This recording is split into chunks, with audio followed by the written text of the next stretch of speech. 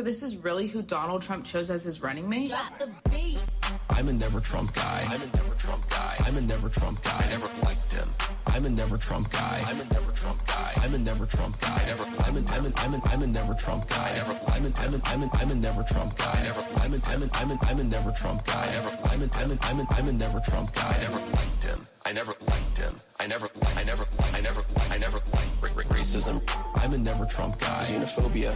I'm a never Trump guy. Racism. I'm a never Trump guy. Xenophobia. I'm a never Trump guy. I never liked him. I never liked him. I'm a never Trump guy. I'm a never Trump guy. I'm a never Trump guy. I'm a never Trump guy. I never liked him.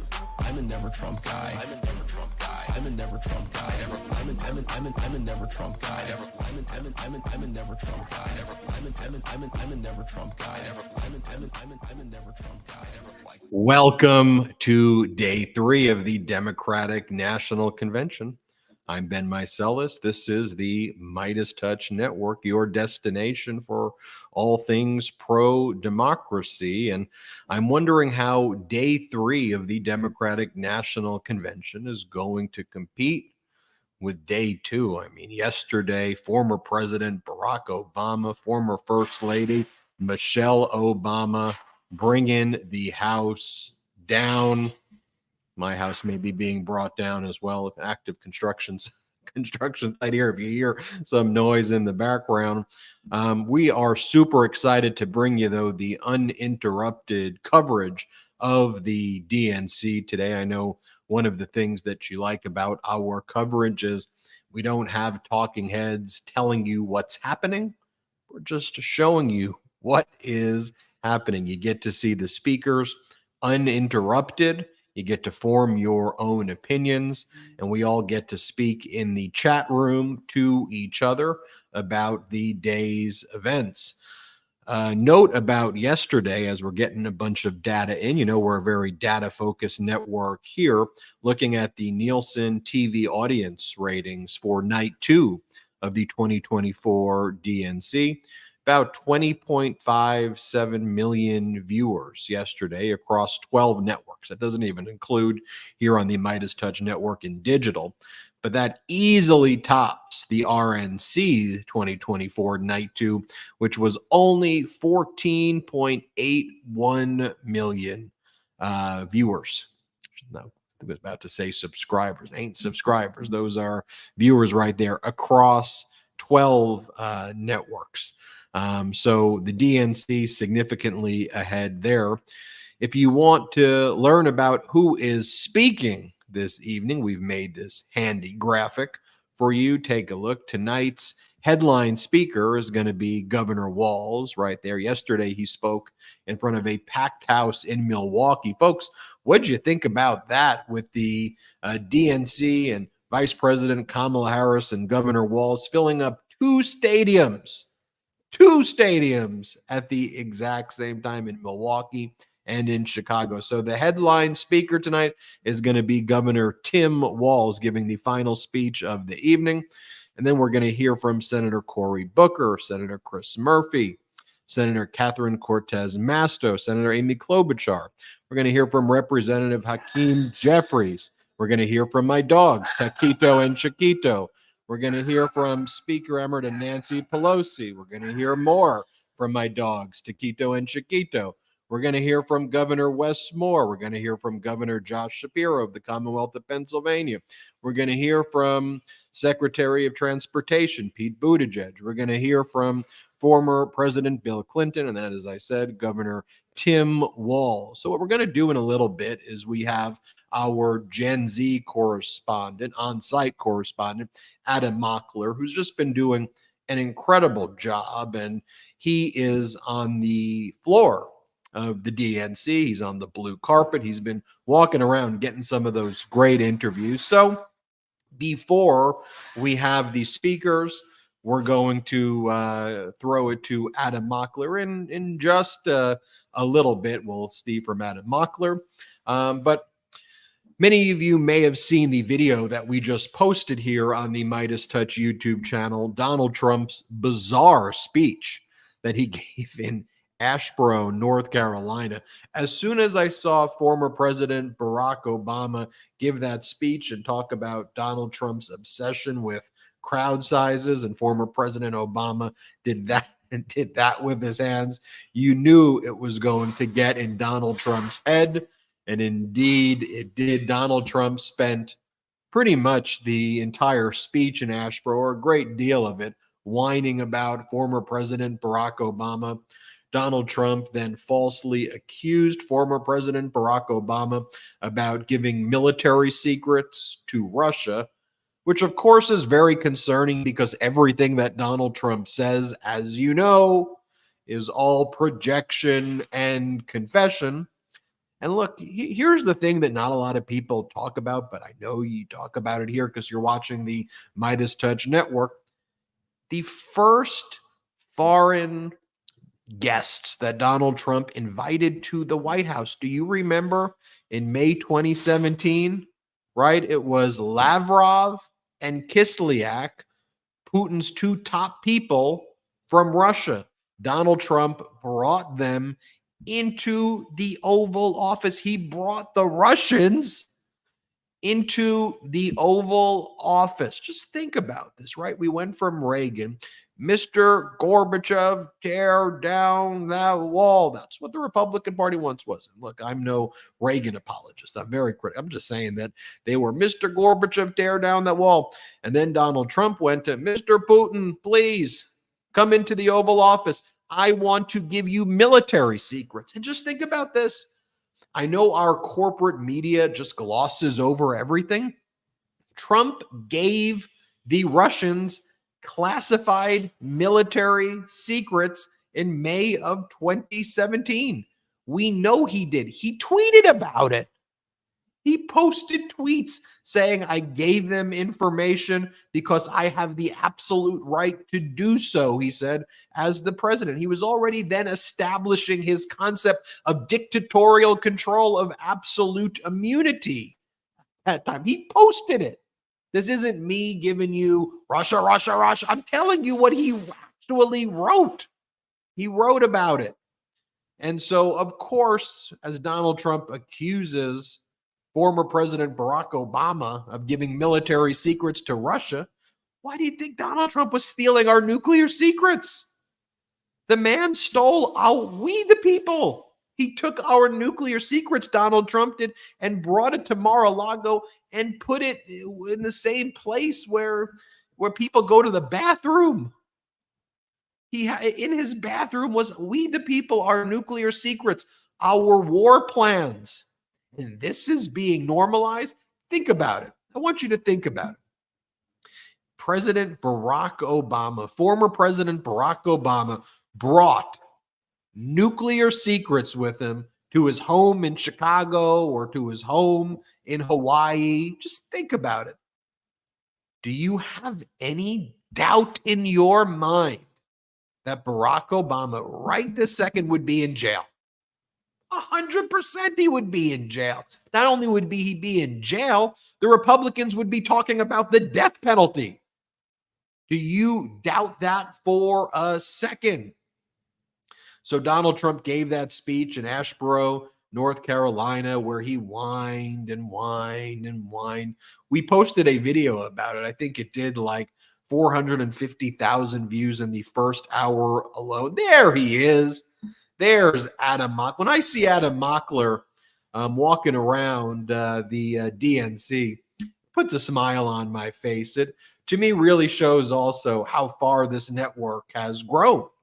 If you want to support the growth of this network, we don't have outside investors. So one of the ways we grow is through growmeidas.com. This is your media network. Let's grow this thing together. Growmeidas.com. Become a recurring donor. That's how we build this thing. We build it through emojis, all those emojis that could we drop. You want to drop some of the Ben emojis right now so I could see if you like looking at the emojis. Let's all drop in the chat some Ben emojis for a second, can we? Let's take a look at those emojis. Then I want to see us drop some Vice President Kamala Harris emojis in the chat. Can we drop some VP Kamala Harris emojis in the chat? I want to see the VP Kamala Harris emojis in the chat. Let's check it out. All right, and now can we see some Jordy emojis in the chat? Let's see some Jordy emojis in the chat. Not Giuliani, Jordy emojis in the chat. Let's see some Brett emojis in the chat. So if you want to help build this independent media platform, go to growmeidas.com. You can also become a member on YouTube and get those emojis. Also, patreon.com/MeidasTouch, store.MeidasTouch.com. We've got great pro-democracy gear there as well. Why don't we go take a listen to this first interview with Adam Mako? Let's check it out. How'd you feel about Barack Obama last night? Oh, he was phenomenal. He's a comedian, right? I mean, he's great. I mean, I know what you're saying. Look, Barack Obama has proven for quite some time that he's able to say what all of us are thinking in such a powerful manner. And so it was great to see him on there, Michelle Obama as well. For Democrats, we feel hope again. We feel hope in this country. The politics of anger is getting its page turned on it, and we as Democrats are stepping up to deliver a hopeful vision for the future. We are live on the blue carpet with Isaiah Martin. What is up, Meidas Mighty? Can you introduce yourself? Who are you? Where are you from? I'm Isaiah Martin. I'm from Houston, Texas, and I love the work that you guys do at Meidas. It's great. Thank you. I appreciate that. I feel better today than I felt any other day of the convention. I feel absolutely great because we've got some great speakers today. We're passing some awesome politicians. That's right. Can I ask you, how do you think we break through to people our age who are disillusioned with politics? I think it's really just being real. I think Gen Z is a very authentic generation, just by saying the truth, like the way that Michelle Obama did. I saw so many of my friends that are not necessarily political, that don't necessarily vote every cycle, sharing what she said last night because it was very relatable. Yep. And it was in a manner that they found digestible. So we just have to speak in plain English, not the Washington talk sometimes. We got to make sure we talk in a way that ordinary people can understand and in a way that they can grasp onto and feel hopeful for the future. What do you think about Michelle Obama, her evolution from when they go low, we go high, to essentially saying, all right, let's put them on the defense. Let's make sure that we're on the offense for once, because Hillary Clinton was on the defense throughout her entire campaign. VP Harris has been on the offense. So what do you think about this change in momentum or change in strategy? I think that's exactly what we needed. I think that we as Democrats sometimes, we're not necessarily the punching crowd, but I think that this time we are saying, look, when they go low, we're going to make sure that we deal with that. Match their energy. We match the energy. When they go low, we go to the gutter, right? Oh, yeah. So, look, I'm proud of what she did. It was able to be, I don't know what's going on with that guy over there, but anyways, I'm proud that she was able to deliver that strong message to put them on the defense. And did you see Trump's press conference today? I haven't. I've been busy. I mean, dude was rambling. I mean, it's clear that Michelle Obama got under his skin. I mean, it was crazy. So, What's new? This guy is as thin skinned as it get. He's as weak as they come. And look, I think that Michelle Obama put that up for everybody to see. What is going on? I'm incredibly scared. Oh, it's Walter Masterson.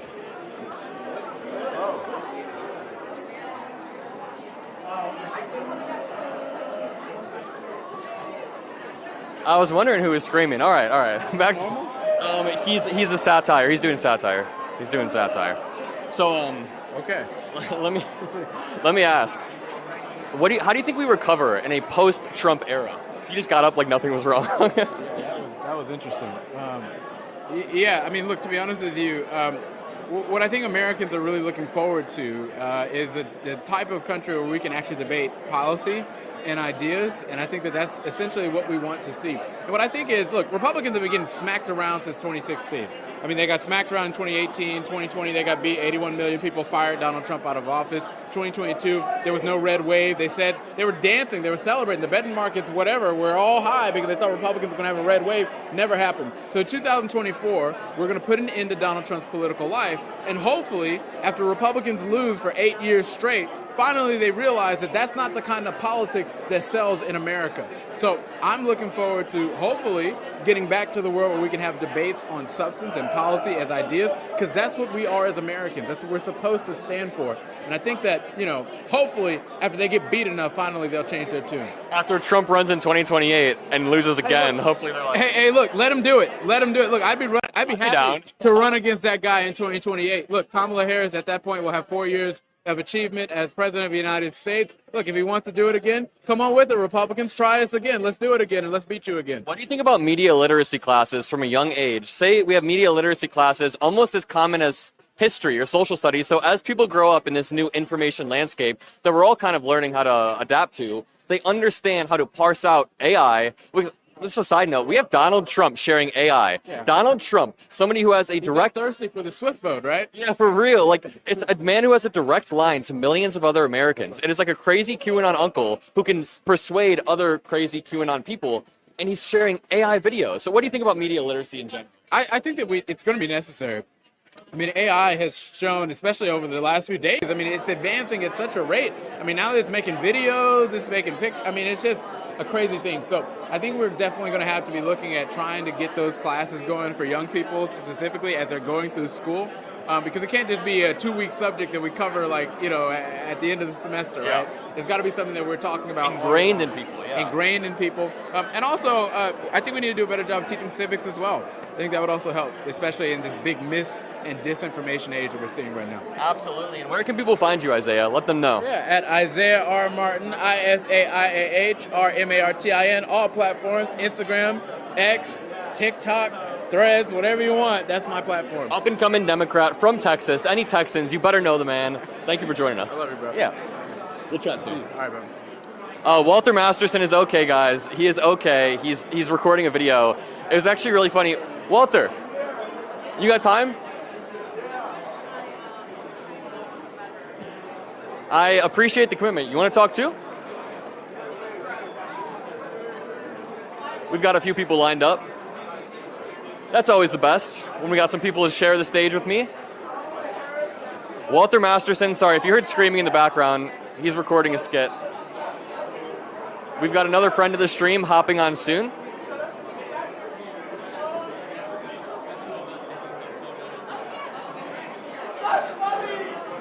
We're close. Apparently Mike Lindell is in the DNC with no mustache. Apparently he's in the DNC with no mustache. We've got to find the man. I wonder if he'd remember me.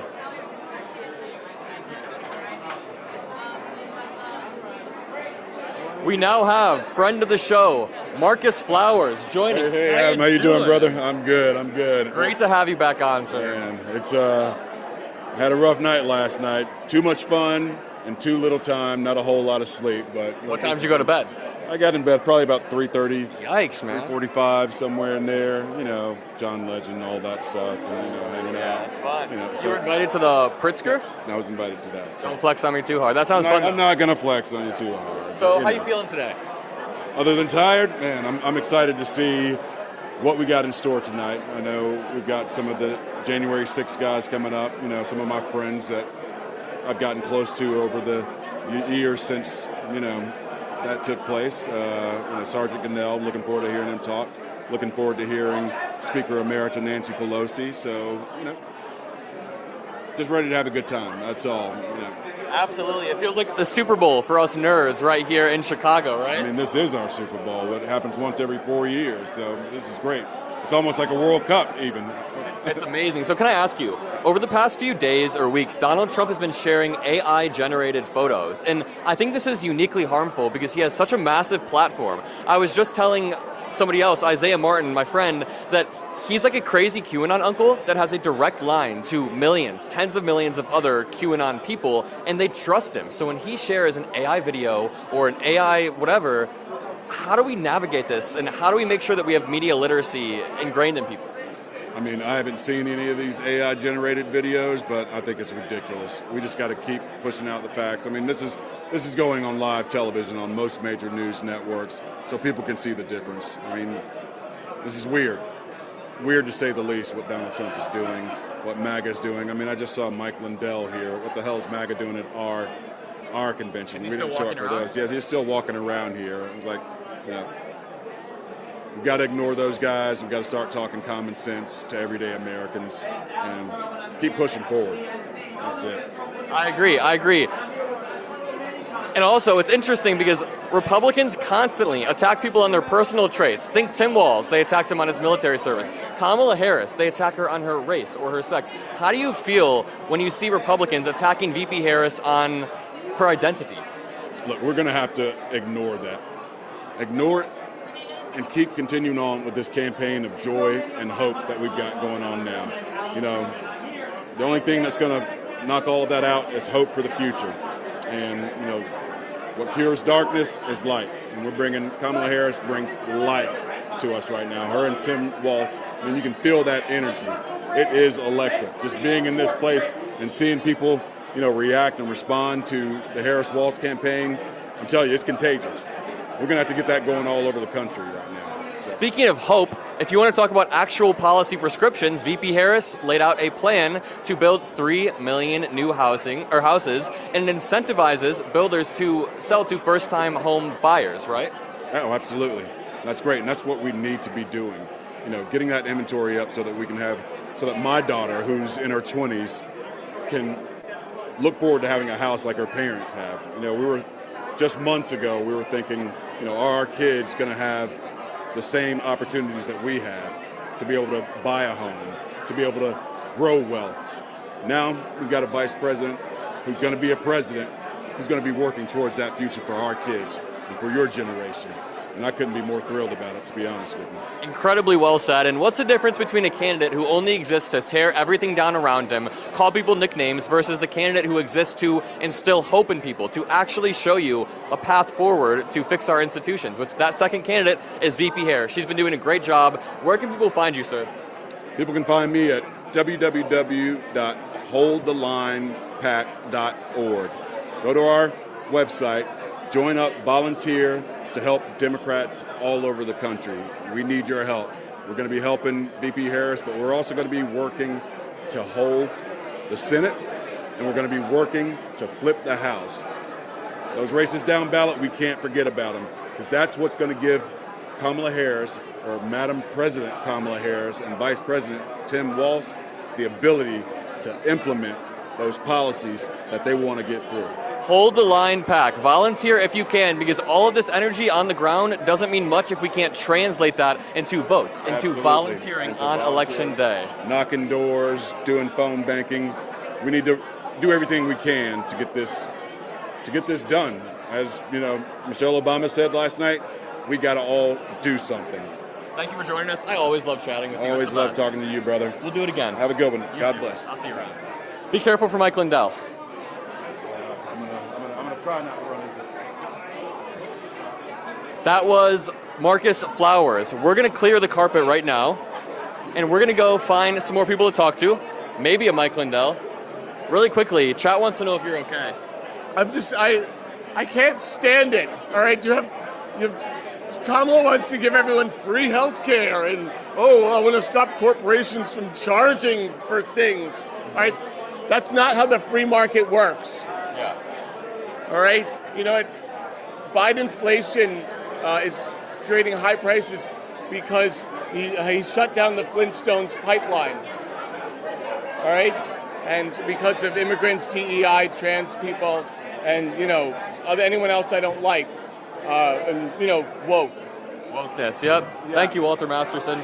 Also, I just want to say, Nancy Pelosi, deep state, woke military, groomers. You missed George Soros. George Soros, World Economic Forum. Yep. Thank you. See you. Oh, Charles Schwab. You forgot that one. Let's clear the carpet. Thank you.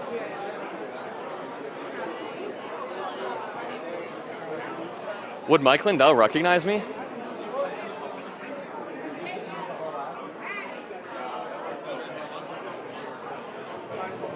That was some good stuff, though. Marcus Flowers, I always love seeing him. Georgia District 3. If you're from Georgia, make sure you show Marcus Flowers some love. We also talked to Isaiah R. Martin of Texas. Some great representatives of the Democratic Party today. And notice the difference between the DNC and the RNC. If you do a split screen, the DNC genuinely, they're holding up signs saying, "We love the USA." Who are you guys with? Oh my God, I love you guys. guys. Thank you. I love you appreciate guys. your time. MeidasTouch. MeidasTouch. Okay, yeah. See, I can't pronounce for shit. Sorry. Oh, sorry. What's her? No, you're good. Yeah. We're live, but you're fine. You Oh, want to hi talk guys. to us for a Yes, I second? would love to. I'm a delegate. Oh, cool. Let's walk and talk. Yes. Okay. So I'm a national delegate. Here, we can face this way. Okay, good. So I'm a national delegate from Washington State. Yeah. I'm 17, but I will turn 18 in time to vote for Kamala Harris. So are you one of the youngest delegates? Yes, I am one of the youngest delegates. I mean, you can't really get younger than 17. If you're 16, they're not going to let you in here to be a national delegate. So I'm like the perfect age range. Yeah. So let me ask you, how did you become a delegate in the first place? You know, I really love President Biden, so I was a student for Biden chapter leader. You know, I also wanted to really get involved within my home state of Washington. You know, it's a blue state, but there's still so much. Don't be complacent, is what I always say. Don't be complacent. Look, we have Dave Reichert running for governor. He's really far right. Trump has a nickname for him, and Dave Reichert has a MAGA hat signed by Donald Trump in his office. So what I'm saying is that there's some people think, oh, we're Washington, we're blue. There can never be MAGA. They're right at your front door, and if you're not careful, you'll let them in. Look what Dave Reichert would do if he was governor when it comes to abortion rights. Look what some of these. So that's why I'm also glad with Washington we have really good Democrats, whether it's Attorney General Bob Ferguson or our congressional Democrats. When it comes to Representative Adam Smith, Representative Camille Jayapal, Susan Delbene, who I think is going to speak tonight. Love her. But I also think that, you know, as cool as this is a somber moment because, well, first of all, it's a little bit sad to see Joe go. I mean, there's love in the room for Joe Biden, and we see that. And you know, I'm happy for him. And after the debate, I said, look, let's leave it up for Joe to decide, okay? I've been faithful to him all this time. I've seen what he's done when he captained Slim Class at 35. He's one of the most successful. He is the most successful president in my very short lifetime. Oh, yeah. So I don't know how much that actually says. Let me ask you, what issues are most important to you this election cycle? Name 2 or 3. Yes. The issues I found I think are important are the same issues that Washingtonians are important. Right now, the homelessness crisis is crazy. Our housing and affordability crisis, the fentanyl, that all is mashed together in kind of an issue. And we see the cynicism. Really quickly, let's plant our feet right here so cameraman Nate doesn't have to keep walking backwards like that. Over here. There we go. Reintroduce it. What's your name, just for the stream? My name is Ben Gottfried. Ben Gottfried. Sorry, I should have asked that first. Yeah, it's okay. So, Ben, let me re-ask. What issues are you really passionate about? Okay, so the housing crisis we have, Yep. which also relates to the fentanyl and homelessness crisis, is so massive. I mean, we see that you don't even want to really walk down a lot of the city of Seattle, where I'm from. It's horrible down there. It's horrible. It's really shame because it's a beautiful city with a beautiful history, but most people can't appreciate that now. And honestly, most people can't really appreciate politics in Washington anymore. There's such this divide of cynicism. You know, there's so much people like, oh, our Congress members are doing nothing. I said, look at it. Look at, you know, sometimes the people that talk are the loudest in the room aren't necessarily the people doing stuff. Like, for instance, I interned with Congressman Adam Smith this summer for Democracy Summers. I don't know if you know the program, run by Jamie Raskin. And he doesn't get on the media a lot, but he's brought back tens of $millions to Washington State for more affordable housing. We do have people that are doing a good job, and we need to reward the people that are doing a good job and kick out the people that are extremist MAGA and that are only in it for themselves, not for the people. I absolutely agree, and I appreciate you being such a young delegate who is so involved in politics. And something about the housing crisis that I always say is, if you can build more housing, like Kamala Harris wants to do, it fixes so many different problems. It is such a multifaceted problem because it fixes homelessness, it fixes the drug crisis, it fixes so many different things, family structures. If you build more housing, our economy will prosper, and I think that Kamala Harris understands that, right? Yes, I think so. I mean, President Biden had the same kind of tax incentives. Well, President Trump actually had less affordable housing. President Biden has been doing his best to get more affordable housing. And we see that with the tax incentives for like first family homes. And guess what? Vice President Harris is continuing with that. She has a policy. Donald Trump doesn't have a policy. His policy is to just say racist and sexist stuff. Well, Kamala Harris has a policy to fix the housing crisis. You know, I would say this to even independent and Republican voters. Do you honestly think Donald Trump cares about the housing crisis? Do you think he's going to do anything about it? Look what he did. He tripled our deficit by 3 times, you know? He's not someone who's very financially smart. Yeah, he's not somebody that's smart. Let's go with that. So many other words. Where can people find you? I'm on Instagram. Yeah, what's your Instagram? Ben Gottfried's. Ben Gottfried's. Everybody check him out. Oh yeah, and hopefully I'll see this on Instagram because I follow you guys. Yeah, absolutely. We're live on MeidasTouch right now. Do you have anything to promote? Any Democracy Summer? Anything that you're working on? I would say that for young people who really want to get involved in politics, do Democracy Summer. It's a way where half of it is you get lectures from like Harvard professors and like people, and the other half is you're on the ground campaigning, knocking doors, talking to voters. It's been the most fun. That's what really matters. The on-the-ground work really, really matters. Thank you. One of the youngest delegates, Ben Gottfried's. Thank you. Thank you, sir. G-O-D-F-R-I-E-D. Oh, cool. Yeah. And I'll see you around. I hope I'll see you around too. See you, man. Great guy, great guy. I love seeing young people that are politically engaged, even younger than me. Like Noah, the other day, we got to find Noah, the 12-year-old who is brilliant, a genius, really good guy. We can keep it moving. Look for Mike Lindell. You good to walk through the crowd? Let's keep going. Can we walk? Sorry, man. Yeah, we're doing good. We're live, though. We're feeling great today, guys. I have not felt better any other day of the DNC. We are feeling great. Hey, keep your eyes peeled for Mike Lindell with no mustache. On Twitter, is in a green shirt. Green shirt, okay. MeidasTouch. Don't forget. Hit me up. Sorry, I told the Pod Say people to hit me up again. Yo, what's up? People are starting to know us around here. We saw the Pod Say people, saw some buddies. Where is Mr. Lindell? Infiltrating our convention. You know, last night we Ubered to the Israeli consulate to check out the protests and to look for Mike Lindell because apparently he was trying to sell pillows to protesters. Just an absurd, absurd man. Don't know how he's gotten this far in life. But either way, day 3 of the DNC is amazing. Every single day gets better and better. We streamline the process further and further.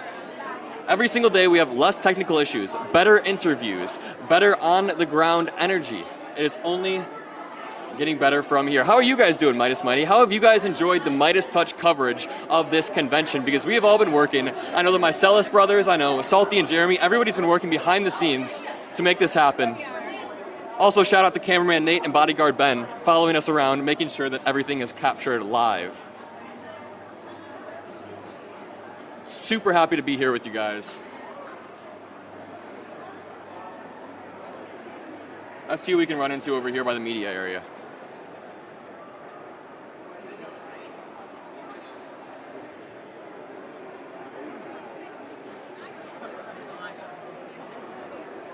Let's see.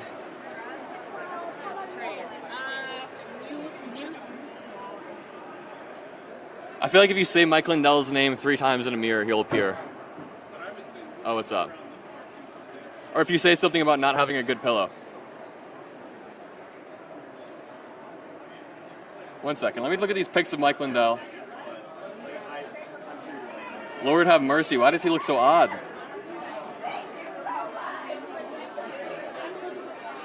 This guy cannot be real. He looks like, who does he look like? Mitt Romney or something? I can't tell who Mike Lindell looks like. A green shirt. A green shirt and a hat, a white hat, okay. Now that would be some fun stuff. We're gonna keep looping around. We also have some good interviews with some congressmen lined up. Last night we were able to make some connections and get some stuff lined up. One second. How about Adam Mockler there, folks, huh? Adam Mockler makes me so proud of this network when we have such incredible correspondence, and especially as we're able to kind of pass the torch to the next generation of reporters and feature them and give them kind of the prime time spots. And no doubt Adam Mockler is kind of stepping up and really representing MeidasTouch perfectly here. And, you know, to build this network with all of you, and then to see how this network we have, you know, a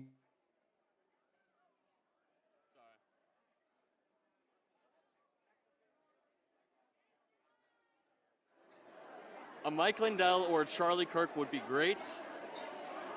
Or maybe we'll talk to Representative Maxwell Frost. I know he's in the vicinity. We potentially have something lined up with Stacey Abrams.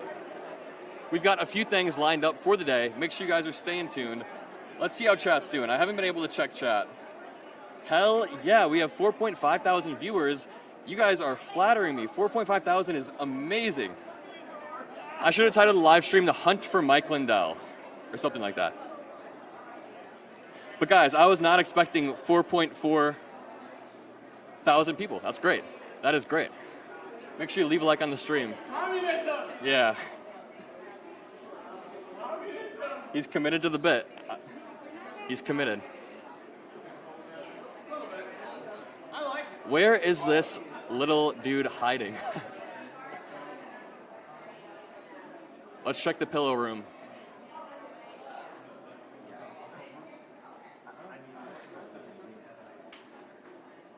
Let's see. I think we're back right now. My computer froze for just a moment. If it does freeze again, Salty, just go right back to Mockler there. I was giving Mockler a ton of praise and just saying how incredible it is to see the next generation of leaders at this network that we all are kind of building together. What I'm excited to see one day, and I'd love to hear what you have to say in the chat, as much as I love giving those morning hot takes every day, imagine a day where it's Adam Mockler delivering it for you, which I think will be, in the not so distant future, to pass it off to people like Mockler in that generation. I'll still be here all the time. Don't you worry. We're going to keep growing this thing together.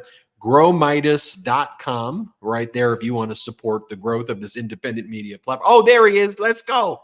Let's get Mockler. It looks wild. Okay, I can see. We are live on Meidas. Can you introduce yourself to the stream? Because they love you. Yeah, thank you. What's up? Where is he? Where is he? Let's go. Let's go.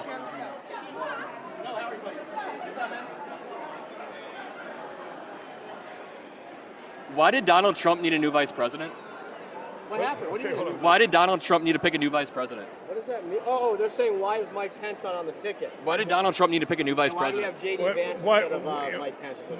Why did Donald Trump send out a tweet saying Mike Pence didn't do what needed to be done, and then violence accelerated at that very moment on January 6th? Really coming at us. Really? Wow. Is that a question? Yeah. Why did Donald Trump need to pick a new VP? Do you realize how important January Answer the question. 7th and 8th are? Are you going to answer the question? What's the question again? Why did Donald Trump need a new vice president? Why do you like the borders being open? The borders aren't open. They're wide open. Langford introduced the bill. Killed by the fentanyl. Langford introduced the bill, and Donald Trump shot it down. Who do you work for? MeidasTouch. Know the name. You guys have been brainwashed. Oh, MeidasTouch. Yeah. These are the MeidasTouch guys. Why did Donald Trump need a new VP? Hey, if you're going to show up at our convention, Isn't it great that you have, answer a simple isn't it great question? you have Elon Musk now instead of Jack Dorsey, corrupt Jack Dorsey? Why did Donald Trump need a new vice president? Because Mike Pence was not a good vice president. Because he didn't do what needed to be done. He didn't subvert the will of the American people. No. You need to understand. Anything that would have happened back then, if the election would have been overturned, we would have lost our country forever. I'm about one thing. You know why I'm here? I'm here to get out the word. Do you think Mike Pence? Platform. You guys have this has nothing to do with who's elected. We need to secure our elections, get rid of our machines, and go to paper ballots hand counted. Do you agree? I talked to you in Waukesha, Wisconsin. Do you remember? It's me from Wisconsin. Kamala Harris. Kamala Harris and my own senator Amy Klobuchar in 2018 wanted the machines gone from our election. Did you know that in the movie Kill Chain? You're yapping, and everything you're saying is a lie. We talked in Wisconsin. Everything you told me was a lie. Why did Donald Trump need a new vice president? Look at the movie Kill Chain. You're not going to answer. Look at the movie Kill Chain. If you're going to come to our convention, he did a good job. Pence didn't do good. And why would he need a new vice president? It's a different if you're going to be an anti-democratic, anti-patriotic, it's a different election. What's wrong with you?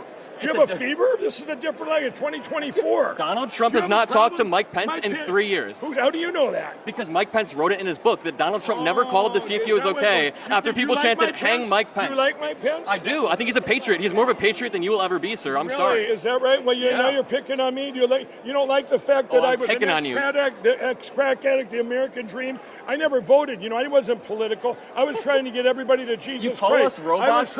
No, I did not. I tried to get everybody to Jesus Christ. Are you a Christian? Are you a Christian? I'm not a Christian. Is your Lord and Savior Jesus Christ? I'm going to pray for you. See, I pray, Lord, that this guy could get saved. Listen, Republicans act like we're a hive mind, yet every time I talk to you, you say, I'm an ex-crack addict, I'm the American dream on steroids. Get some new material, man, and stop being an anti-democratic, anti-patriotic. It's not new material. This is real to me. You say the same All the thing. people in Minneapolis, my friends, that were crack addicts, and all. I'm sorry for that. I apologize. No. They rebuilt because we have the American dream in this country. They built businesses, quit crack cocaine, you stick to the and same. then they were burned down by Tim Walz that let them burn. That is not true. That is 100%. Why did Donald Trump praise him over the phone? I lived it. Donald Trump said you need to bring in the National Donald Trump Guard. praised him. He said he's a great guy. No. Donald Trump made him bring in the National Guard, talked him into it. Lie after lie after lie. Just notice.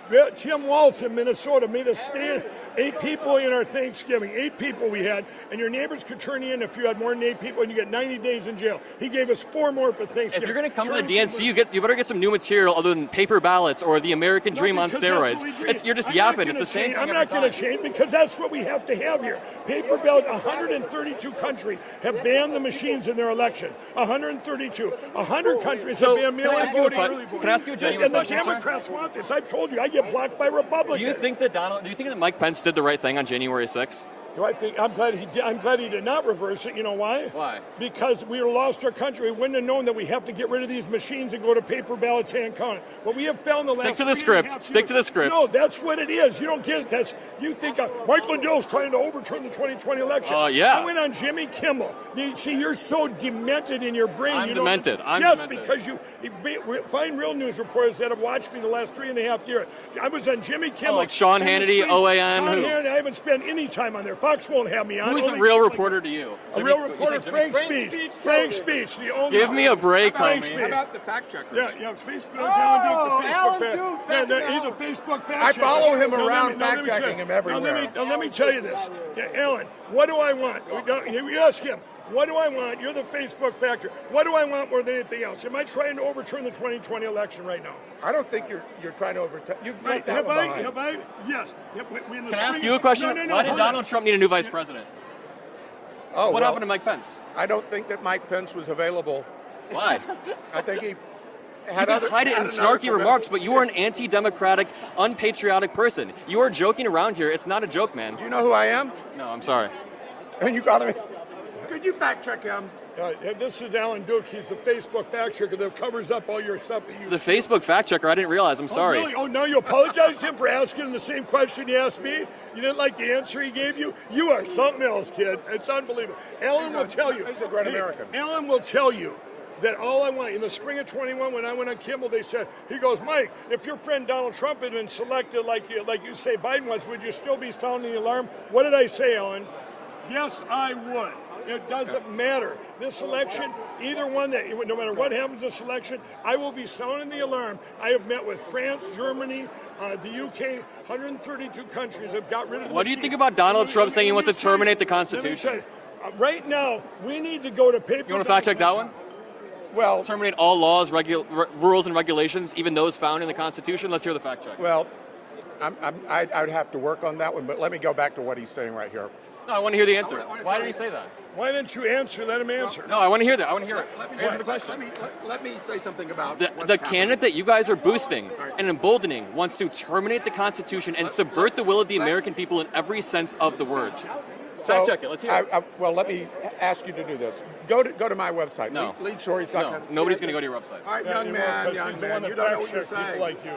You don't know what you're saying. I have one of the largest fact-checking companies in the world. Okay, we got 70 journals. I have fact checked this. If you go to my website and type in Mike Lindell, you'll see how we've slapped fact checks on him many times because he has been fed a lot of. I'm sorry, I wasn't trying to get snarky with you. I apologize. Okay, so what if I want, first and foremost, what is my end goal? You want to get rid of the machines. There you go. That's it. And you sit here and attack me. If it took, no matter whoever won this election, no matter what happens, if it leads to being here. Where's your mustache? Where's your mustache? I don't know. Where'd it go? No, you seem to have a mustache, right? I did. You believe that? Why did you shave your mustache? That was my brother. But why did you shave your mustache? Let me say. All right, he's a waste of our time. Let's keep going. Thanks for that. Let's walk and talk, Harry. Thanks for linking that up. No, look, I texted you. I was debating him just a second ago. I was like, why do you support a convicted felon and proven sexual abuser? He asked me if I got a vasectomy. I said, God, you're fucking weird. Sorry, I shouldn't swear. No, you're good. You're good. You can do anything. You hooked us up with that. Yo, let's do a quick. You guys want to chat on stream? We just debated Mike Lindell for like 10 minutes. Okay. Mike Lindell's right over there. We just talked to Mike Lindell. Grant Stern? Thank you. I appreciate that. Happy to do it. Yeah, I used to work for Occupy with you. I heard. Yeah. Want to talk, sir? Yeah, let's talk on stream real quick. Yeah, how are you doing today? I'm doing great. Thanks for asking. And can I ask you, we're going to go over to Harry's assistant in 1 second, but can I ask you, how do you feel about the energy on the ground at the DNC? The DNC is really, really ecstatic. I mean, people are happy to be here. You can feel the energy. It's been 8 long years since the Democratic Party had an in-person convention, and I think we're just long overdue. People forgot how important IRL is. I mean, digital's important too, but we need that IRL interaction, networking, and people exchanging ideas, and it's working. I mean, and it feels great. And the difference between the energy here and at the RNC, which I wasn't there, but you can see they were holding up signs at the RNC that said "Deport them all," something to that effect. Here, it's USA. We are the real patriots. We are the ones that love the Constitution. People like Mike Lindell over there, they're not the real patriots. You agree, right? Oh, of course I agree. I mean, they're the false patriots, the ones that hold up the flag and wrap themselves in it, but then betray the flag. I mean, how could you support somebody that says they want to terminate the Constitution? How could you support somebody that said, let's all go down to the Capitol and fight like hell or you're not going to have a country? And that's what happened. I feel bad. Was I being an asshole to Mike Lindell? I feel bad. Listen, you gave him a tough interview because that's what he deserves. Mike Lindell doesn't have any credibility. That guy, the fact checker over there, has fact checked him dozens of times, and it hasn't changed his outlook. It hasn't changed his opinion. He's just out there to try and spread this misinformation because it makes money. And I mean, yeah, you know, a lot of people say that he got taken in by grifters, but the fact is that you could figure it out yourself too and avoid the grift instead of doubling down every single time. Exactly. It's insane to me. Where can people find you? You can find me on Twitter at Grant Stern. It's the best place to find me, or Instagram at Grant Stern, or I'm on Facebook as Grant Stern. Very easy to find. You do great work. I'd love to connect with you more. It Oh, was great yeah, seeing for you. sure. Yeah. Thanks. Keep killing it, sir. Yeah. Oh, you missed this video too. We are live right now. I'm not anti-democratic. I'm sorry. I didn't mean to lunch on you. I'm sorry. I'm one of the people that Mike Lindell doesn't like. I'm sorry. I didn't mean to lunch at you. When he was on Kimmel, the 2 times he was on Kimmel, both times, he called me out by name on Kimmel. That was totally my mistake. I apologize. We were heated in the moment, and every time I see him, he starts yelling at me. Can I tell you about my opinion? I've Please been do it, dealing with please do Mike. it. I'm sorry. I apologize for snapping you. This is what I wanted to say, and I'd say it to his face. Yeah. Mike Lindell is actually a really good guy. But Mike Lindell has been naively accepting false information and repeating it and using it and paying for it. Is it naive if he's hurting the fabric of our country while he does it? I didn't say that was good. Okay. Can I say this? But I'm saying that he believes this stuff is what I'm telling you. He believes this stuff. Well, and can we I- fact check it and present it to him and have a civil discussion about it. I mean, I talk civilly with him, just like I do you. Sure, yeah. I fact checked this guy several times. Right, and not our news organization, Right. but the memes. Right. Yeah, and I'll tell you this. Look, this is the big problem with the Republicans today, that they accept testimony as evidence even without it being sworn. You know, if somebody says something, they'll say, well, somebody said it, so that's a fact. But somebody saying it doesn't make it a fact, right? And that's what we see happening all the time. They're just accepting naively everything they hear as a fact, as if it's from the Bible. And that's a really big problem because people lie, okay? I mean, people do lie. They don't tell the truth all the time. And doing that, it's a disservice to America when you broadcast it on a national scale. Thanks for what you're doing. Thank you. I appreciate you, and I hope we connect more. I'm going to go get Noah talking to Mike Lindell. I'm sorry for snapping at you, sir. That's in your state. You want to know more in your state? So They just found 257,000 votes. This happened last week. A judge ruled in Georgia that are missing from the 2020 election. This just came out. You're behind. You should. So your source is Trust Me, Bro? That's your source? The source. It's in your papers in Georgia. You need to read your news. You haven't given me any last name. You need to read your news. No, this is your Georgia news. This is your Georgia. Thanks, buddy. Have a good day, sir. All right. Let's keep walking. Him and his little cameraman. His cameraman is so smug and annoying. Sorry again, sir. Noah, post interview or post debate interview. How you doing? I'm okay. He provided no facts, no sources. He refused to give me the last name. He said for privacy, but elected officials provide their last names if they want the votes. So I'm confused as to why his source was Trust Me, Bro. Mike Lindell just got rolled by a 12-year-old. Amazing, amazing work. How you doing today, Noah? How you feeling? I'm great. Good to see you. The energy on the ground feels great. Day 3 of the DNC. How did you like Obama's speech? Obama's speech was great. Michelle Obama's speech, even better. When she said the affirmative action of generational wealth, just great. An insanely good speech. Obama is back. He's so back. It felt so good. Hope is back as well. Hope is back in the air. Hope is back, and I think that's why Mike Lindell is so worked up over there. Also, his cameraman is really annoying. His cameraman keeps smiling and laughing at me. I think that's off. It's so crazy, annoying. crazy. Yeah, get out of here, cameraman. But either way, who are you excited to see speak today? I'm excited to hear from Governor Walz. If his wife Gwen decides to speak, I heard her yesterday. Great speech, great story. Everything lined up everything lined up in her speech, but every time a Republican says something, it's impossible to fact check and impossible to source. I want to ask you, because I think you're brilliant, so I want to know, what does it mean to you as you're 12 years old, a 12-year-old black American to have representation on the national stage like Kamala Harris? Yes, sir. Oh, that means everything. I had my cousin just last week. She said, no, it was 3 months ago. She said, I'll be president, maybe I'll be the 100th president. Now I hear her say she's going to be the 56th. It's great. That gave me chills. That is absolutely amazing, and that is what America is about. It is about a melting pot where everybody has an equal opportunity, and I think the Democratic Party is the party that stands for that. What do you think is at stake for not only black Americans, but Americans as a whole if Donald Trump gets back in office? Yeah, as black Americans as a whole, Donald Trump will hold all the HBCU investments that Kamala Harris and Joe Biden has made in their administration.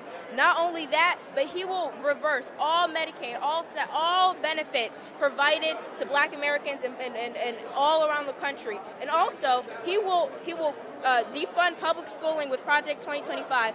Not a good candidate. And also, look up Central Park 5 black Americans considering voting for Trump. Look that up. Yep. What's up? I just want to interrupt. Can I give you my card? Yes, sir. Can I take your number? Yeah. Noah is getting hit up by Sky News. Hey, we'll come back to you. Thank you for talking to us. Thank and you. I appreciate that. DM me on Twitter if you want to chat more. Cool. This is content. This is content, guys. We've got some more interviews lined up. We found the mustache man. He's over here making the rounds. He just loves the attention. Don't look at me.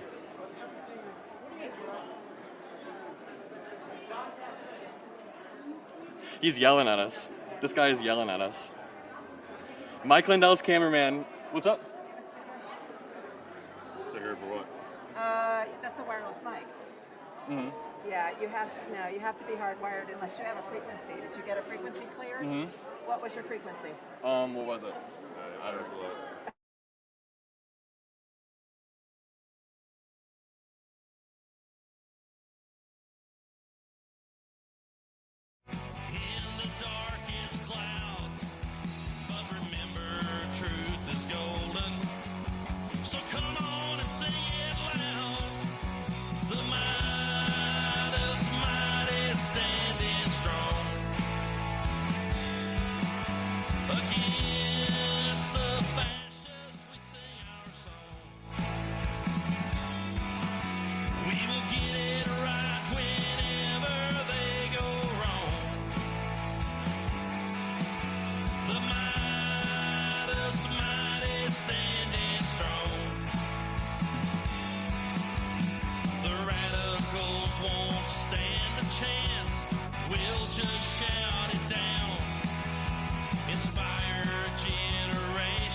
How about that? When I was I was riveted.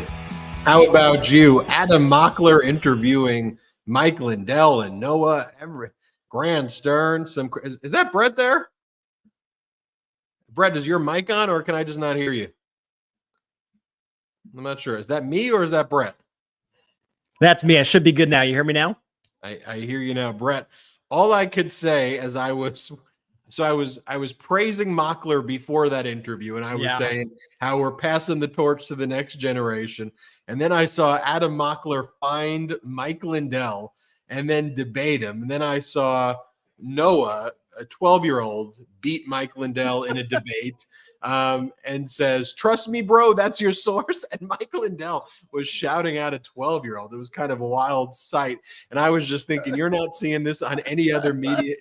You're not seeing this on any other media. Brett, it's good to have you here. It's good to be here, Ben. And this is must-see TV here. I guess you still call it TV. I don't know. Must-see streaming here on the MeidasTouch Network. That was quite something. I like how Adam Mockler was able to identify the mustacheless Mike Lindell. I'm not sure I could have identified him looking like that. He was going in there in disguise.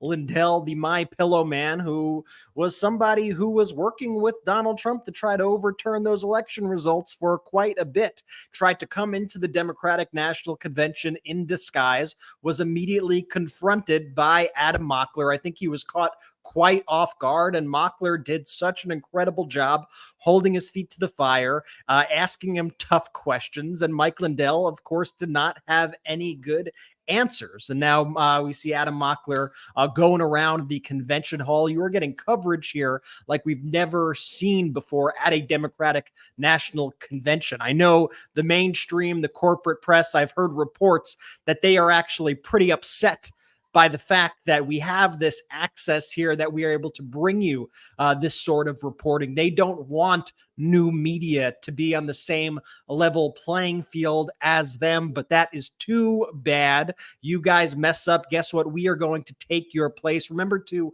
share this link to the stream of day 3 of the Democratic National Convention.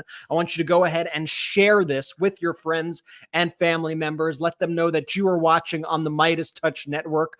Unlike on other networks, we are going to be streaming this uninterrupted once the speakers begin, so that you could hear everything. There were some powerful moments that people were really only able to hear yesterday on the MeidasTouch Network because the cable news networks cut away. There was that incredibly powerful moment with Ana Navarro where she was speaking about communist dictators, and she was speaking about how Donald Trump truly is the individual who acts like a communist dictator. Her family came from Nicaragua. She knows what that looks like. That moment was missed by so much of the corporate media because they cut away to do their talking head analysis in the middle of it. But we had that here on the MeidasTouch Network. We're going to have all of that, all those unfiltered moments. We see Adam Mockler there. I'm trying to think. Oh, there's Mike Lindell again. Let's go in and let's see what's going on with Mike Lindell. Why would I give you money? Why would I give you my money? Why would I do that? I heard this child bested you in a debate. Yep, he did. He did, right? He was yelling at a 12-year-old. Yelling at a 12-year-old? Yeah, you were raising your voice at a 12-year-old. Using a 12-year-old. What are you talking about? Using a 12-year-old. You act like he doesn't have agency. He's going to be president someday, so you know. Okay. You're acting like he doesn't have agency himself. Let's keep going. Let's go, Noah. Let's walk and talk. Good luck getting out of bankruptcy, sir. Good luck getting out of bankruptcy, sir. A comment made to Mike Lindell. We said Mike Lindell is following Adam Mockler. Adam Mockler with Noah. Yeah. I feel like we run into you like 4 times in the past 10 minutes. Good to see you. Mike Lindell, crazy What a guy. clown, right? What a clown. Michael Cohen, how you doing? You want to chat with us in a bit? Hey, Michael Cohen, MeidasTouch Network. Michael Cohen over there. We see Noah right now with Adam Mockler. You can follow Noah he's on Twitter at Noah Was Taken. He spells it Knowa, was taken. Noah, a rising star. We just saw him debate Adam Mockler. Let's hear what Noah has to say right now. It's so good to see her endorse the vice president. Some people said that she wasn't happy about doing it. That's completely false. What was your takeaway from Biden's speech? Because what I felt like, it was like the beginning of the end of his career in politics, right? It seemed like he was beginning the exit. Yeah. How did you... So, yeah, like you said, but one thing I noticed Your Sleepy Joe spoke for over an hour and 30 minutes. I couldn't do that. Could you do that? No, hell no. I couldn't do that. Everyone here couldn't do that. Barack Obama spoke for about 30, but your Sleepy Joe spoke for an hour and 30, and he was great. Yep. And Donald Trump is the one who's falling asleep in court. And I think Hillary Clinton said something to the effect of, he falls asleep in court and wakes up with 34 felonies. Beautiful, beautiful quote. Great, yeah. How do you feel about Michelle Obama kind of evolving from when they go low, we go high? And I guess when she used to say that, you were probably like 3 years old, but you know what I'm talking about. You know what I'm talking about. She's evolved from that to a more, all right, let's get down and dirty with them. How do you feel about this evolution? Well, when they go low, we go lower. So you match the energy? Match the energy. I like that. And you have to get defensive when Donald Trump starts getting offensive. So it's very important that she did that, and that was very important. Cool. I'll let you go. You got people to meet. It's always a pleasure. We'll see you in like 3 minutes and act like we haven't seen you in an hour. Oh, Noah. Oh, man. What a great kid, though. I'm always mind blown. Noah is absolutely There's Tommy fantastic. Vitor. Tommy Like Vitor, where he Podcast goes, America. like where he goes, Brett. Messy energy. That's like, is that what generation is Noah? He's younger than Gen Z. Right? Gen Alpha. I'm going to assume. Gen Alpha. Messy energy. Is that a new Gen Alpha or messy? Yeah, I'm adding it. I'm adding it to the energy? lexicon, Ben. I'm adding it to the lexicon right I'm now. going to use Very that messy. now. Yeah, that's messy energy right there. I love Noah. For those of you who missed it, Noah debated Mike Lindell and owned him. Noah, a 12-year-old kid, debated Mike Lindell and absolutely destroyed him at the Democratic National Convention. That's the kind of thing that you'll only see here on the MeidasTouch Network. Quite the sight. And we tell are Adam Mockler, Brett, to invite Noah to be a full-time correspondent on the MeidasTouch Network. I'd love to see Noah hot takes. Would be incredible. Yeah, Noah hot takes would be fantastic. I mean, the kid he's a superstar. He's an absolute superstar. It's amazing getting to know him at this convention. I'm so happy that Adam Mockler keeps connecting with him. And it looks like we got Jamie Raskin. Let's punch in. Right there, Raskin. Awesome. Let's go step to the side over here. A celebrity.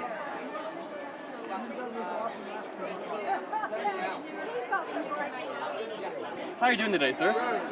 So, can I ask you, first of all, introduce yourself. Everyone knows you, but introduce yourself. It's Congressman Jamie Raskin from Maryland's beautiful 8th District. I want to ask you, how do you feel about Michelle Obama's evolution from saying, when they go low, we go high, to her not pulling punches? You know, we go high in terms of our values, our ambitions, and our aspirations for America, but the post-Trump Democratic Party is a very different party than the pre-Trump party because we know what these people are capable of. Fraud, violence, corruption, and we're not taking any nonsense from them. We're calling it out. So I'm totally with Michelle Obama. Do you think that Democrats should keep putting Donald Trump on the defense, keep putting him on the defense and staying on the offense? Because something I've noticed with VP Harris is nothing sticks to her. Donald Trump can say whatever buzzwords, and she doesn't react, which I think is brilliant. So how do you think Democrats stop themselves from being on the back foot? Well, we shake them off and we keep going forward. I mean, we represent the vast majority of the American people. More than 80% of Americans are women, African Americans, Hispanic Americans, Asian Americans, 18 to 30, progressives, liberals. It's not even close. All they've got on their side is disenfranchisement, voter suppression, gerrymandering, a bunch of anti-democratic devices. And we're going to confront them at every turn, keep moving America forward. This has been Representative Jamie Raskin with MeidasTouch. I appreciate it. Thank you, man. Enjoy the convention. Thank you so much. Let's keep walking. Adam Mockler getting the highly coveted Jamie Raskin interview. That is pretty cool right there. Thank you to Congressman Raskin for appearing here on the MeidasTouch Network on our exclusive live coverage, our pre-coverage right now for the Democratic National Convention. This is day 3. I got to say, I got an issue of correction, Ben, because I sent out an email to the Meidas Mighty earlier. Messy energy by you? Messy energy. I called it Messy last energy? night, day 3. I got too swept up, I think, in Little John's performance. That was actually night 2. Today is day 3. But by the way, you send a mass email to everybody? hundreds of thousands of people it went out to. Messy yes. energy. Messy. But if you want to subscribe to our newsletter, where normally we don't make mistakes like that, you could do so at MeidasTouch.com/newsletter. Get the latest news from MeidasTouch. You see it right there, delivered straight to your inbox. A great way to catch up on these stories of the day. MeidasTouch.com/newsletter. I'll try not to make those mistakes anymore. Adam Mockler doing a terrific job there on the floor of the Democratic National Convention. I don't think anybody else even has the technology that Adam Mockler is equipped with to be able to walk around like this and chat and be bringing you all of this live. Of course, tonight we got such an incredible lineup of speakers. We got Governor Tim Walz, of course, Vice President Kamala Harris's running mate. We got former President Bill Clinton, Secretary Pete Buttigieg. We got Governor Josh Shapiro of the great Commonwealth of Pennsylvania, Governor Wes Moore of Maryland, Speaker Emerita Nancy Pelosi, Representative Hakeem Jeffries, the House Minority Leader, Senator Amy Klobuchar, Senator Catherine Cortez Masto, Senator Chris Murphy, Senator Cory Booker, and many more. You're going to see all of them right here on the MeidasTouch Network. And as I said before, you're going to hear them all interrupted, no talking heads. You got your talking heads right now as we await those speeches, but we want to bring you those unfiltered, unlike the various networks. Looks like Adam Mockler right now is in the Creator Lounge. He'll possibly see some familiar faces who you know from digital. Let's see who he's talking with now. Looks like he's with Grant Stern right now, a friend of MeidasTouch, Grant Stern, talking. I'm not sure if they're talking about anything of importance or just talking about getting some coffee or something. It's always of importance when it's Adam Mockler and Grant Stern. I want to remind everybody as well, growmeidas.com.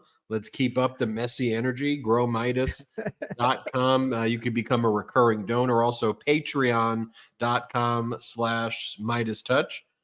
What's pretty cool is you actually get to see Mockler in the Creators Lounge there, just kind of hanging out, really bringing people backstage just so they can see what that looks like. I just saw him with Sari Beth Rosenberg. I'm trying to see if I could identify some of the creators that folks may know backstage here. This is very, very cool, very exclusive insight that we are seeing right here. Adam Mockler there. And Ben, you know, I'm rocking my union t-shirt. It's better in a union t-shirt from the AFL-CIO to show my support. Of course, got my USA hat on because we're bringing back patriotism, right? We are reclaiming what the right for far too long, what these MAGA Republicans have taken and bastardized and tried to turn it into this weird MAGA cultish stuff, but we are trying to bring it back to the real values of this country. And I think as we see everything during this convention, it really feels like a celebration of democracy. It feels like a big party celebrating our democracy.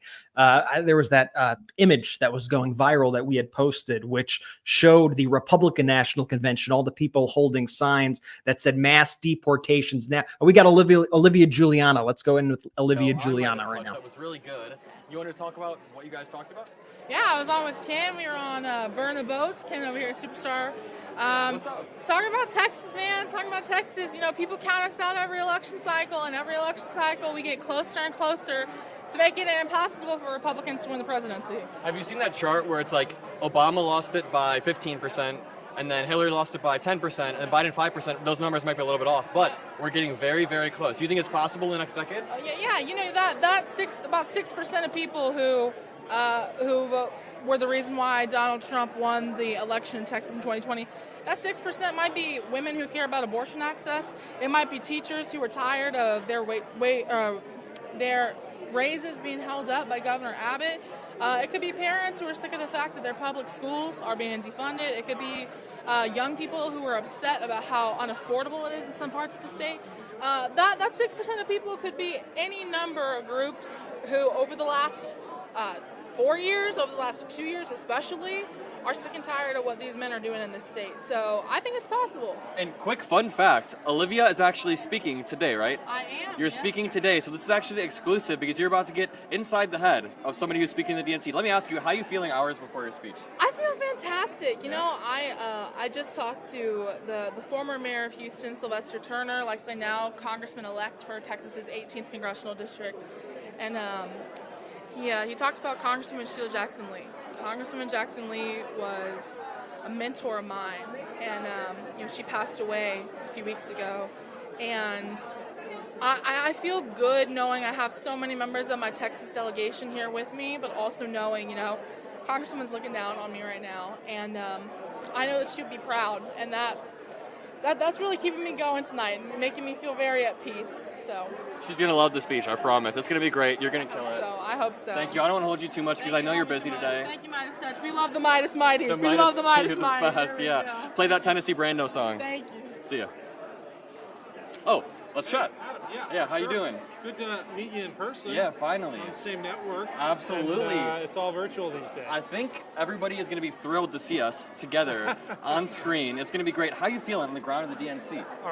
It is electric, and every day keeps getting better. I don't know how you felt after the first day, but I thought they can't top this. And then we had yesterday, and Michelle Obama, and President Obama, and the roll call. I mean, it was democracy in action, and the contrast with the RNC, which I'm glad people are making, couldn't be clearer. What were the different placards? It was the RNC mass deportation now versus the DNC USA USA. And as a Navy vet, it is long overdue that we recapture the language and the symbols and the sentiment of love of country. You are speaking my language right now because the Democratic Party is the party of patriotism, is the party of the Constitution, is the party that helps veterans. And I just want to say, first of all, thank you for your service. Secondly, how do you feel when Donald Trump and J.D. Vance in particular attack Tim Walz on his record rather than policy? See, if they attacked him on policy, that'd be different, right? Yeah, fine. Attack somebody with a 20... And co-chair of the Democratic National Convention, New Jersey Senator Cory Booker.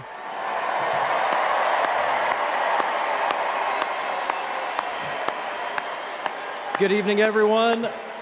On behalf of Convention Chairman Jan Moore, it is my honor to pass the gavel to co-chair Senator Cory Booker. All right, the third session of the 49th Quadrennial National Convention of the Democratic Party will now come to order. Let's party with a purpose.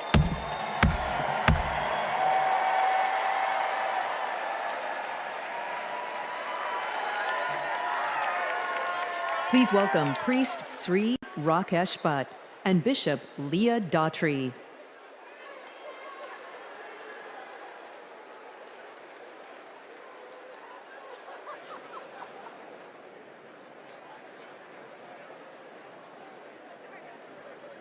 ॐ समानि व आको ओतिः समाना हृदयानि वः समानवस्तु वो मनो यथा आवस्सु सहासाति.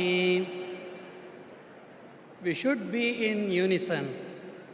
Let our minds think together. Let our hearts beat as one, all for the betterment of society. May this make us powerful so we can unite and make our nation proud. Paraspara vivadetu vayam panchashatanchate anyai saha vivadetu vayam panchottaram shatam. Even if we have differences, when it comes to the nation, we have to be united, and it moves us towards justice for all. We are one universal family. Vayam sarvepi vasudeva kutumbakaha. Satyameva jayate sarvadahi. Asotoma sadgamaya. Tamasoma jyotirgamaya. Mrutyorma astamgamaya. Truth is our foundation and always prevails. Lead us from unreal to real, from darkness to the light, and from death to immortality. Om Shanti Shanti Shanti.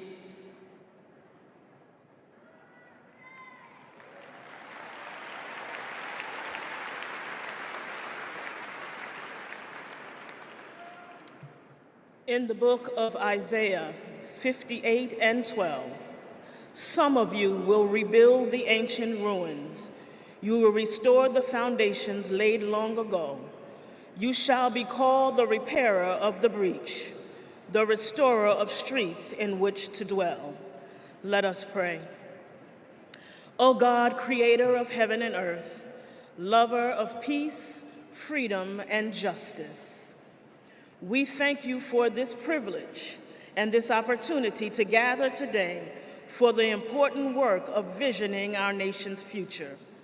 We gather at a critical time in our nation when we are at the crossroads of hopelessness and hopefulness, when the forces of good and evil so plainly battle for the hearts and minds of our people, when right is called wrong and wrong is called right, when up is called down and down is called up, when fake is called fact and fact is called fake, when it seems truth forever on the scaffold and wrong forever on the throne. And yet, even in the midst of this chaos and confusion, we see now a light on the horizon, and we are grateful. Grateful for hope, grateful for purpose, grateful for direction. You have called us to this moment, to march together toward the light, to join together with one voice in one fight, to move our nation away from division and despair and forward toward its highest ideals.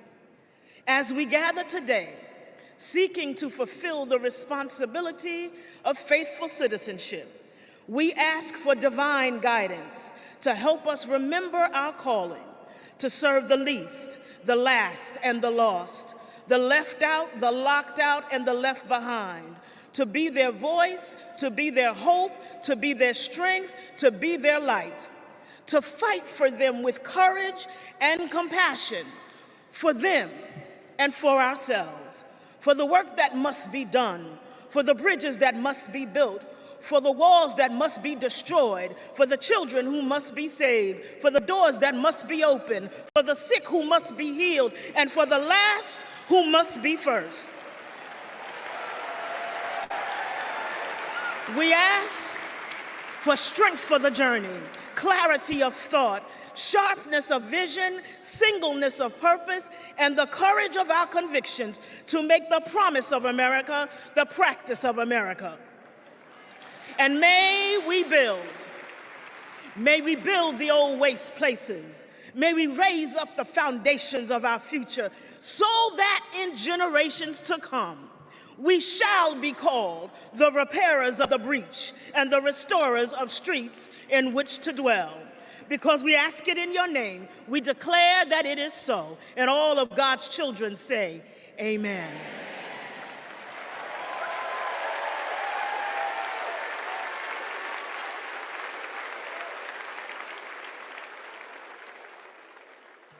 Please welcome Moreland Arts and Health Sciences Magnet School 3rd and 4th graders to lead us in the Pledge of Allegiance.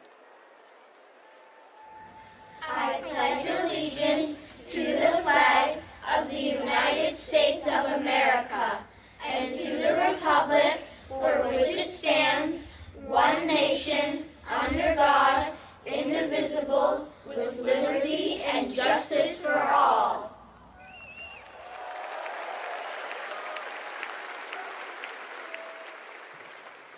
Please welcome 2019 Minnesota Teacher of the Year, Jess Davis, to sing our national anthem.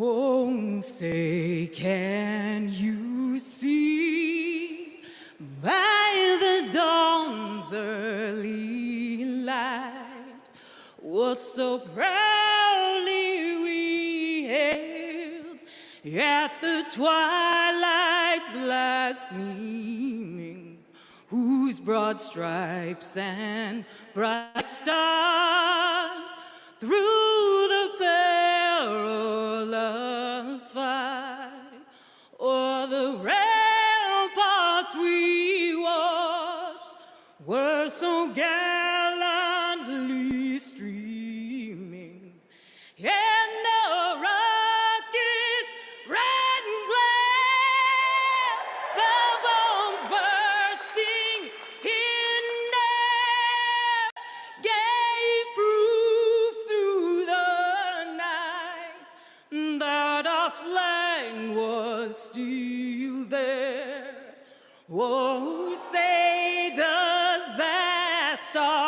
spangled banner yet wave o'er the land of the free and of the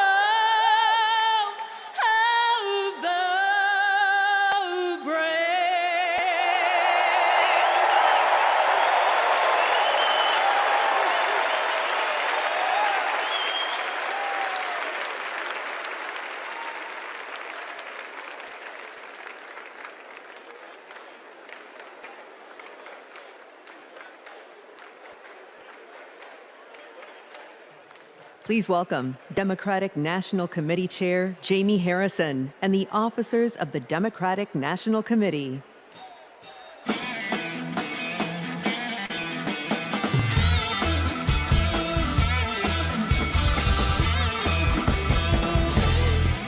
Hello, hello.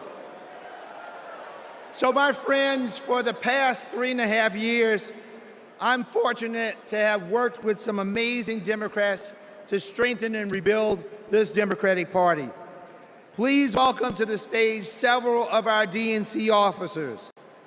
Vice Chair, President of the ASDC, and Chair of the Minnesota DFL, Ken Martin. Vice Chair and former Mayor Keisha Lance Bottoms. Vice Chair Henry Munoz. Treasurer Virginia McGregor. And you all know him from last night, the famous roll call star, our Secretary Jason Ray.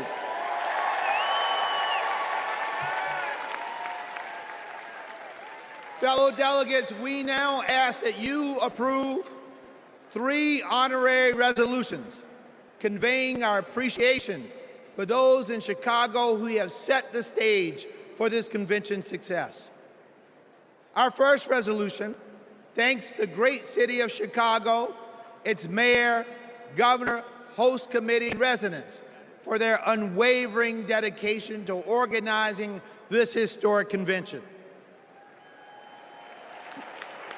Our second resolution thanks the first responders who are working to protect every citizen and visitor of the Windy City. Our third and final resolution thanks the federal delegation of Illinois, its 14 U.S. representatives, and Senators Durbin and Duckworth for their continual support of the convention. We move that the convention approve these honorary resolutions. Delegates, you have heard the motion to approve these honorary resolutions. Is there a second? All in favor, please say aye.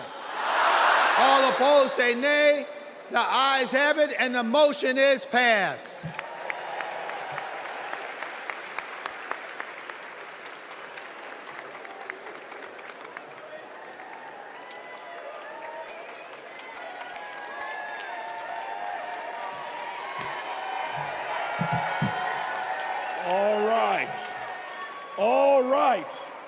All right, y'all, welcome to night 3.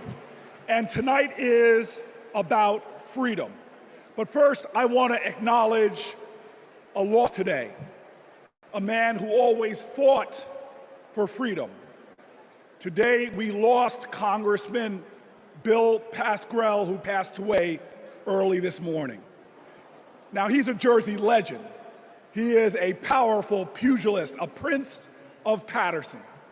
He served in our state assembly. He served as our mayor, and for 27 years, he served in Congress.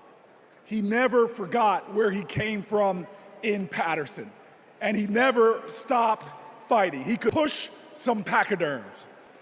He fought for the people. And so today, while we're heartbroken, we all are a people who can hold loss and joy in our hearts, because we are sad for his loss, but we celebrate his life. Let's give him a round of applause. And now, some of the greatest heroes, some of the greatest warriors, some of the greatest champions for fighting for reproductive freedom. I welcome them to the stage.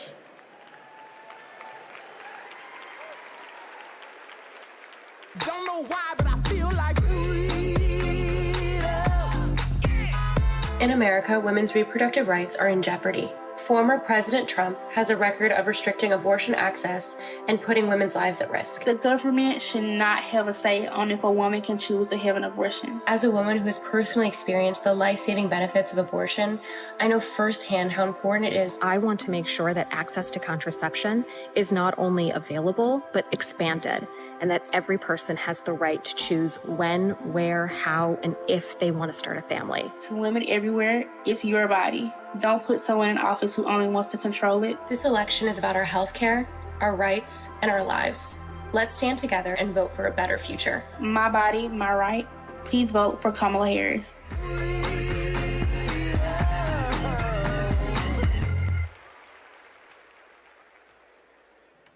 Please welcome President of Reproductive Freedom for All, Minnie Timaraju.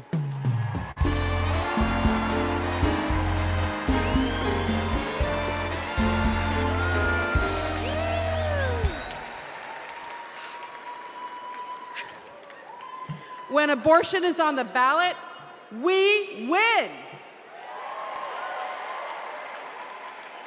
In California, Kansas, Kentucky, Michigan, Montana, Ohio, and Vermont. Voters sent a message. You come for our rights, we're gonna come roaring back. And it seems like every day another state gets added to the list. So let's hear it for Arizona,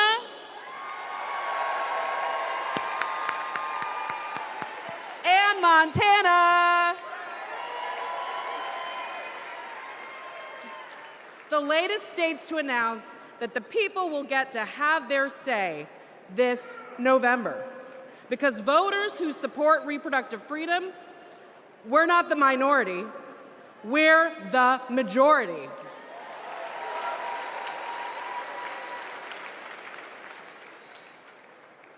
And if there are two people who should understand that Americans' private lives are none of anybody's business, is Donald Trump and J.D. Vance.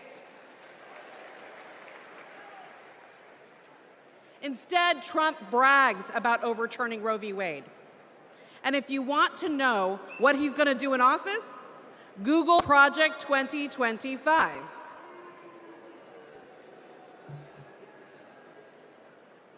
Kamala Harris has her own project for 2025, restoring reproductive freedom.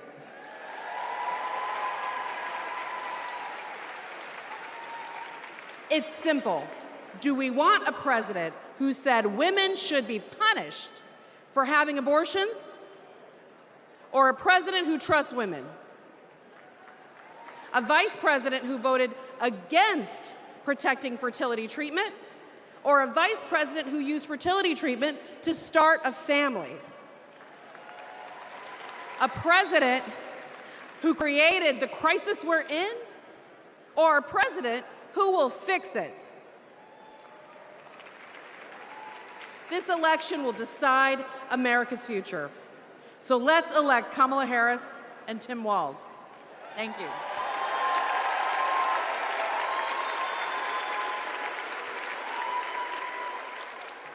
Please welcome President and CEO of Planned Parenthood, Alexis McGill Johnson.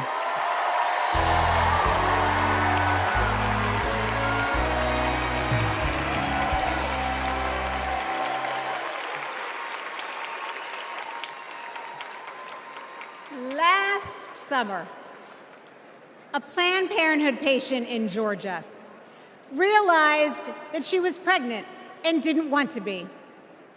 But Georgia bans abortion after 6 weeks. So she drove to South Carolina, but arrived the day that their 6-week ban went into effect. She went back home and then went to Florida, but she arrived just days when she was too late under their ban. She had to fly all the way to California to get an abortion.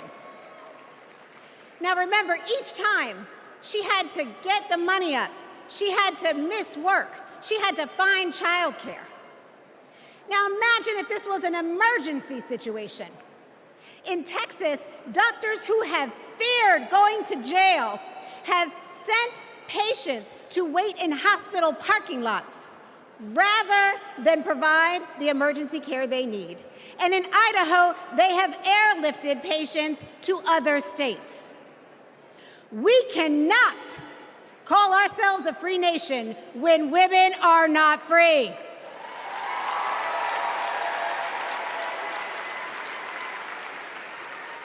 More than 1 in 3 women and nearly half of all Black women live in banned states. Donald Trump wants women to be less free and pregnancy to be more dangerous. But I'm here to tell you, in no way are Donald J. Trump and J.D. Vance more qualified than doctors and women to make these decisions. We decide.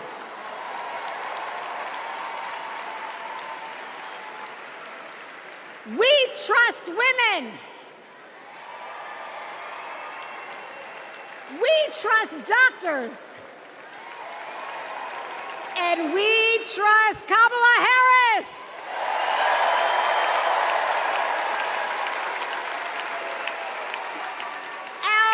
Our future is on the ballot. Our bodies are on the ballot. And come November 5th, we will decide this election.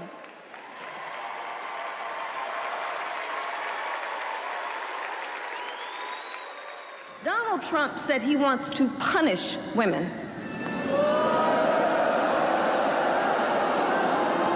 And as a result of his actions, today in America, 1 out of 3 women live in a state with a Trump abortion ban. 1 out of 3.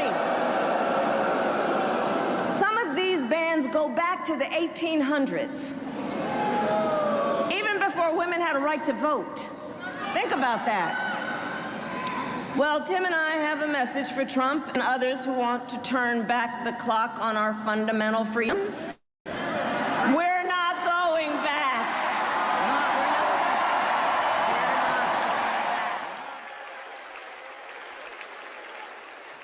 Please welcome former president of Planned Parenthood, Cecile Richards.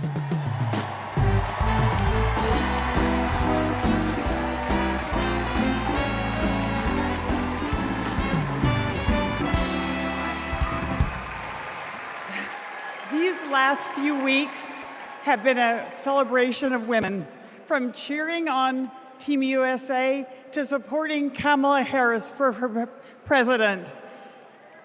As my mother, Governor Ann Richards, would say, I hear America singing. When women are free to make their own decisions about their lives and to follow our dreams, we are unstoppable. But when Roe versus Wade was overturned, a generation of young people lost that freedom. Like Ashley, a 12-year-old rape survivor in Mississippi. Because of her state's abortion ban, she started 7th grade with a newborn. That's the Republican promise of states' rights. Last year, I became a grandmother. And during my daughter's pregnancy, nothing mattered more to me than her health. Politics should never stand in the way of anyone's health care or prevent any family from experiencing the joy my grandson, Teddy, has brought to my life. One day, our children and grandchildren may ask us, when it was all on the line, what did you do? And the only acceptable answer is, everything we could.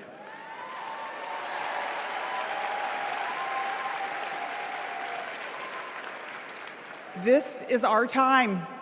This is our time. So let's go elect Kamala Harris and Tim Walz.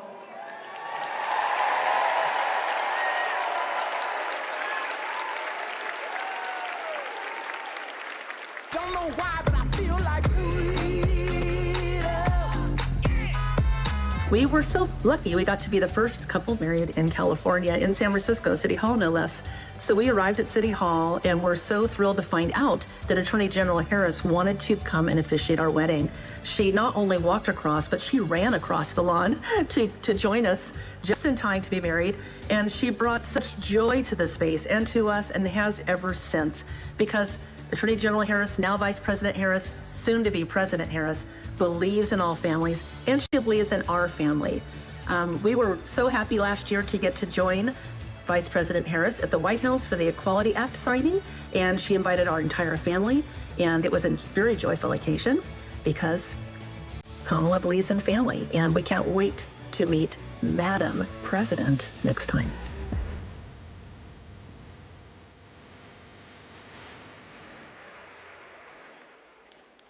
Please welcome President of the Human Rights Campaign, Kelly Robinson.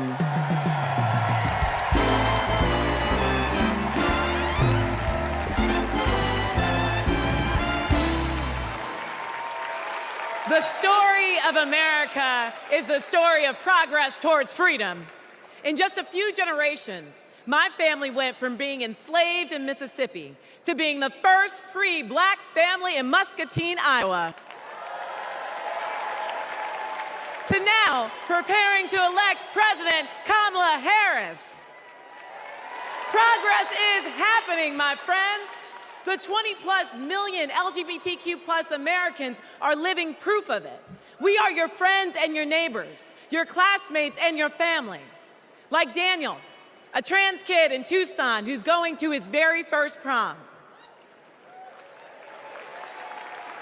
Like Eric from San Antonio, who sacrificed in combat and then came home to battle Don't Ask, Don't Tell. Like Sandy and Chris, the first same-sex couple to get legally married in California 11 years ago, in a ceremony officiated by Kamala Harris. Donald Trump wants to erase us. He would ban our health care, belittle our marriages, bury our stories, but we're not going anywhere. We are not going back.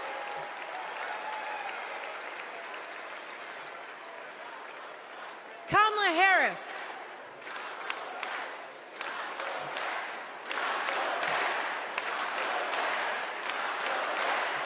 Kamala Harris and Tim Walz, they are champions for LGBTQ+ freedom, y'all. So tonight, we're fighting for lesbian, gay, bisexual, queer, and trans freedom without exception. We're fighting for equality for all without exception. We're fighting for joy. Somebody say joy. Somebody say joy. Without exception. And when we fight, thank you.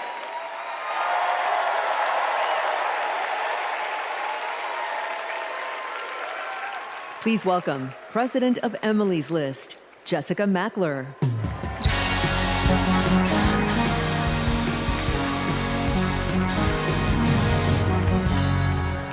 Donald Trump took away our rights, but he can never take away our power. Republican attacks on abortion didn't begin with the end of Roe, and they didn't end there either. Millions of women across this country are living with the devastating consequences of Republican abortion bans. Now comes Project 2025, a blueprint for banning abortion in all 50 states. It would give extremists like Donald Trump and J.D. Vance the power to monitor your pregnancy and even prosecute doctors for mailing abortion medication. Make no mistake, the threat of Project 2025 is very real, but so is our ability to stop it.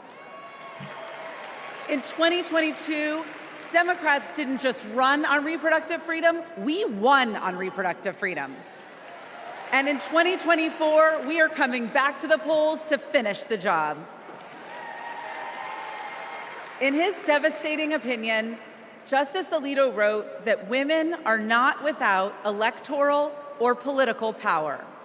And Donald Trump and Republicans are about to find out just how true that is.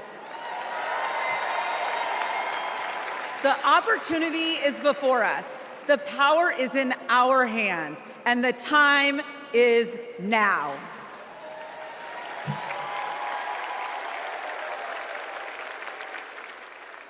Please welcome President and CEO of Voto Latino, Maria Teresa Kumar.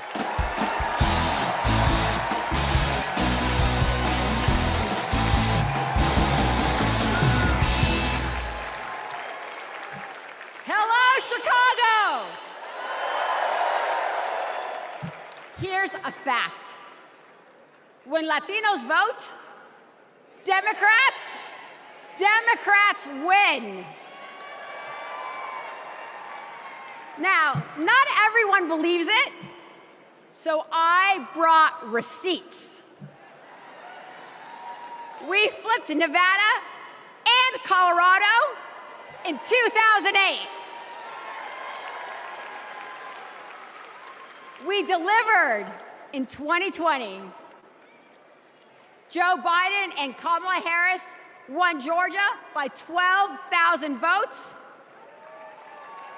Voto Latino, we registered 23,000 voters there. They won Arizona by 10,400 votes. We registered 34,000 voters there. Because we proved that when Latinos vote, Democrats win. Now, they're trying to suppress our vote. Boo. Our sacred and universal right as Americans. So let me be clear. Voto Latino has registered 1.5 million voters. And we are just getting started. Because since 2020, 4 million young Latinos have become eligible to vote this election. And I couldn't be prouder because we are registering them faster than any time in our history. This year, we will prove it again. When Latinos vote, you guys got the memo. Another fun fact, this year, more Latinos will vote than any time in our history. So that means, sí se puede, se está haciendo, sí se puede. So that means that together, we will make history and elect Kamala Harris president. Vota!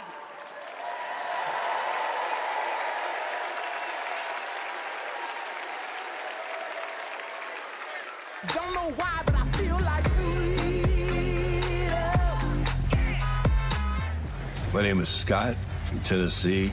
I'm a former Trump voter. My name is Matthew. I'm from Pennsylvania, and I'm a former Trump voter. My name is Mike.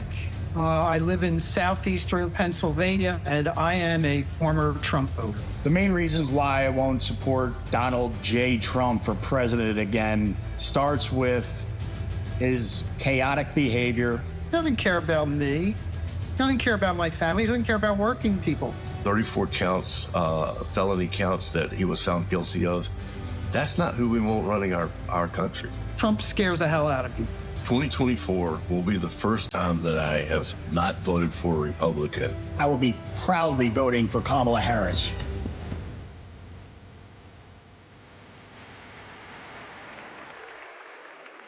Please welcome New York Representative Tom Suozzi.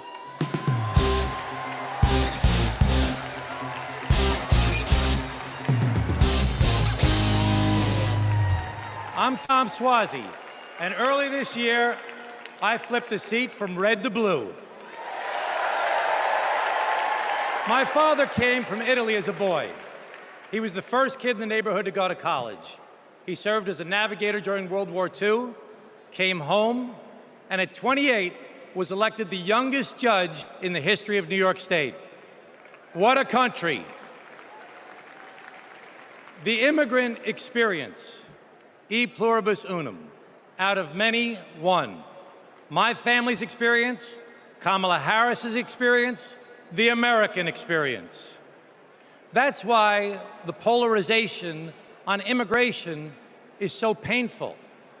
Let's be clear, the border is broken. But this year, when Democrats and Republicans worked together to finally write new border laws, we were blocked. We all know who sabotaged us. We reject the divisiveness. We reject the dysfunction. We reject the deception. My Italian grandfather used to toast new couples. He'd say marriage sometimes is hard, but in the end, non ci sono rose senza spine. You can't have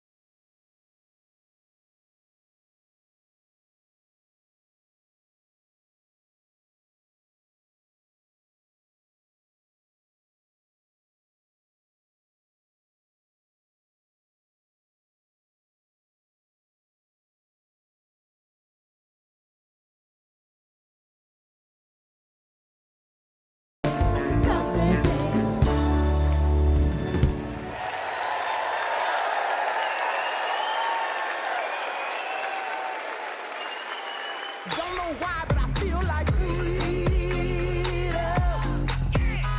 One reason here of the many of why I'm voting for Vice President Kamala Harris and Governor Tim Walz. I want to keep what President Biden started with the infrastructure plan and getting this country moving. Because of these investments into our country, it has put people like me, young people like me, Gen Zers, into work in the trades, working on electricity, carpentry, you name it. The Inflation Reduction Act and the infrastructure bill had the biggest impact on climate change. It's going to give us the opportunity to electrify our 7,000 square foot facility and go solar in the next 2 years. If you invest money in infrastructure, you're investing money in the country. Vote for Harris-Walz in November to continue these investments into our country and to grow our country forward. We should all vote Harris-Walz 2024.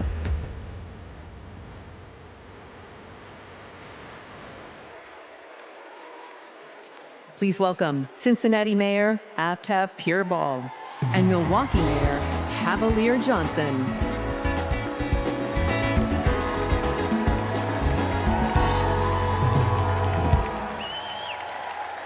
Hello, my name is Aftab Pureball, and I am the first Asian American mayor in the great city of Cincinnati. As a Tibetan refugee, my mom believed deeply in the promise of America. And when I was growing up, she and my dad, who is from India, taught me that when you make a promise, you keep it. For years, politicians came through my city and promised to fix the Brent Spence Bridge, which connects Ohio to Kentucky. Donald Trump was one of them. Did what they all do, press conference here, photo op there, but nothing changed until Kamala Harris and Joe Biden. Joe Biden told Cincinnatians, we're gonna fix that damn bridge. And 4 months later, he signed the bipartisan infrastructure law. It gave our city the biggest infrastructure investment in history. It will stitch our communities back together, and it will fix that damn bridge once and for all. That's what leadership looks like. Not hollow promises, but solid progress. Not lip service, but true, honest-to-God public service. And under Kamala Harris, the progress will only continue.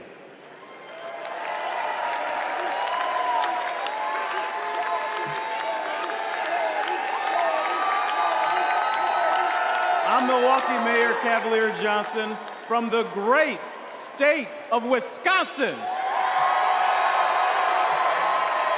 In Wisconsin, keeping promises is important. So is making amends for your mistakes. One of those mistakes happened 60 years ago in a neighborhood called Bronzeville, brimming with Black music, Black culture, and entrepreneurship. And then came urban renewal and the construction of Interstates 94 and 43, ripping our communities apart. 6th Street was widened and people of color were displaced. Homes destroyed, businesses shuttered, all for a quicker commute. Under Kamala Harris and Joe Biden, we're bringing Bronzeville back. With more green space, bike paths, and walkable streets to serve people who actually live there. The music is coming back. The culture is coming back. And thanks to the bipartisan infrastructure law, the opportunities are coming back.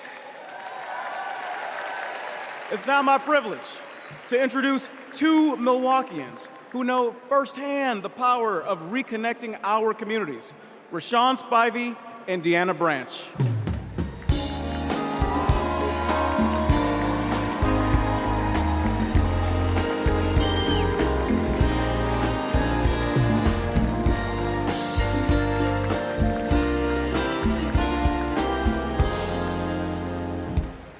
My name is Deanna Branch, and I'm an advocate and mom from Milwaukee. When my son, Aiden, was 2, he was hospitalized due to high levels of lead in his blood. Lead was everywhere, in our pipes, in our paint, and in our soil. President Biden and Vice President Harris passed the bipartisan infrastructure law. It's removing lead pipes from communities like ours.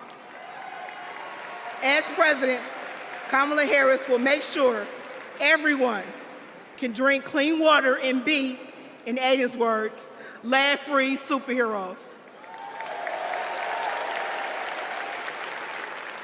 My name is Rashawn Spivey, the owner of Hero Plumbing in Milwaukee. When President Biden and Vice President Harris announced their goal to replace every lead pipe in America, Hero stepped up to help make that vision a reality. We went to work replacing lead pipes that served homes and child care communities or child care centers in our communities. Since then, we've replaced more than 1,000 pipes. That was made possible thanks to Vice President Kamala Harris. And when she visited Milwaukee 2 years ago, I got to show her our work up close. Because of her leadership, I've grown my business and helped kids like Aiden have safer, healthier lives.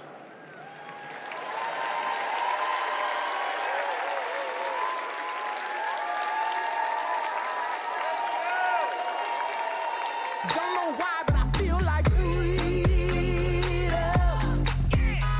Vice President Harris came and visited my restaurant. She understands immigrant-owned businesses. She understands women-owned businesses. She understands the important role of small businesses and sees business owners not just as the backbone of our economy, but as community leaders. She has a proven track record of advocating for policies that support small businesses and push for economic equity. The sueño americano está vivo. The American dream is alive. The last 4 years have been positive, and we've experienced growth. I am truly excited to have Kamala Harris as a presidential candidate. In this election, we have another opportunity to prosper, to connect, and to unite under the American dream. I'm proud to support her for president because I believe she will lead us to a brighter future.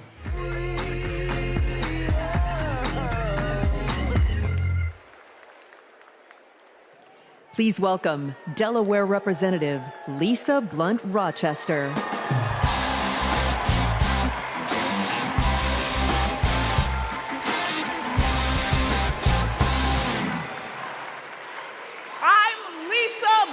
Rochester, mother, grandmother, and congresswoman, and hopefully the next senator from the great state of Delaware. The proud home of President Biden. We love you, Joe. In Delaware, we know that when small businesses thrive, communities thrive. We know that when our roads and our bridges are strong, communities are strong. When everyone has a fair shot at a better future, America is limitless.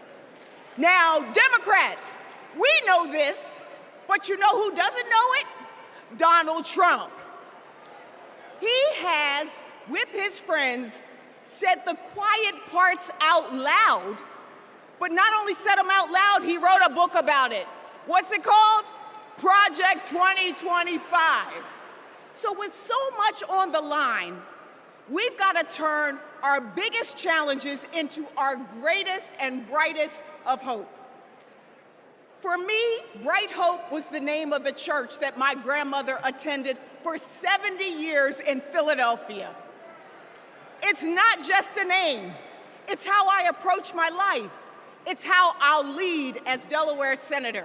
And it's how Kamala sees the future of America. Now, there are some who think our politics are too broken for Bright Hope. But if you want to see hope, just look. Bright Hope is record numbers of Black and brown entrepreneurs starting businesses. Bright Hope is an opportunity economy where we invest in our communities and build affordable housing. Ladies and gentlemen, Bright Hope is 4 words. President Kamala Harris. Are you ready for Bright Hope? Are you ready to fight for our freedom? Are you ready to flip the House, protect the Senate, and send Kamala to the White House? Then let's go!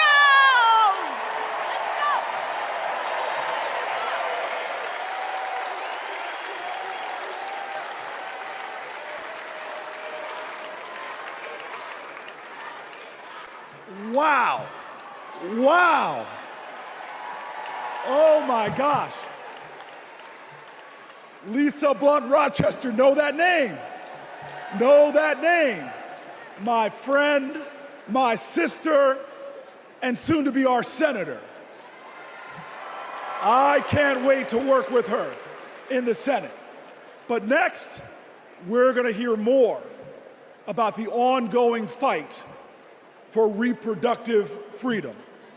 This is a fight that affects every single American, no matter where you live, so-called blue states or red states. If Donald Trump has his way, he's gonna push through their extreme agenda. Project 1825. I'm sorry. I roll that back. I got that wrong. Project 1925. Oh, I'm sorry. Project 2025. That poisonous agenda where every single state will be in a state of crisis. So let's hear more from leaders who are fighting back.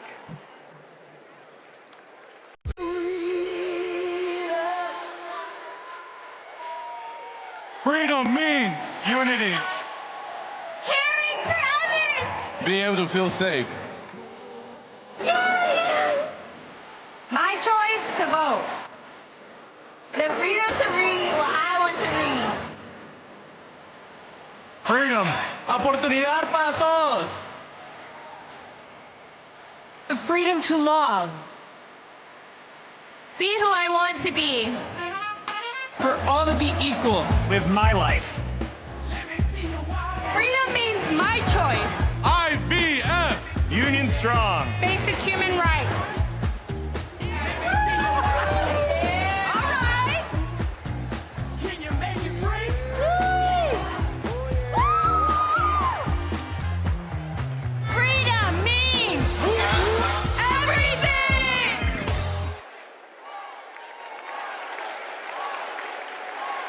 Please welcome New York Representative Grace Meng.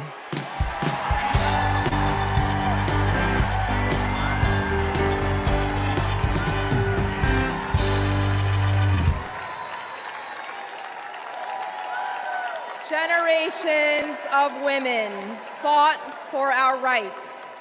Our right to vote, our right to financial independence, and our right to reproductive freedom. Our mothers and grandmothers marched for us. Because of them, my husband and I were able to choose if and when to start a family. And we have 2 energetic boys running around at home. Now it is our turn to take the torch for our children and grandchildren. All across our country, women are being denied life-saving health care and the right to determine their futures. And a second Trump term will be even worse. He will not stop at banning abortion. He'll let states track pregnancies. He'll put birth control and fertility treatment at risk. Trump's plan is cruel, it's dangerous, but it is not inevitable. Tonight, we mobilize for Kamala Harris. November 5th, we move forward with Kamala Harris because we are not going back.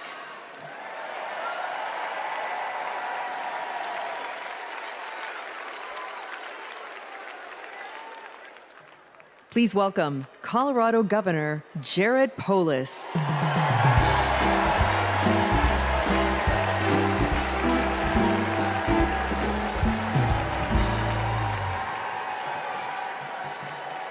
Tonight, let's talk about freedom, including our most intimate freedom, choosing when and if to have children and have a family. And let's talk about Project 2025, Donald Trump's roadmap to ban abortion in all 50 states.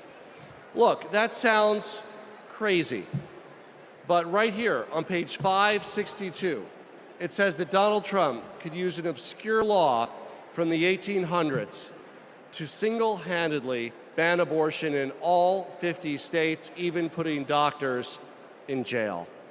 Page 486 puts limits on contraception. Page 450 threatens access to IVF. On page 455, Project 2025 says that states have to report miscarriages to the Trump administration. Page 451 says the only legitimate family is a married mother and father where only the father works. You know what? I'm going to take that one out. I'm going to put that in my pocket so I can share it with undecided voters so they better understand what's at stake this election. Project 2025 would turn the entire federal government and bureaucracy into a massive machine. It would weaponize it to control our reproductive and personal choices. Look, as a Redditor, gamer, entrepreneur, and Swiftie from the free state of Colorado, I'm excited by Kamala Harris's vision for protecting and expanding our personal freedom, internet freedom, and economic freedom. Democrats welcome weird, but we're not weirdos telling families who can and can't have kids who to marry or how to live our lives. These Project 2025 people, like Trump and Vance, are not just weird, they're dangerous. They want to take us backwards, but we aren't going back, like ever, ever, ever. Let's stop Project 2025 and elect Kamala Harris president this November.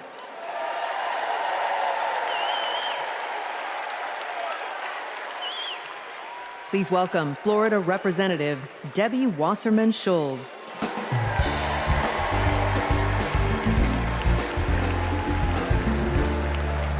Hello, America! As a proud Floridian, I bring you a cautionary tale. For the people of my state, Project 2025 isn't just a threat. It's a reality that we battle every day. From the classroom to the emergency room, Governor DeSantis turned Florida into a testing ground for the right's most egregious, dangerous policies. I can tell you firsthand, it's been devastating for families in my district and across the state. Today in Florida, state policy requires that kids are taught racist lies about so-called benefits of slavery. Books are banned. Teachers are censored. And our LGBTQ+ community endures endless state-sponsored hate. Even a cruel "Don't Say Gay" school law.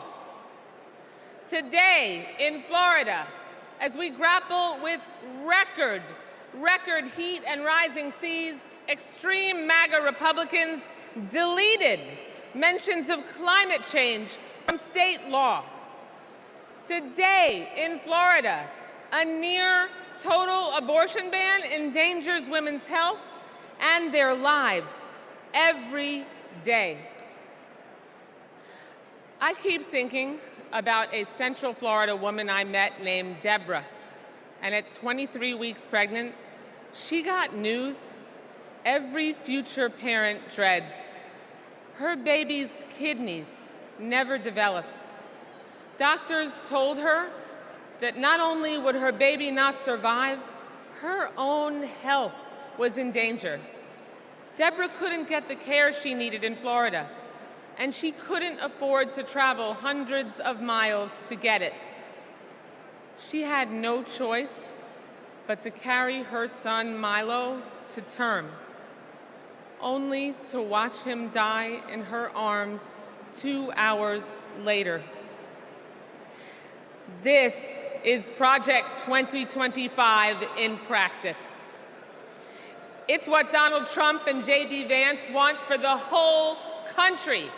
But we're not going to let it happen, are we?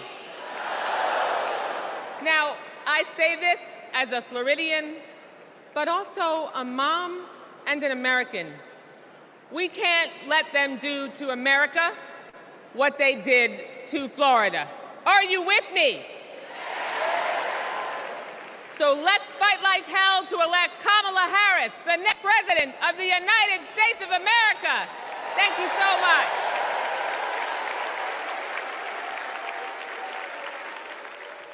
Please welcome Chair of the Democratic Congressional Campaign Committee, Susan Del Bene.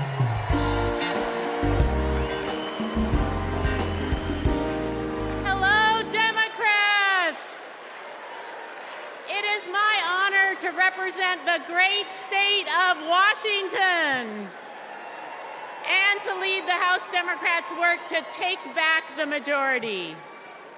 As I travel the country, I hear the same thing. People want governance that works. They don't want tax cuts for the ultra-wealthy, not a national abortion ban, or more chaos and dysfunction, or blind loyalty to Trump. In other words, they don't want Republicans in charge. We're here because we need to elect Vice President Harris and Governor Walz. And giving them a Democratic Congress is how we turn promises into progress. A Democratic majority means lowering costs and growing the middle class, expanding the child tax credit and making it permanent, protecting reproductive freedom, and yes, a Democratic House means Speaker Jeffries will certify the 2024 election. We need just 4 more seats to take back the majority. The good news is we have fantastic candidates in winnable districts all across the country. In battleground states like Michigan and Arizona, in blue states like New York and California, and even in states like Iowa and Nebraska. And we're going to make history by picking up a seat in the state where I was born, Alabama. In 2022, we came within 7,000 votes of the majority. So it's within our power to win these critical races. This election is about our rights, our freedoms, our democracy, and our future. So let's get out the vote. Let's take back the House. Let's make Hakeem Jeffries our next speaker. And let's send Kamala Harris and Tim Walz to the White House. Thank you.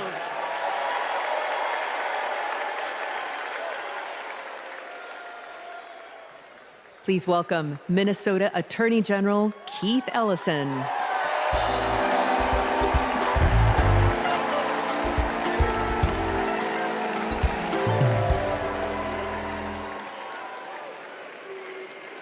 Friends, I'll never forget when I first saw the video of the murder of George Floyd. I was heartbroken. I was angry.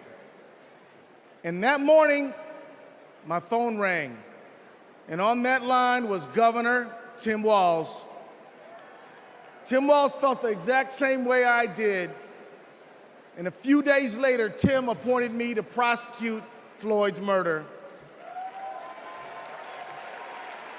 Almost a year after that, minutes after the guilty verdict came down, my phone rang again. And it was Vice President Kamala Harris calling to congratulate my team and the work.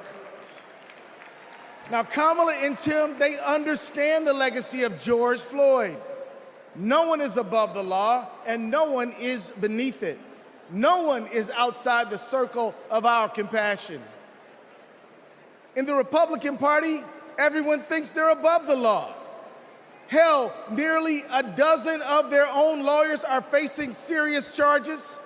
Even their lawyers need lawyers. These con artists are trafficking in the defective goods of division, exclusion, and fear. And friends, selling defective goods is a scam. And like Kamala Harris, I am an attorney general. And attorney generals know what a scam is when they see it. Like my friend Tish James, for example, from New York. America, we won't be scammed again. We're not going back, we are going forward. And Kamala Harris and Tim Walz are ready to lead us there. I've worked side by side with Tim Walz for 18 years. His office is right across the hall from mine. And I've seen him deliver for the people of the state of Minnesota every day. Everybody knows Minnesota is one of the best states to live in, to raise a family, to do business, and we've got the best voter turnout in America. Facts. Kamala and Tim, they fight for the people, and they also listen. And when they say we need a ceasefire and an end to the loss of innocent lives in Gaza, and to bring hostages home, they're listening, friends. They agree with us. There are people watching tonight, and maybe even here tonight, who aren't sure yet about Kamala Harris and Tim Walz. If you want to know where they stand on some of the most urgent issues facing our country and the world, let me assure you, Kamala and Tim hear you. They listen. They care, and everyone is included in their circle of compassion. They believe that everybody counts and everybody matters. Let's put a stop to the scam of Donald Trump once and for all, and let's put Kamala Harris and Tim Walz in the White House. Let's go win.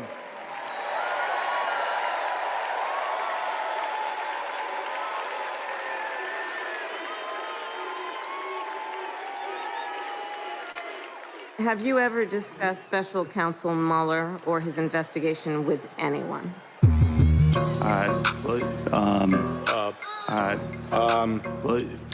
Could you repeat that question? Has the president or anyone at the White House ever asked or suggested that you open an investigation of anyone? Yes or no, please, sir? Seems you'd remember something like that. I don't know. Please answer the question. Senator, I think I've answered the question. No, you've not. I'm not able to be rushed this fast. It makes me nervous. Can you think of any laws that give government the power to make decisions about the male body?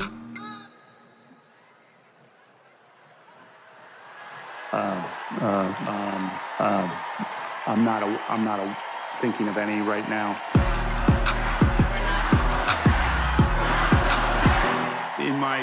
Never mind. Let's move on. Okay.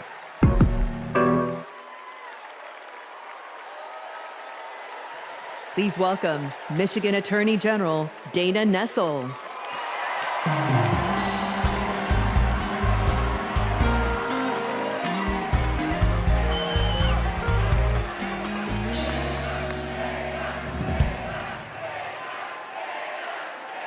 Chicago.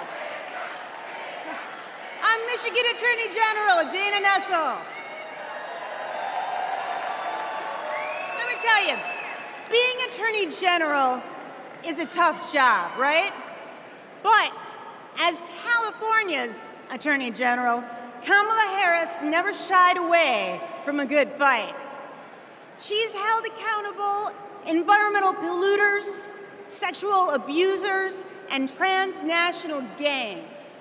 But what really stands out is when she stood up and protected her constituents' freedoms. In 2011, she refused to defend California's ban on same-sex marriage. She refused to argue that some families should have fewer rights than other families. It meant a lot. She was fighting for families like mine.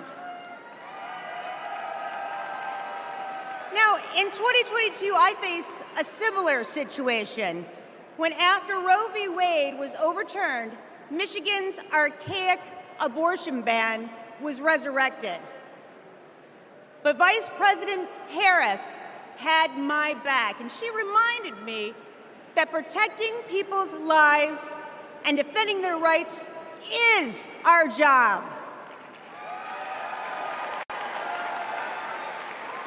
And just as the same-sex marriage ban was overturned in California, so too was the abortion ban in Michigan. By the way, I got a message for the Republicans and the justices of the United States Supreme Court. You can pry this wedding band from my cold, dead, gay hand.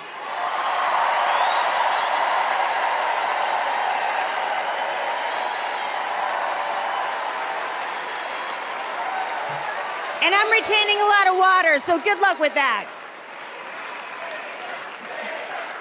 Look, I know that whether she's Attorney General or President of the United States, Kamala Harris will always be in our corner. Now, America, you get to be the judge. Do we go back to the corruption, criminality, and chaos of Donald Trump? Or do we move forward with Kamala Harris? We know when she takes an oath to preserve, protect, and defend the Constitution, she's actually read it. We know that she'll appoint Supreme Court justices who will protect our freedoms. And let me tell you, Kamala knows you go from the courthouse to the White House, not the other way around. Ladies and gentlemen, I rest my case.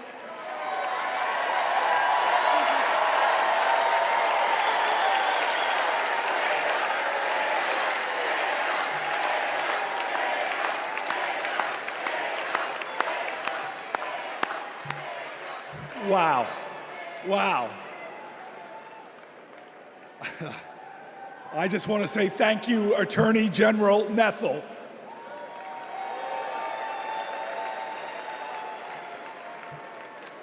So coming up, we have John and Rachel, proud, loving parents of 3.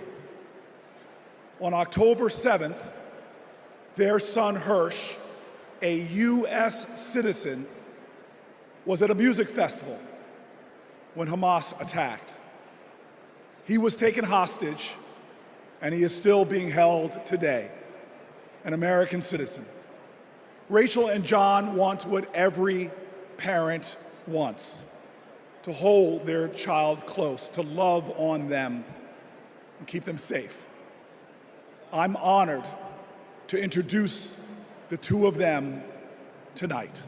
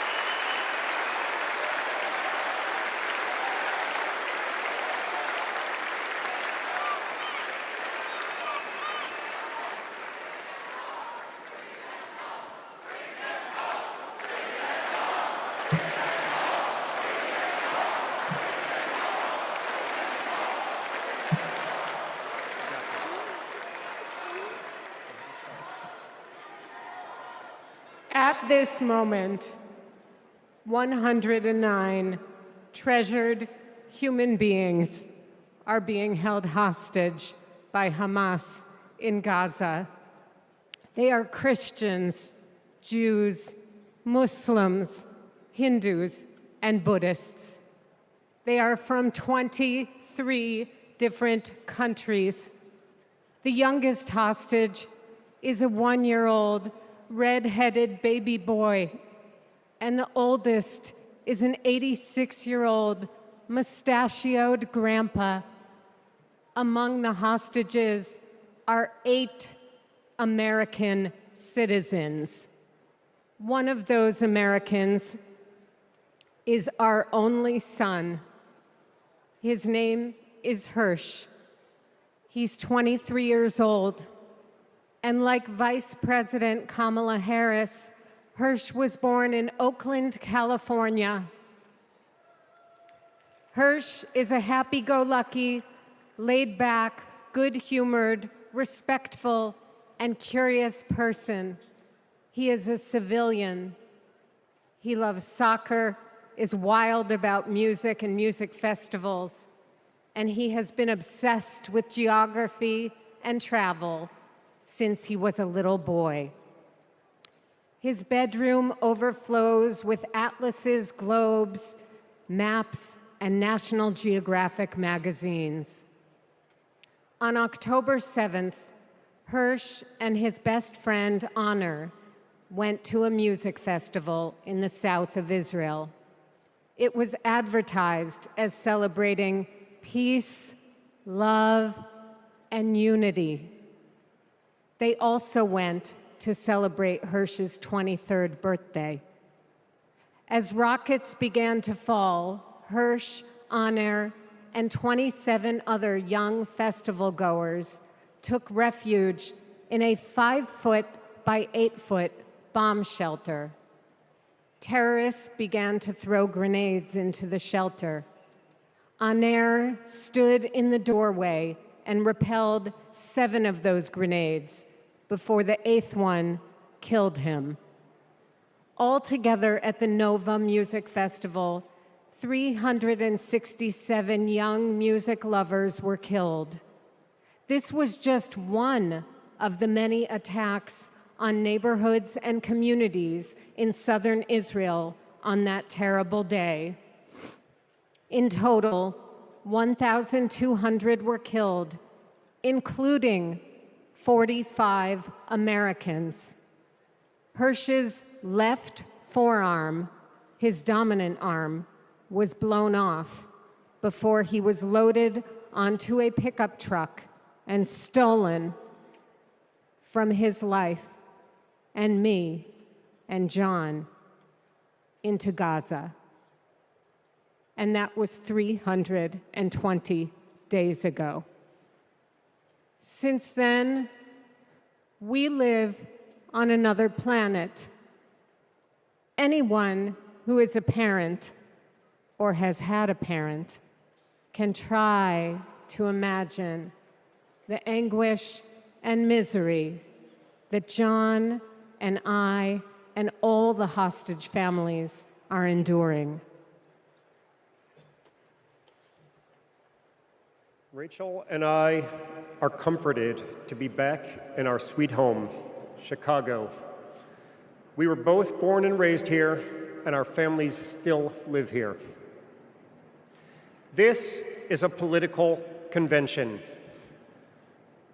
but needing our only son and all of the cherished hostages home is not a political issue.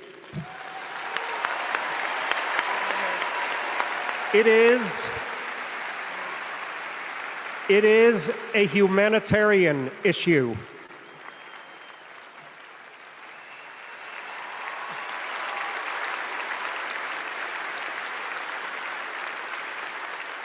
The families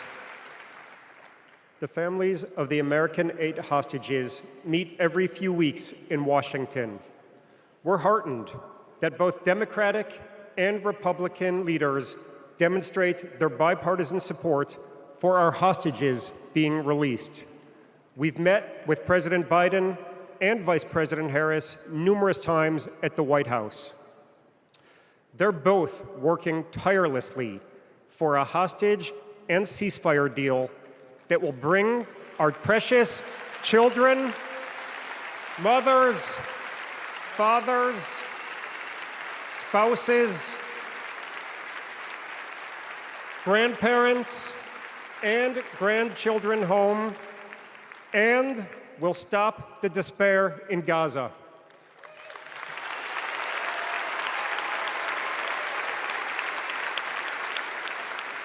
We are all deeply grateful to them.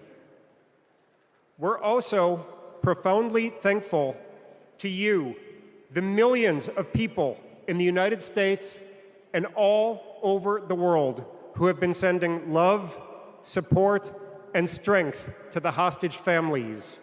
You've kept us breathing in a world without air.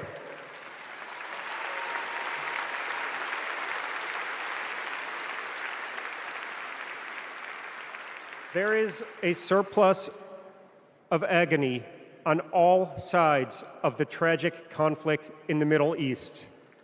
In a competition of pain, there are no winners.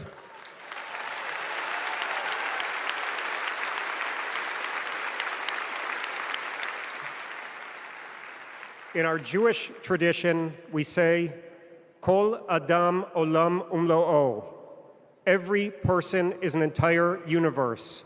We must save all these universes.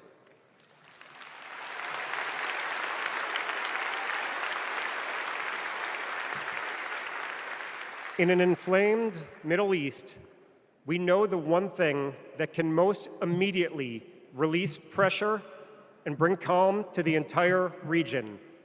A deal that brings this diverse group of 109 hostages home and ends the suffering of the innocent civilians in Gaza.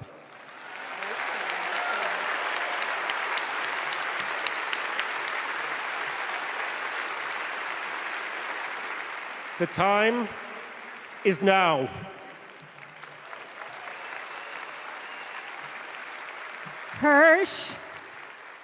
Hirsch, if you can hear us, we love you. Stay strong.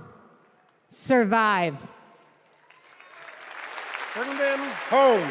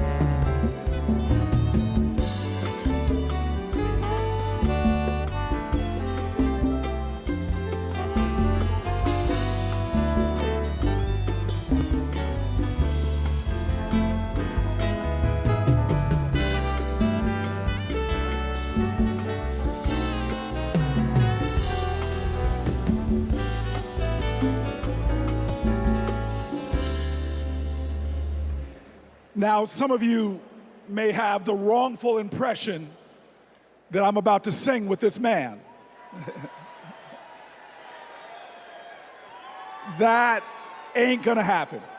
But I'll tell you what, I wanna bring you all to a street in Newark, New Jersey called Martin Luther King Boulevard.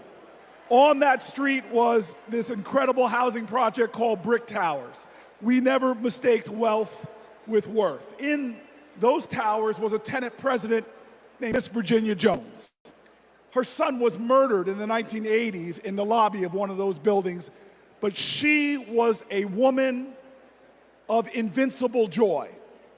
And I'll tell you this, I used to ask her, how are you so joyful? And she would always tell me, as church woman, she'd say, the joy I have, the world didn't give it to me. Come on now, come on now. She taught me that you've got to generate the joy, that hope is the active conviction that despair will never have the last word. And so tonight, there are so many challenges in our nation. There are so many problems that we're facing. Heck, if America hasn't broken your heart, you don't love her enough. But yet, we will be joyful warriors. We are going to bring back to the journey of our nation joy.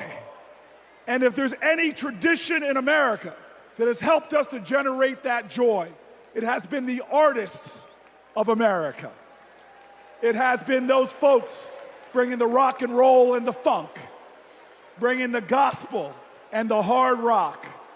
Well, tonight we are blessed by one of those great American artists that helps us to cleanse our spirits, to raise our hearts, and to bring in that joy. Ladies and gentlemen, I give you one of the true greats in America, someone to bring the joy to this incredible arena, Maren Morris.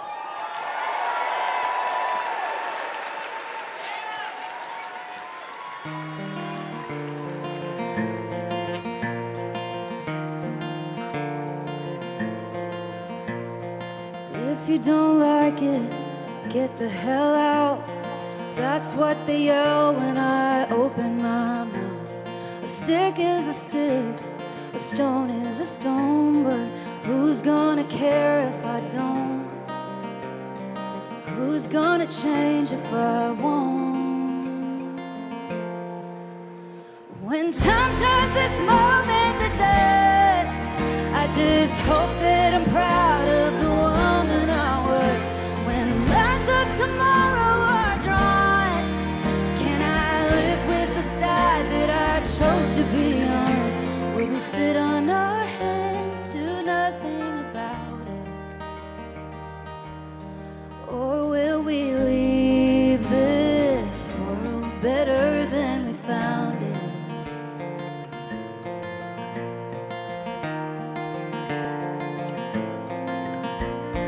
Over and under and above the law, my neighbor's in danger.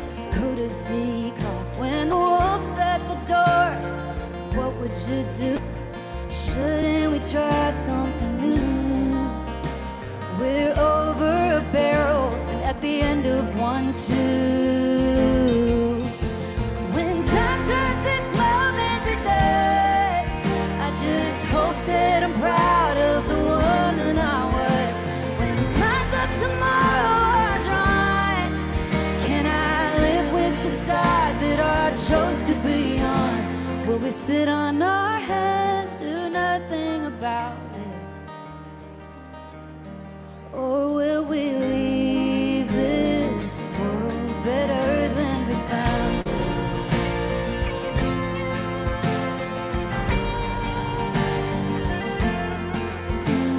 America, America, divided we fall. America, America, God save us all from ourselves and the hell that we built for our kids. America, America, we're better than this. When time turns this moment to dust, I just hope my son's proud of the woman I was. When lines of tomorrow are drawn, can I live with the side that I chose to be on? Will we sit on our hands, do nothing about it? Can we leave this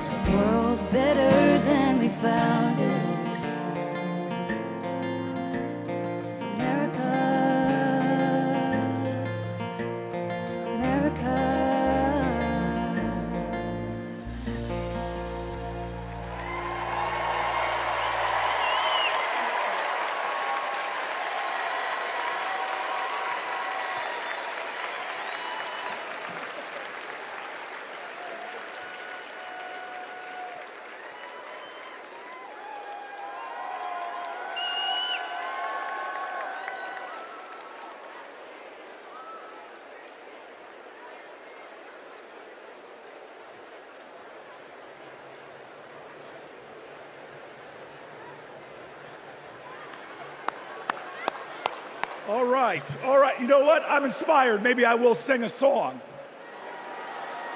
To Donald Trump, a little B.B. King classic, "The Thrill Is Gone."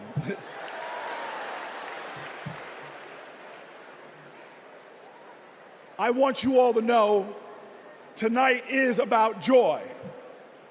American history, our common history, is a testimony to taking on the insurmountable and achieving the impossible. That should bring us joy. Our progress never ever came easy. But in America, we do hard things. We built labor unions and small businesses. We created great public education and world-changing innovation. We nurtured the best athletes and artists humanity has ever seen, and we kept the promise of Medicare and Social Security for our seniors. Look at who we are. Against bigotry and hate, we advanced equal rights for all Americans. Civil rights, workers' rights, LGBTQ rights, reproductive rights, the right to marry who you love, the right to be free. We did all of this in a way that didn't pit American against American.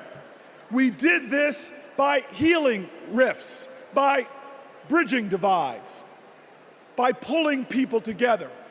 And all the while, we in this nation lived up to our calling and our creed to be a more perfect union, to make this one nation under God a little more indivisible.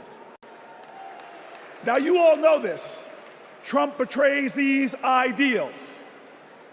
He viciously attacks Democrats and Republicans. His put-downs know no shame. John McCain's military service, Nikki Haley's heritage, women, people with disabilities, trans people, our veterans. He is indiscriminate in his put-downs. His is the politics of smear and fear, not inspiration and elevation. Donald Trump speaks more of American carnage than American compassion.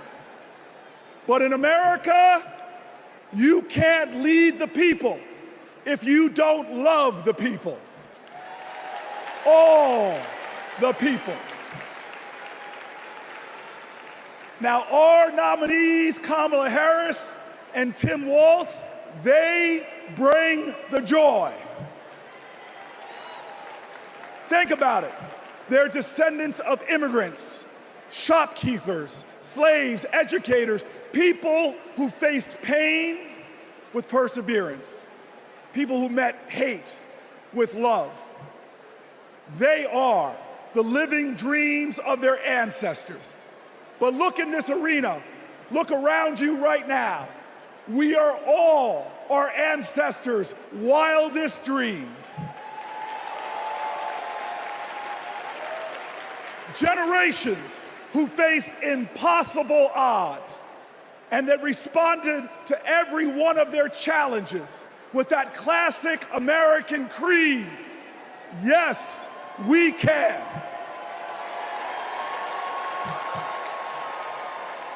So there are doubters out there. There are people that doubt our collective strength.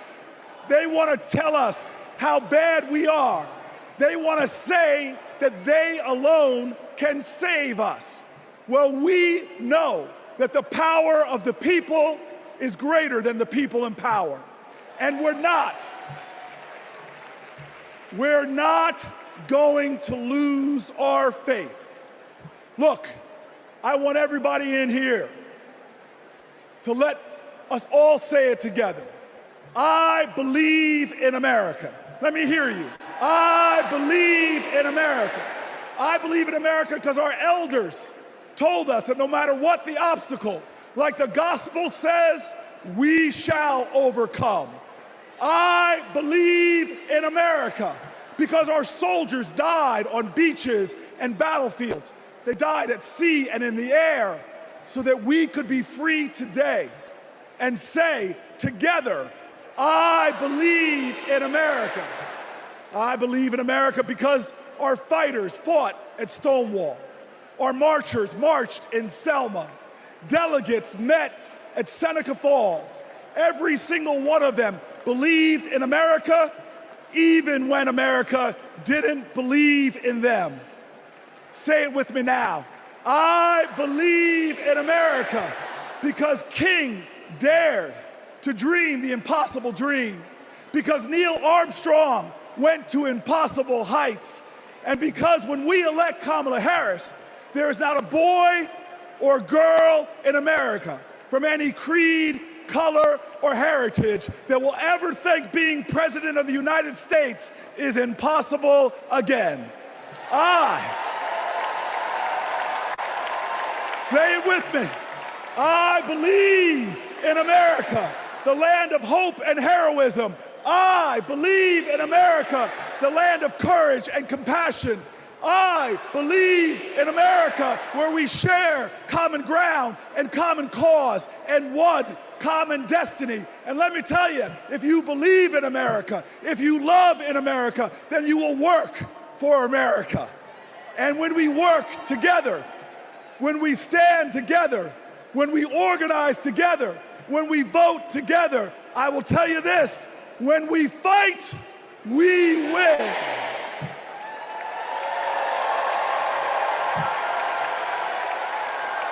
Ladies and gentlemen, Veronica Escobar.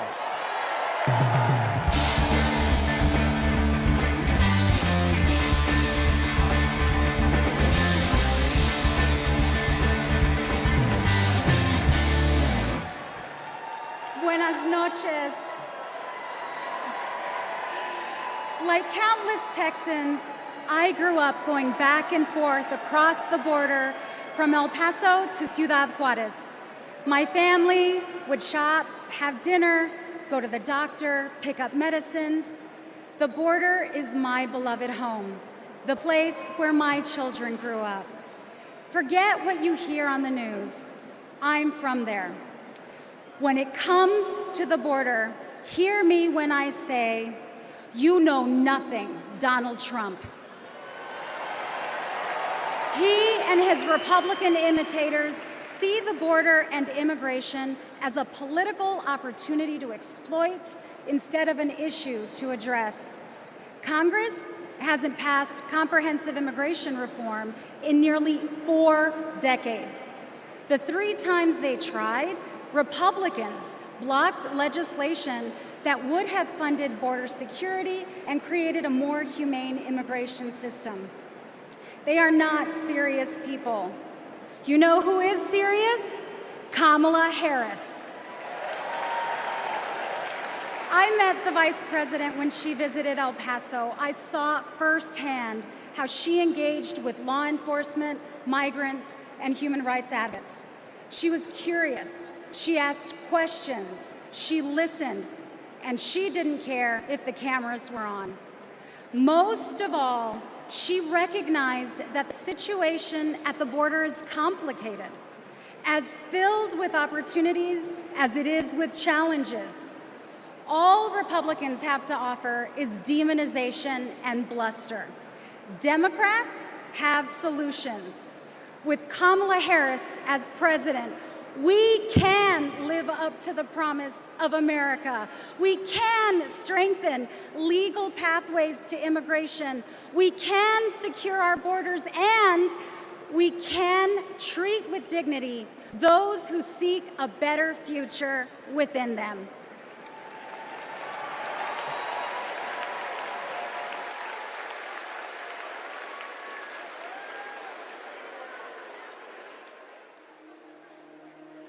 I have a question for you. Who really wants a solution at our border? Our administration worked on the most significant border security bill in decades. Some of the most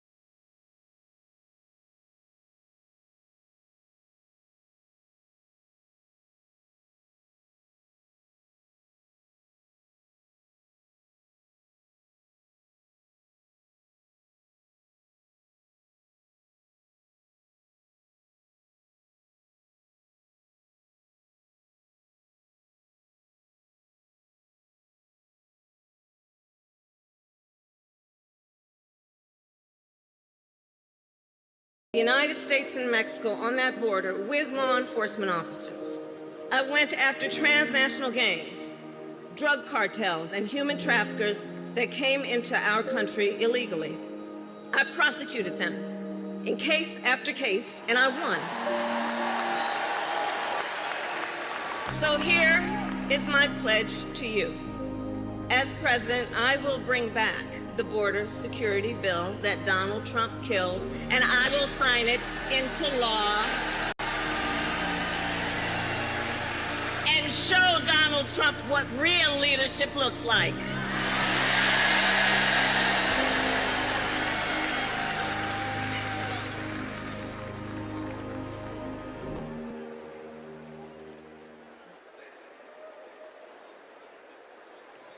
Please welcome Connecticut Senator Chris Murphy.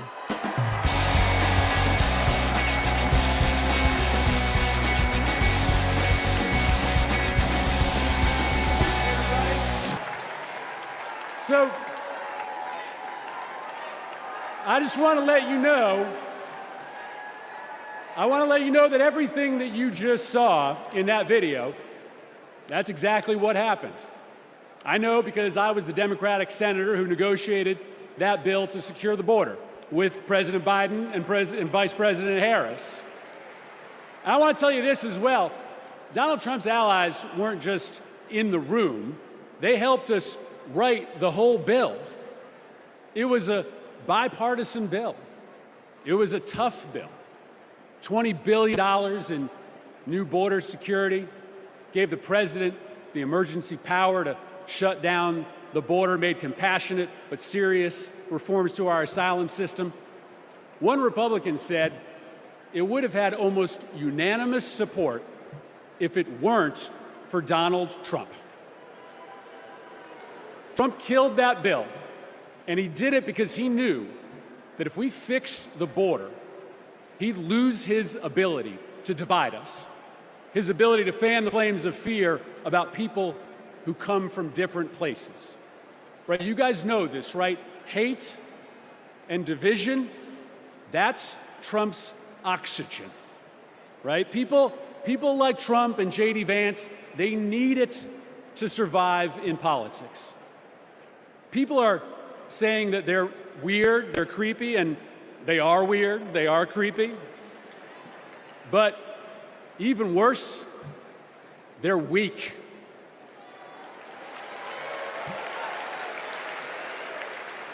Kamala Harris is not weak.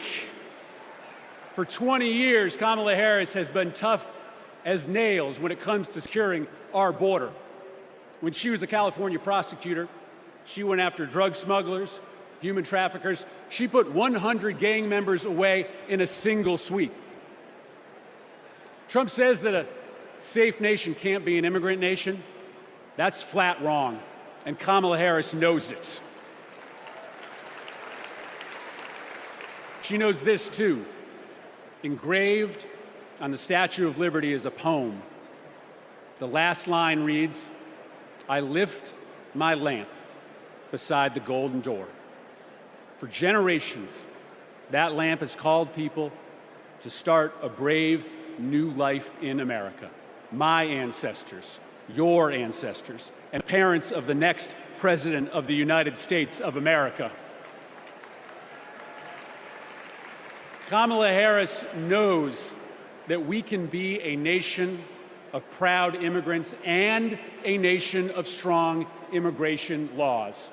That's why when she's president, she will bring that border bill back, and Kamala Harris is going to pass it.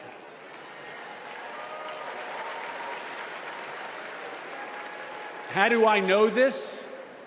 Because in this race, there is only one candidate who has ever been willing to do the worthy, redeeming work of making our country better, of recognizing that we do not have to choose between celebrating our heritage and enforcing our laws, right? The beautiful thing about America is that we can be both. We can be a nation of immigrants who love their country and a nation with a secure border. And there is only one candidate who can deliver that vision of America, and it's Kamala Harris. Thank you very much, Democrats.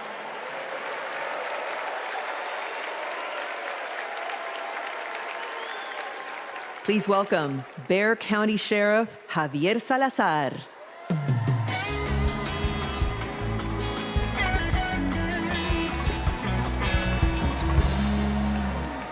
On the other side of the border, the traffickers, they pack migrants into 18-wheelers like cattle, 50, 100 at a time.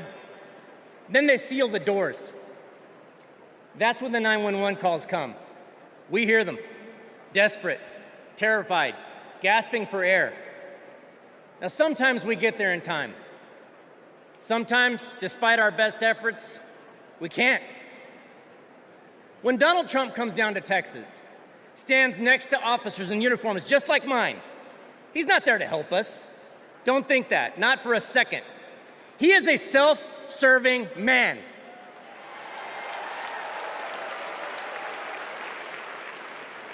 I mean, look, just like when he killed the border bill, he just made our jobs harder. Now, Kamala, on the other hand, has been fighting border crime for years. She's gone down to Mexico and worked to stop the traffickers. And when the traffickers didn't stop, she put them in jail. Now, down in my neck of the woods, we call that fooling around and finding out. I may be paraphrasing a bit. We protect them. Now, the border sheriffs that I know, right, and we're like Kamala. We protect and serve. We enforce the law. We show compassion. And we fight like hell to protect our border. Because as we've always known in Texas, cuando luchamos, ganamos. When we fight, we win.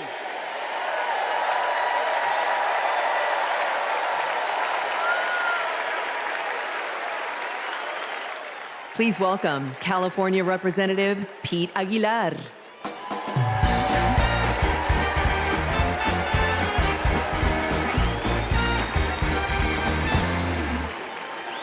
I'm Pete Aguilar, chair of the Democratic Caucus.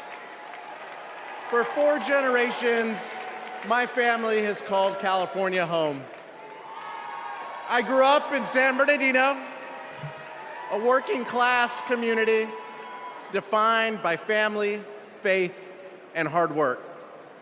These values, shared by Latino families across this country, are what made my family's American dream possible.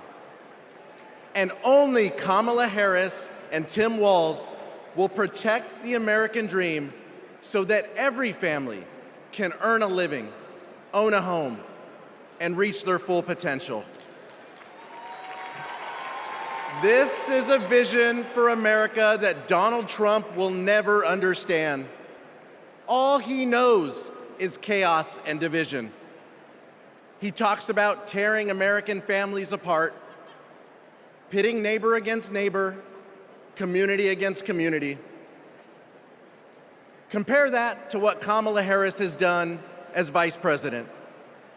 Almost 500,000 people who live here and are married to a U.S. citizen can now apply for lawful permanent residence. DACA recipients who graduated college have easier access to work visas.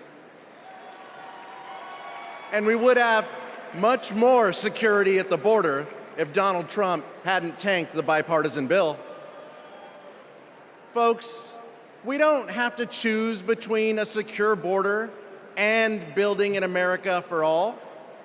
Under President Harris, we can and will do both. As a prosecutor, she took on transnational gangs and cartels. As president, she will fight for pathways to citizenship. And I can tell you, as the highest-ranking Latino in Congress, our community understands the stakes in this election because we believe in the promise of this country.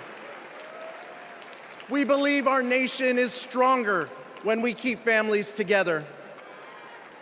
We believe our union is more perfect when dreamers become doctors, teachers, construction workers, and military service members. Latinos believe in that American dream and a brighter future.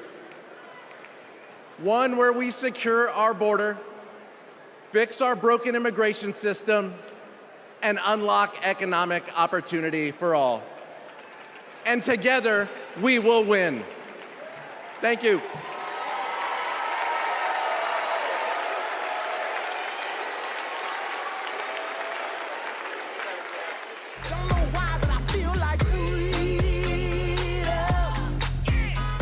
I'm a Filipino-Japanese DACA recipient. I am a third-year medical student, and I am a DACA recipient. Thanks to DACA, I've been able to open up my own business and represent clients as a lawyer. So many of my dreams came a little bit closer. It is disheartening to know that the court system may end DACA next year, and to also hear Donald Trump calling for mass deportations. It is time that we recognize dreamers for who they are. We are contributors to this great nation. I support Vice President Harris, who has continued to fight for DACA recipients. She was the one who stood with us, who sat with us, who heard our stories. We need a future President Harris to ensure that dreamers like me can continue to work and provide for ourselves, our communities, and our families.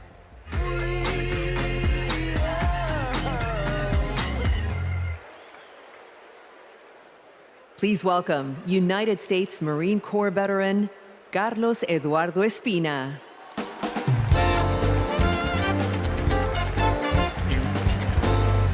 Buenas noches, mi gente. My name is Carlos Eduardo Espina. And if 2 decades ago, when my parents immigrated to College Station, Texas,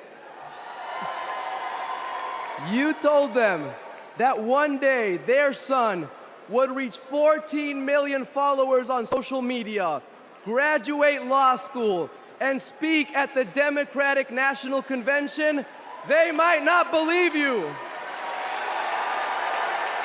But this is the United States of America, the land of opportunities where anything is possible.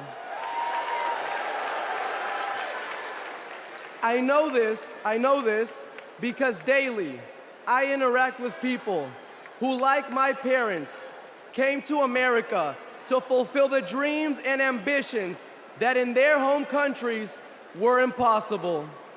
People who work hard, contribute to society, pay taxes because, yes, immigrants pay taxes, and love this country deeply. The same people Donald Trump wants you to believe are poisoning the blood of our country. This is dangerous, and it is outright anti-American. Because as Ronald Reagan, a Republican, once said, we lead the world because unique among nations, we draw our people, our strength from every country and every corner of the world. Reagan knew that welcoming immigrants is not a Democratic or a Republican value, it is an American value. To be pro-immigrant is to be pro-America. And that's why Kamala Harris understands this too. And that's why, once elected, she will reject hate and find solutions that make our nation stronger. So let's get her elected. Let's get her elected. And ensure that our country remains a beacon of freedom and opportunity for all. Thank you, God bless you, and God bless the great state of Texas.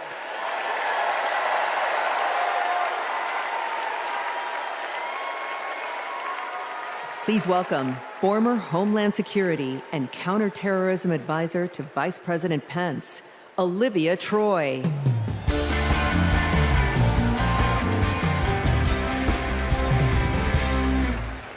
4 years ago, I resigned from the Trump administration. As a Republican who dreamed of working in the White House, it was a hard decision. But as an American, it was the right one. I saw how Donald Trump undermined our intelligence community, our military leaders, and ultimately our democratic process. Now, he's doing it again, lying and laying the groundwork to undermine this election. It's his MO, to sow doubt and division. That's what Trump wants, because it's the only way he wins. And that's what our foreign adversaries want, because it's the only way they win. As a national security expert, y como latina, y hija de una inmigrante mexicana que realizó el sueño americano, being inside Trump's White House was terrifying. But what keeps me up at night is what'll happen if he gets back there. The guardrails are gone. The few adults in the room the first time resigned or were fired. I grew up in the kind of working family that Trump pretends to care about. Conservative, Catholic, Texan. July 4th was our most sacred holiday. Those values made me a Republican. And they're the same values that make me proud to support Kamala Harris. Not because we agree on every issue, but because we agree on the most important issue: protecting our freedom.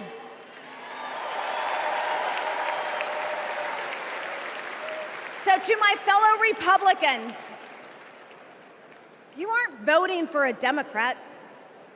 You're voting for democracy. You aren't betraying our party. You're standing up for our country. Thank you. Gracias.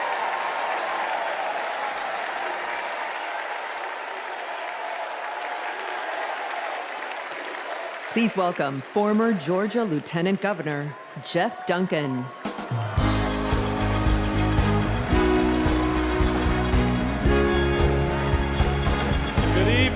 Good evening. I bring greetings from the great state of Georgia. So let's get the hard part out of the way. I am a Republican. But tonight, I stand here as an American.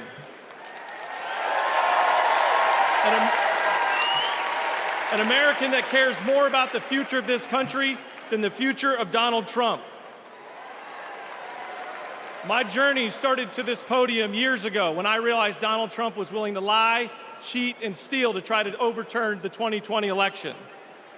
I realized Trump was a direct threat to democracy, and his actions disqualified him from ever stepping foot into the Oval Office again.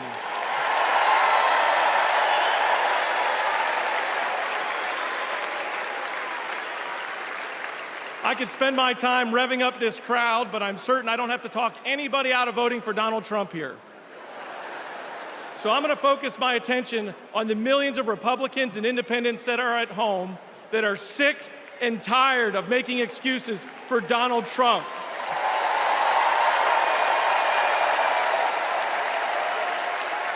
If Republicans are being intellectually honest with ourselves, Our party is not civil or conservative.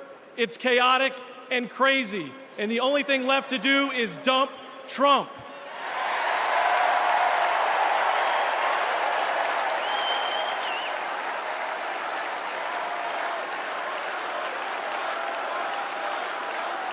These days, our party acts more like a cult worshiping a felonious thug.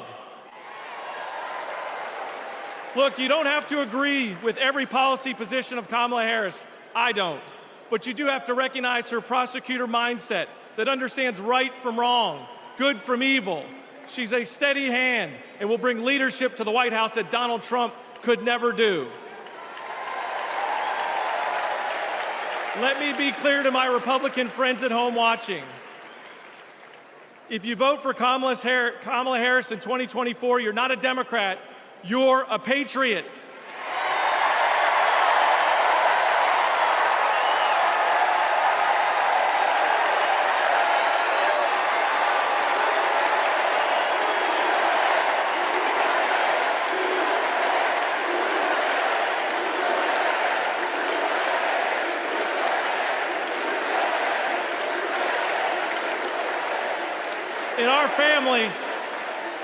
In our family, my wife Brooke and I are raising 3 boys, and we have a family motto.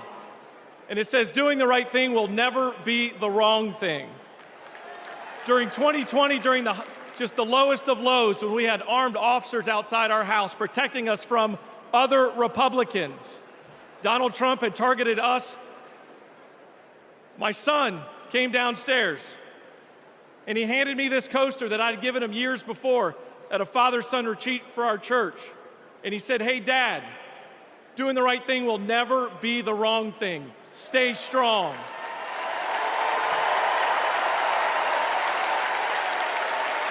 To my fellow Republicans at home that want to pivot back towards policy, empathy, and tone, you know the right thing to do.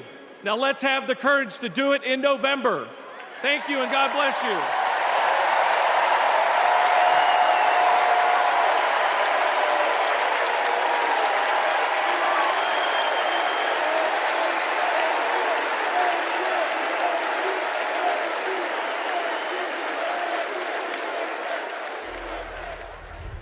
We will never give up. We will never concede. It doesn't happen. You don't concede when there's theft involved.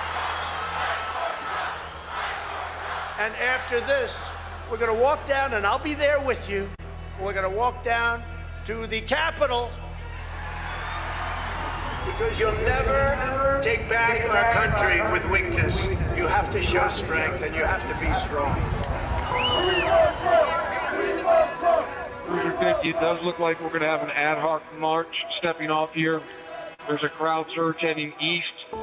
Mike Pence, I hope you're going to stand up for the good of our Constitution and for the good of our country. And if you're not, I'm going to be very disappointed in you. I will tell you right now.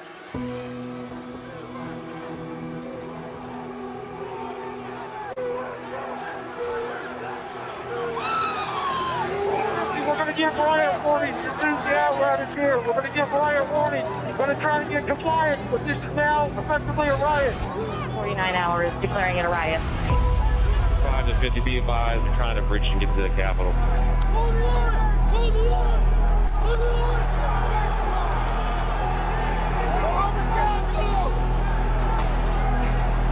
We have a breach of the Capitol.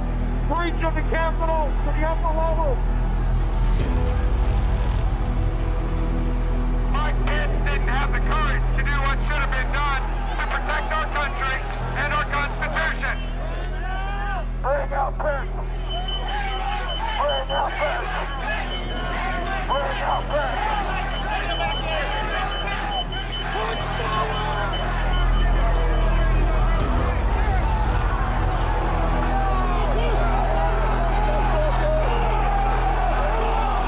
We can't hold this. We're going to get too many people. Look at this vantage point, man.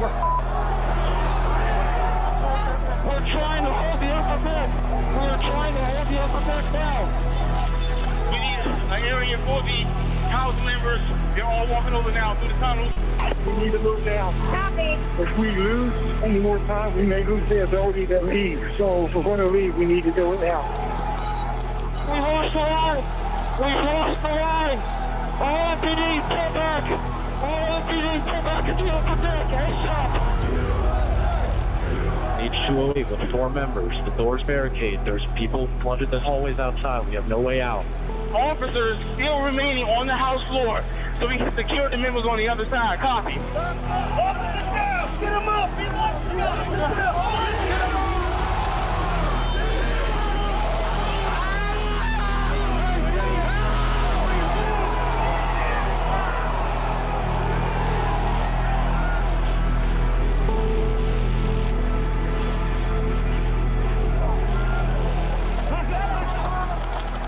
And if I win, I will be looking very, very strongly about pardons.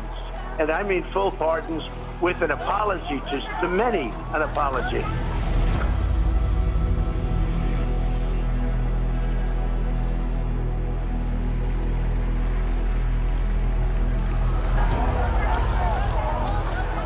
They were peaceful people. These were great people.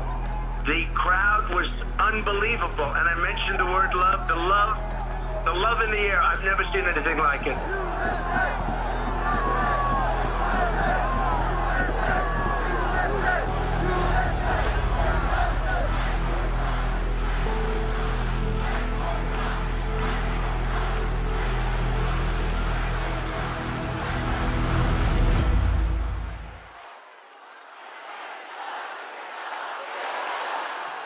Please welcome Mississippi Representative Benny Thompson.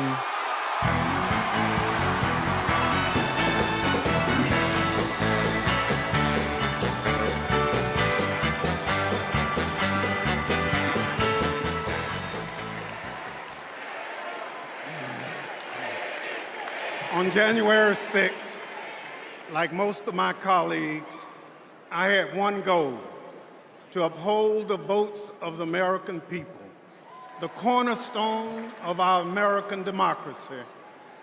But as what you've just witnessed, let me remind you that the members of that violent mob had another goal. They wanted to stop the peaceful transfer of power for the first time in American democracy. Thank God they failed. Because in this country, we settle our differences at the ballot box, not through violence.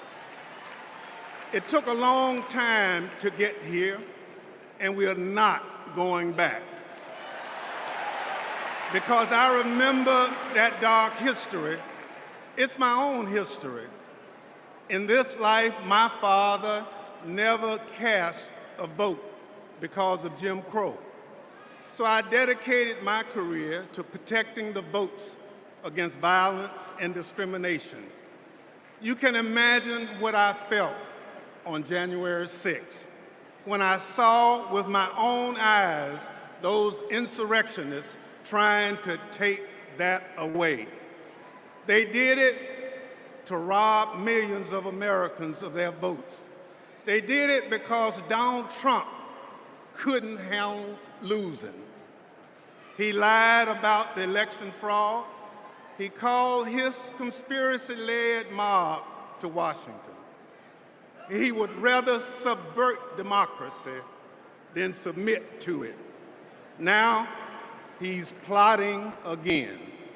His campaign proclaims that elections won't end until the moment of inauguration. We will win or it was rigged. We win or else. This is Donald Trump's America. Elections are about choice. Choose democracy, not political violence. Choose the America we've always taught our children to love. Choose Kamala Harris.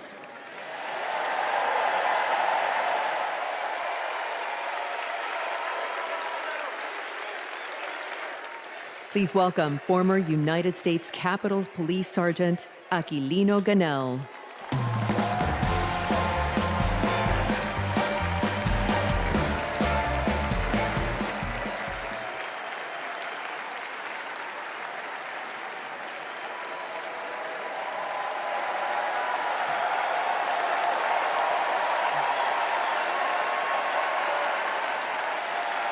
Thank you. Thank you.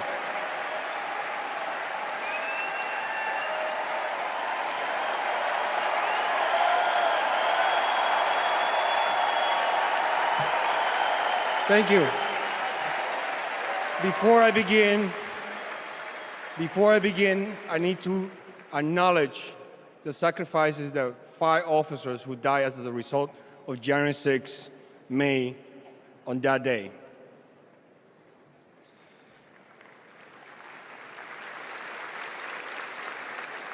My name is Aquilino Ganell. I immigrated to the U.S. from the Dominican Republic when I was 12. I became an American citizen.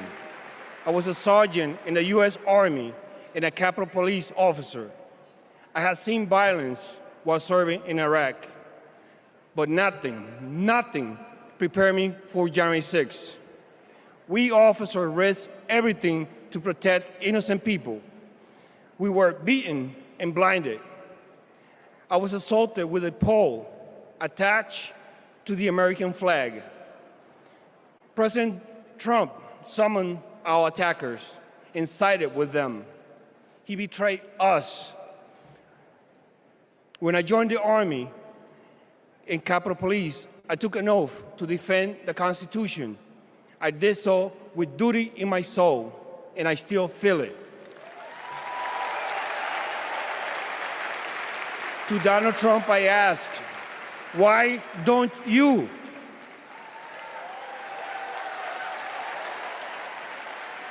On January 6, I nearly died protecting the Capitol, and I will do it again for our democracy. The way to preserve it is to elect Kamala Harris, our first female commander-in-chief.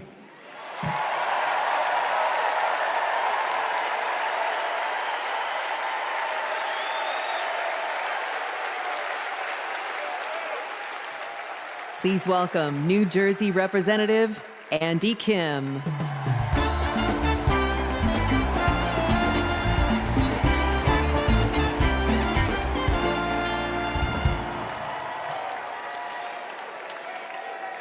When I was a kid, my parents brought me to the Capitol.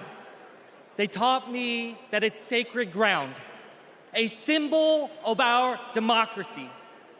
When I got to Congress, I was excited to bring my little boys to the same beautiful building.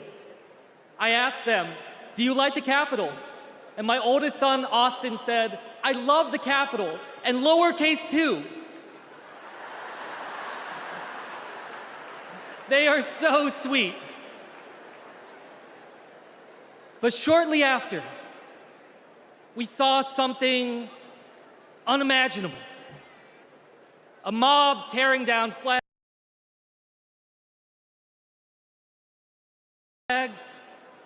assaulting police officers. That night, I walked into the rotunda. The floor was covered in broken glass and garbage, strewn with the chaos unleashed by Donald Trump. And I thought to myself, how did it get this bad? So I did the only thing I could think of.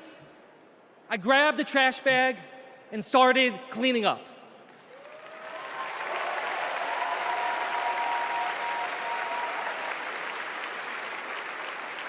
What I learned on January 6th is that all of us are caretakers for our great republic.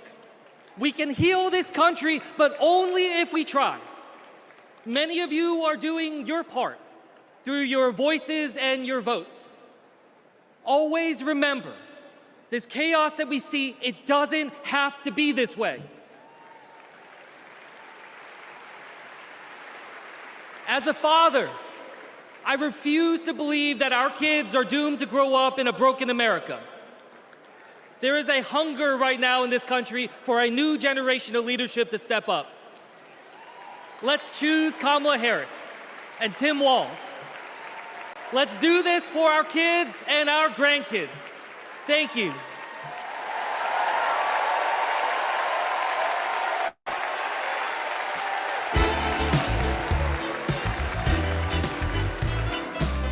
Please welcome Olivia Juliana. Hello from a proud Texas Democrat. This November, I'll cast my first vote in a presidential election ever. The fact is, our right to vote is under attack. I've seen it. Long wait lines. People blocked from registering to vote. Texans denied our voice. Donald Trump's Republicans are making it harder for us to vote. But we won't let them get away with it. And Kamala Harris won't let them get away with it either. She's fought for our freedoms. She's fought for our voice. But we will only be heard if we vote. As the saying goes, if you're not at the table, you're on the menu. So Gen Z, let's take our seat in our democracy and cast our ballots this November for Kamala Harris and Tim Walz. And now, ladies and gentlemen, American icon Stevie Wonder.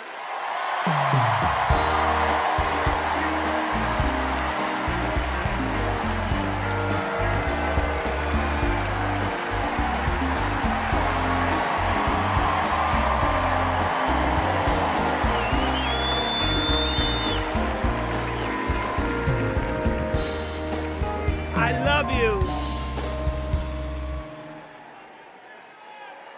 I just want to say, I love you. I love you.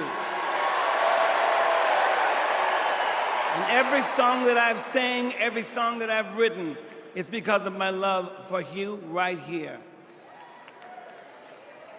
But this year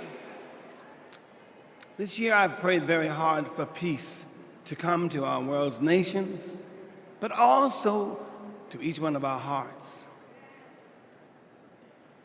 Even though our hearts have been beaten and broken, beyond prayer, I know the importance of action, and now is the time to understand where we are and what it will take to win. Win the broken hearts, win the disenchanted, win the angry spirits. Now is the time.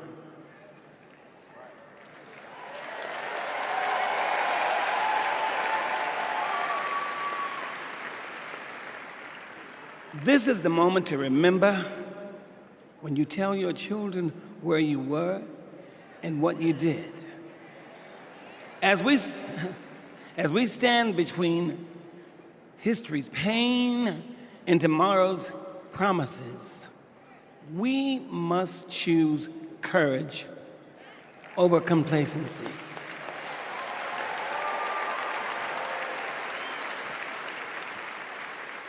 It is time to get up and go vote.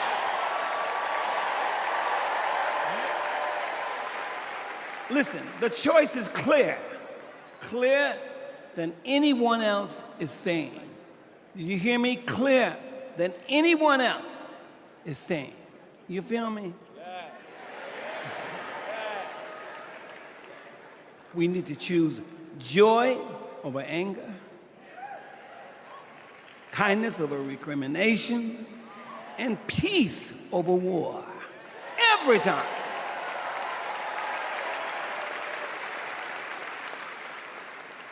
We must choose to be above the ugly words, the hateful anger, and the division those words and anger create.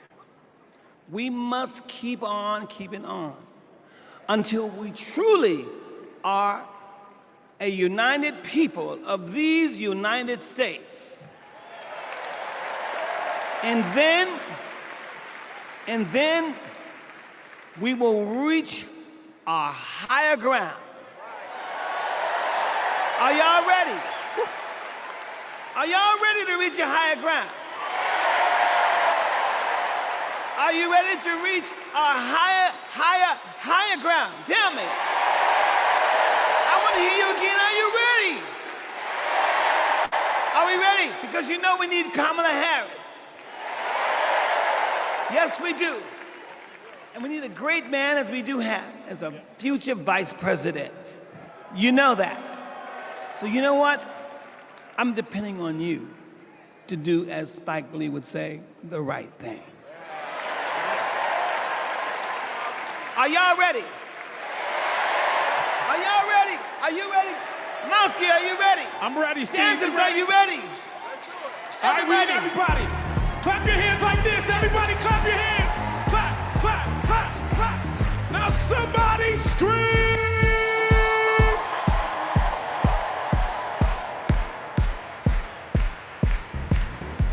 Here we go.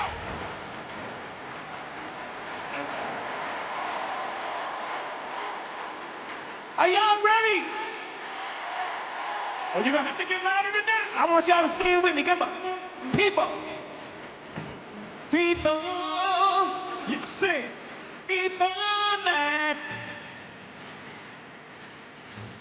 hold your hands. Y'all say keep on going. Yeah.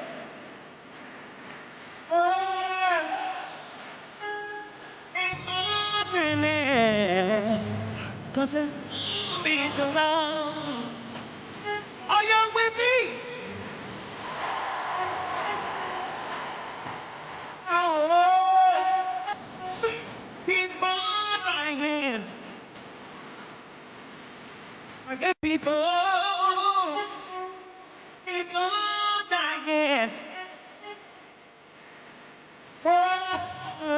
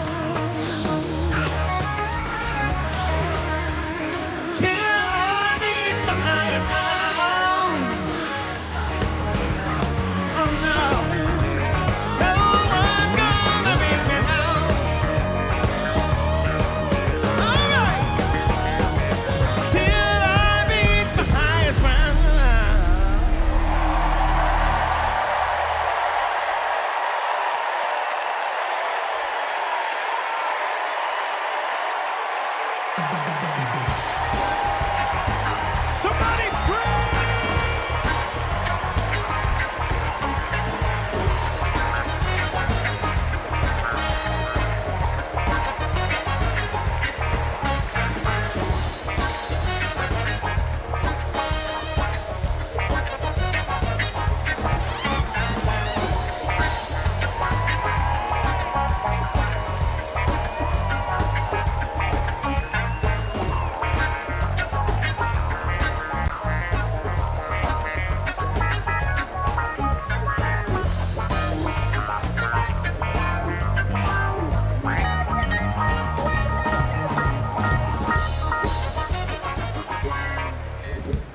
Wow. Wow. Wow. I couldn't see the rest of y'all, but from back, Nebraska was getting down. Stevie's song is powerful, but so was his words.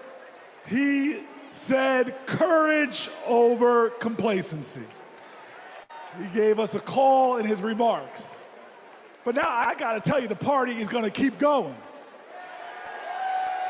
We're just getting started, y'all.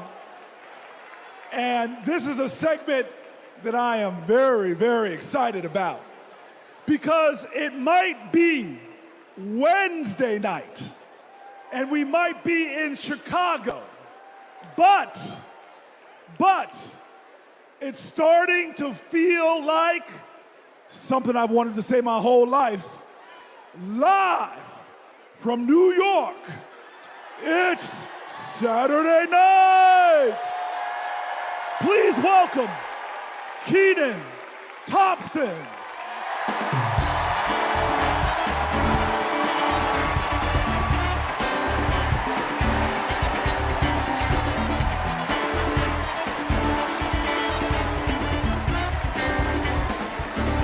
All right, all right, all right.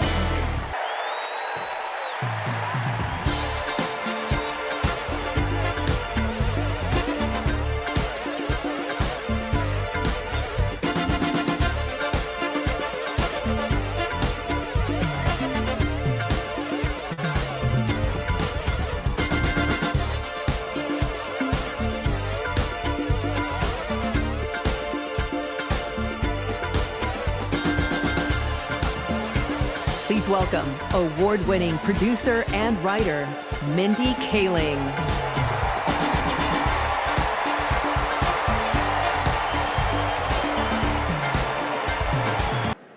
But in order to protect those freedoms, Democrats also need to win the House. So we have a lot to do, and please welcome to the stage your next Speaker of the House, Hakeem Jeffries.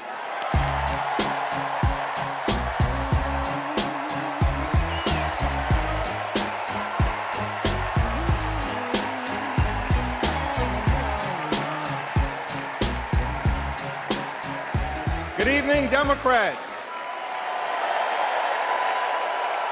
It's a high honor and a distinct privilege as a Brooklynite, New Yorker, and as an American to stand before you today and unequivocally express my support for Kamala Harris and Tim Walz to be the next President and Vice President of the United States of America.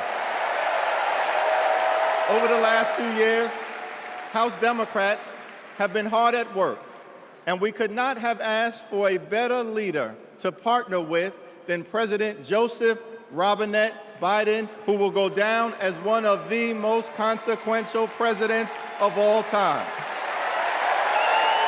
Last month, President Biden selflessly passed the torch to Vice President Kamala Harris, who is ready, willing, and able to fight for the people. Kamala Harris is a courageous leader, a compassionate leader, and a common sense leader who will deliver real results for everyday Americans.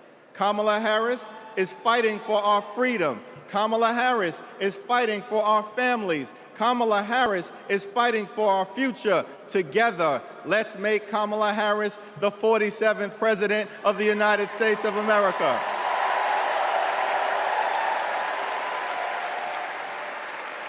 In our great country, when you work hard and play by the rules, you deserve to earn a living wage. You deserve to have an affordable place to call home. You deserve to educate your children in a great public school that is free from gun violence. And you deserve high-quality, affordable health care, and you deserve the chance to one day retire with grace and with dignity. But for far too many people in our great country, they are struggling to live paycheck to paycheck. And as a result, the American dream is out of reach. Here's the thing, extreme MAGA Republicans don't care about everyday Americans. They only care about themselves. Our approach, led by Kamala Harris and Coach Walz, is very different. We care about you, the American people. And we will fight hard to make sure that the American dream is alive and well in every single community. Now, the road ahead will not be easy, which brings me to you-know-who. Donald Trump is like an old boyfriend who you broke up with, but he just won't go away. He has spent the last 4 years spinning the block, trying to get back into a relationship with the American people. Bro, we broke up with you for a reason.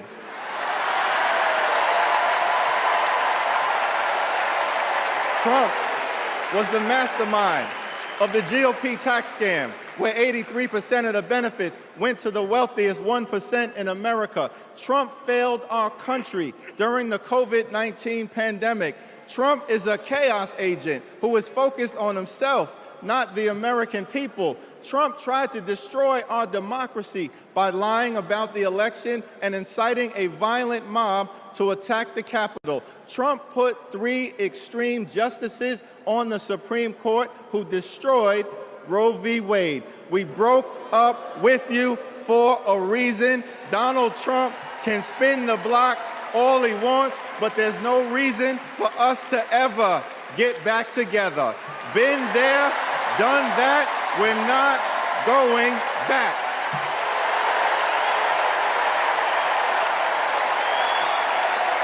Kamala Harris and House Democrats will always put people over politics. Kamala Harris and House Democrats will lower costs and grow the middle class.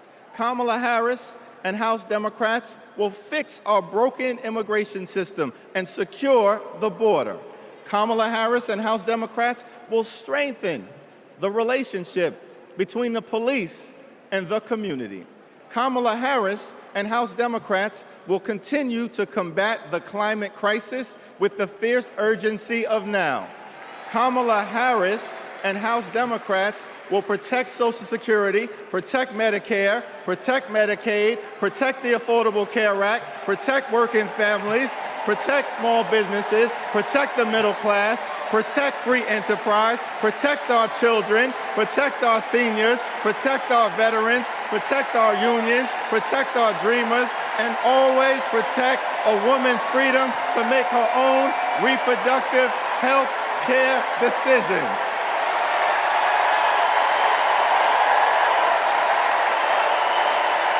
The extreme MAGA Republicans want to divide us. But the Constitution promises equal protection under the law. We are one nation, under God, indivisible, with liberty and justice for all. Together, let's build a brighter future for our children and our grandchildren. In the Old Testament, book of Psalms, the scripture tells us that weeping may endure during the long night, but joy will come in the morning. Here's how we do it. Strategize on Sunday. Meet the moment on Monday. Take it to them on Tuesday. Work it out on Wednesday. Thank the Lord on Thursday. Fight the power on Friday. Set it off on Saturday. Get a few hours of sleep, wake up the next day, and do it all over again until joy comes in the morning.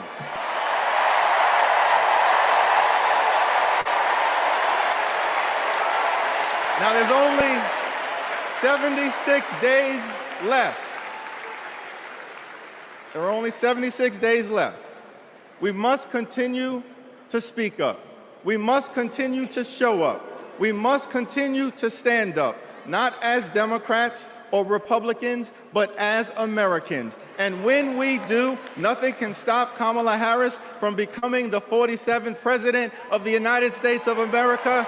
Nothing can stop House Democrats from taking back the majority. Nothing can stop the American people from continuing our march toward a more perfect union. Nothing can stop us. We're all the way up. God bless you. God bless Kamala Harris. May God bless the United States of America.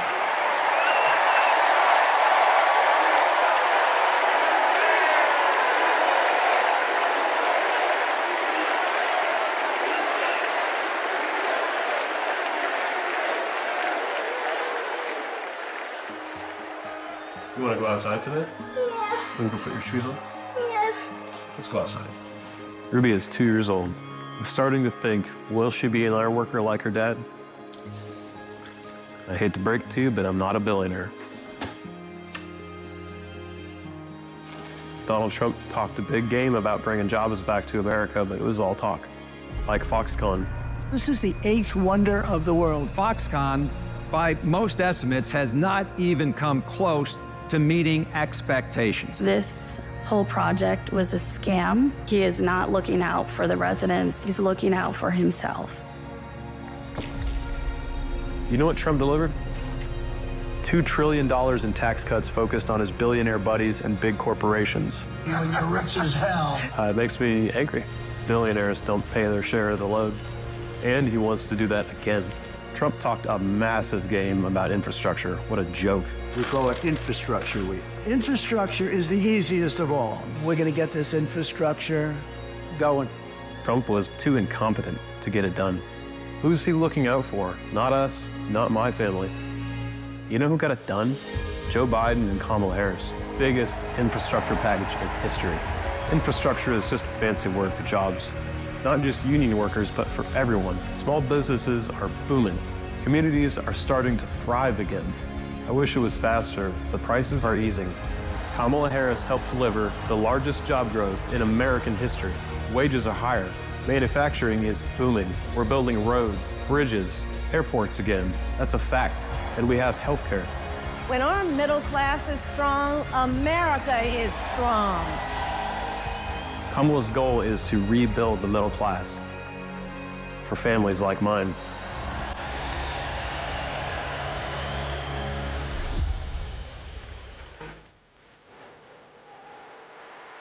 Please welcome the 42nd President of the United States, Bill Clinton.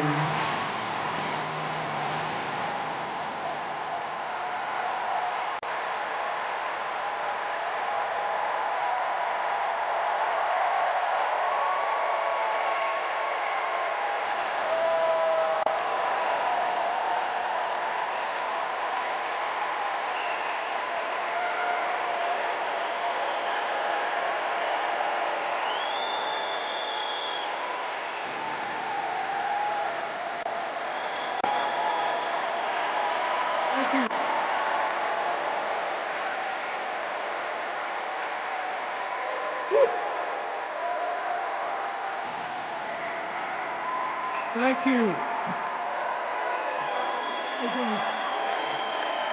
Thank you. Whoa.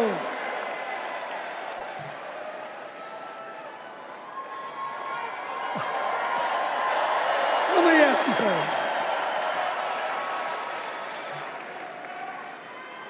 After the last 2 days, aren't you proud to be a Democrat? And I am very grateful to the Republicans and independents that have joined us, have been up here on the stage. And I hope they feel better about it now. Because I've seen all these things that even I have to be reminded of from time to time when I get my spirits down. I love seeing the Obamas here. I love seeing President Biden.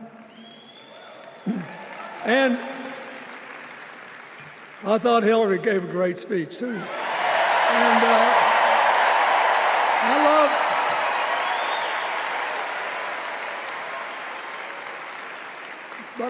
I love seeing all these young leaders.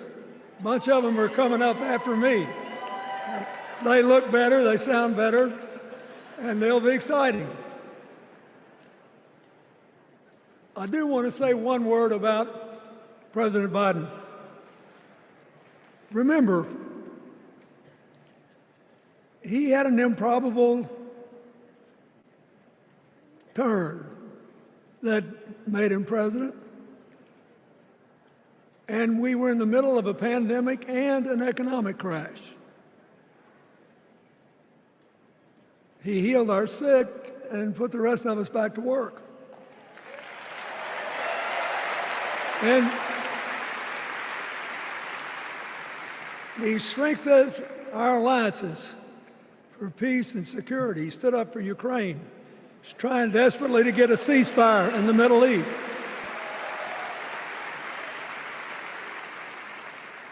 And then he did something that's really hard for a politician to do. He voluntarily gave up political power. And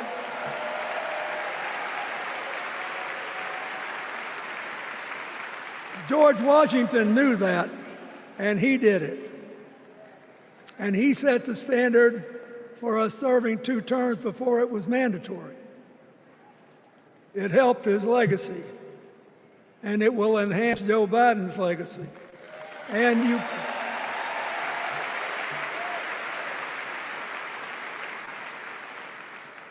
it's a stark contrast to what goes on in the other party. So I want to thank him for his courage, compassion, his class, his service, his sacrifice.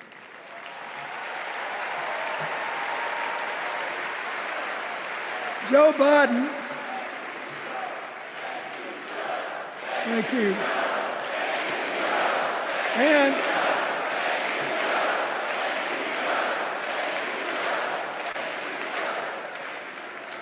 he kept the faith, and he's infected a lot of the rest of us. Now let's cut to the chase. I am too old to gild the lily. 2 days ago, I turned 78, the oldest man in my family of 4 generations. And the only personal vanity I want to assert is I'm still younger than Donald Trump.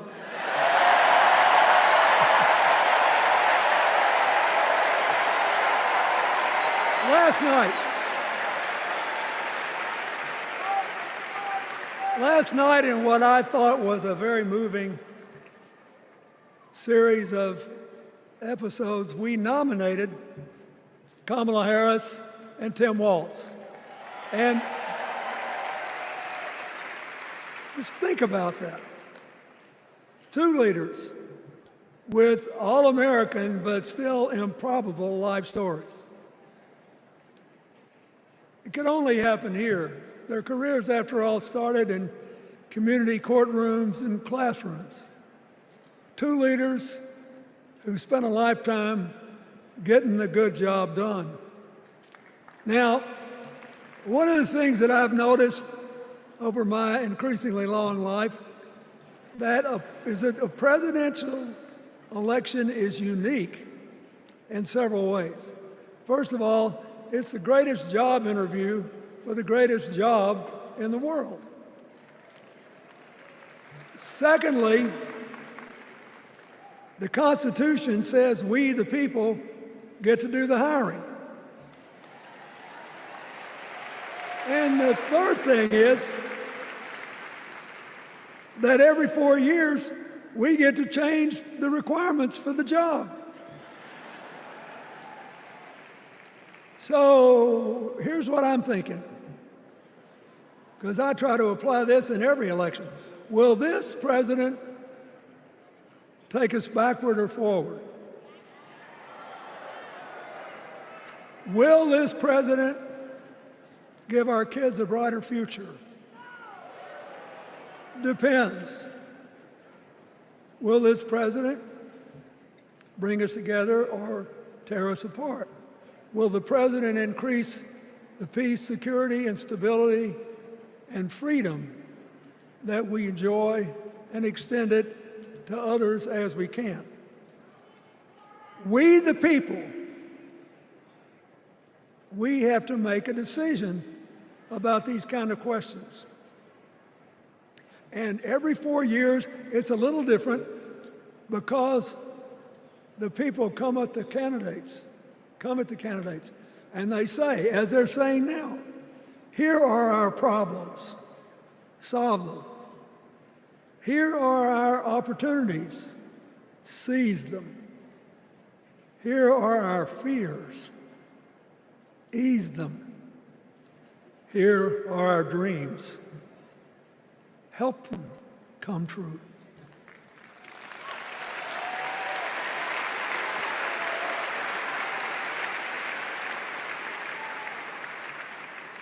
A president can answer that call by saying, I'll do my part, but you have to help me. We have to work together. Or you can dodge what needs to be done by dividing, distracting, and diverting us. So in 2024, we got a pretty clear choice, it seems to me. Kamala Harris for the people,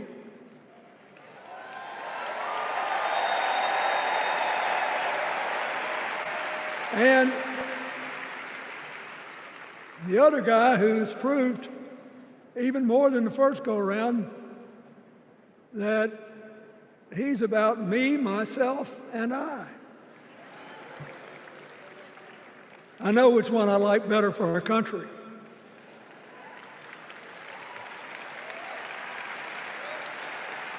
Kamala Harris will work to solve our problems, seize our opportunities, ease our fears, and make sure every single American, however they vote, has a chance to chase their dreams.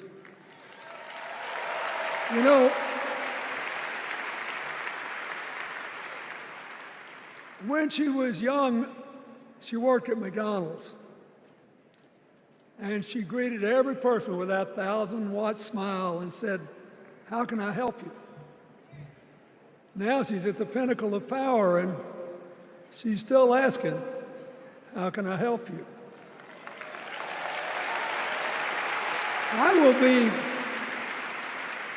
I'll be so happy when she actually enters the White House as president, because she will break my record as the president who spent the most time at McDonald's.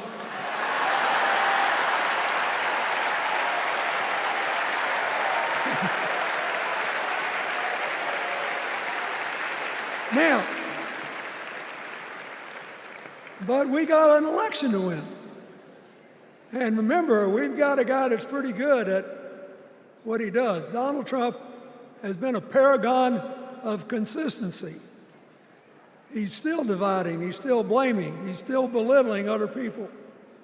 He creates chaos, and then he sort of curates it as if it were precious art. Let me say, not a single day goes by, even though I've been gone for well over 23 years from the White House, not a day goes by that I don't thank the Lord for the chance I had to serve and what it meant. And one of the reasons, thank you. Wait.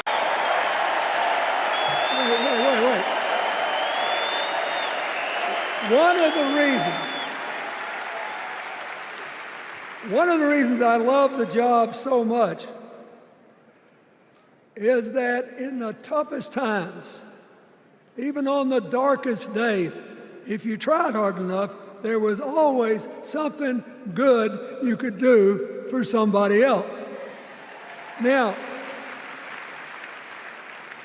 some days that's not easy to do. You've got to deal with all these emergencies, or there's something going on here, there, or yonder. But Kamala Harris is the only candidate in this race who has the vision, the experience, the temperament, the will, and yes, the sheer joy to get something done.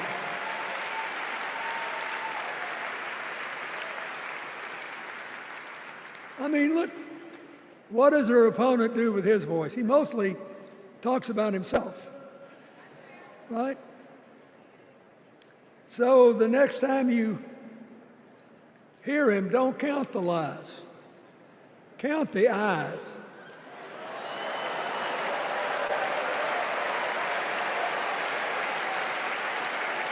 Count the eyes. His vendettas, his vengeance, his complaints, his conspiracies. He's like one of those tenors opening up before he walks out on stage, like I did, trying to get his lungs open by singing me, me, me, me, me, me.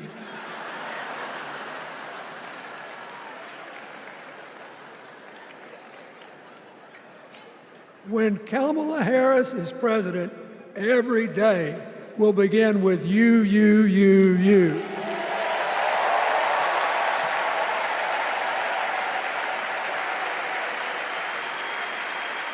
So, we got to ask ourselves the questions if we're going to hire a president. Do you want to build a strong economy from the bottom up and the middle out? Or do you want to spend the next 4 years talking about crowd size?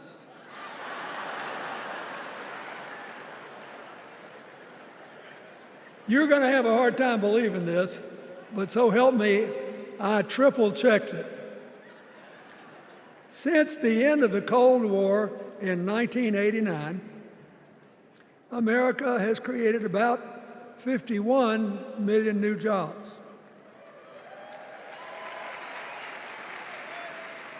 I swear I checked this 3 times. Even I couldn't believe it.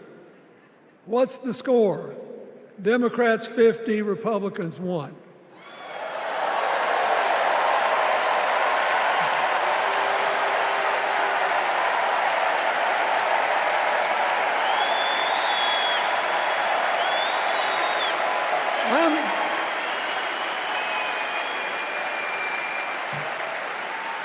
I'm glad that we've got a championship-winning coach on our team.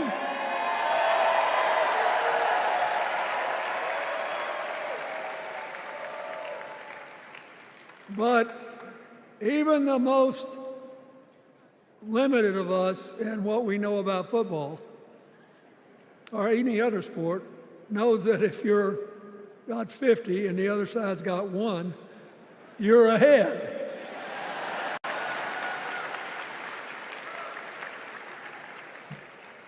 What about affordable housing? It's a terrible problem in America now. We need more. And affordable health care. That's why the Democrats put a limit on monthly payments for insulin and a $2,000 a year out-of-pocket limit, and are trying to cover more drugs by bargaining for prices. We need more financing for small businesses. We need still to strengthen our alliances. I almost croaked in the first debate of this election season when President Trump said nobody respected America anymore like they did when he was president. Wait. And with a straight face. Look, you got to give him, he's a good actor. With a straight face, he cited as evidence of the respect that existed for us when he was there the presidents of North Korea and Russia.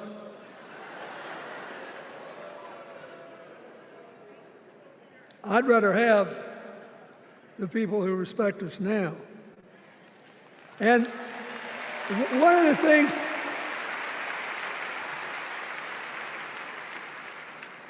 is when you send a signal to the other countries, you want them to know whether they agree with you or not, at least that you're on the level. Here's where you are and what you believe.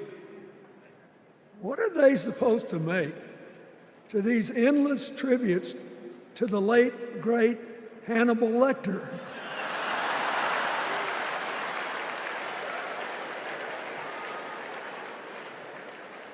I mean, President Obama once gave me the great honor of saying I was the explainer-in-chief Folks, I've thought and thought about it, and I don't know what to say.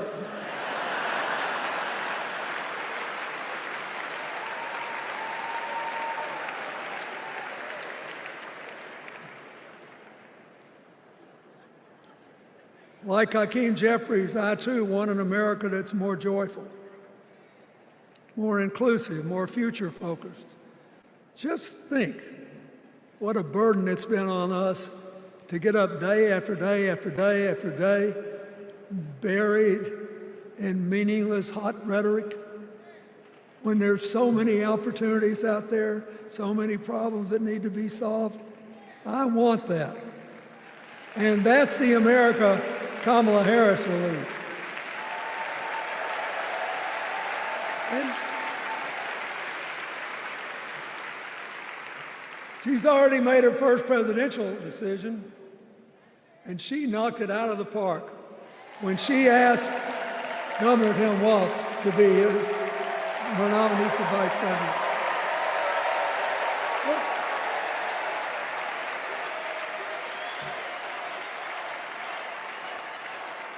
As they used to say when I was a young man growing up in Arkansas, you do not have to be all broke out with brilliance.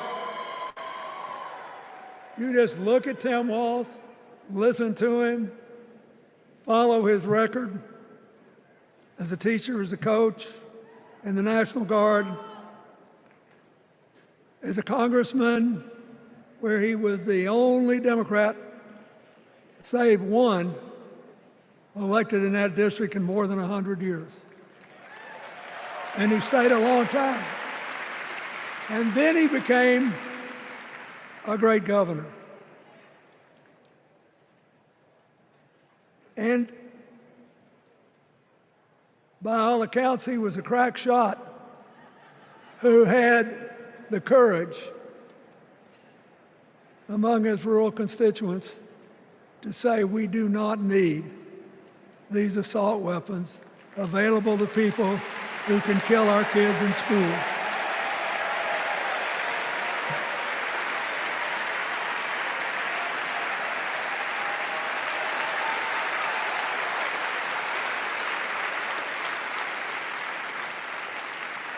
So, armed with her first decision, Kamala Harris confronts an interesting dilemma. We're going to walk out of here feeling pretty good, I think. We've got energy, we are happy, we feel like a load's off our shoulders. And we know we're just being asked to fight the same fight that the forces of progress have had to fight for 250 years.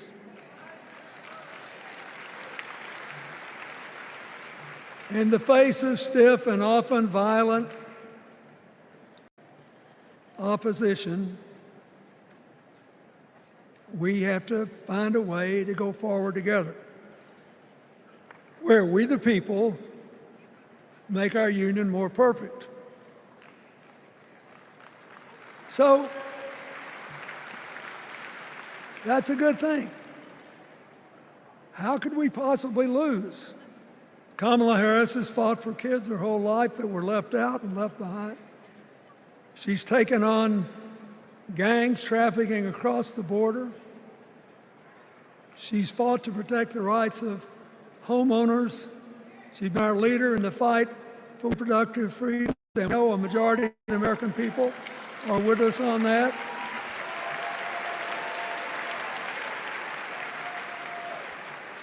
And she's gained an invaluable amount of experience as vice president, advancing our values and interests around the world. She's already said she's going to work really hard to make sure that no American working full-time lives in poverty or has to worry about their children living in poverty. She says that we got to make home ownership an achievable dream for everyone, not just a privilege. She said that and this meant a lot to me, that she would protect everybody's right to vote, whether or not they voted for her. They were citizens, and they deserve the right to vote.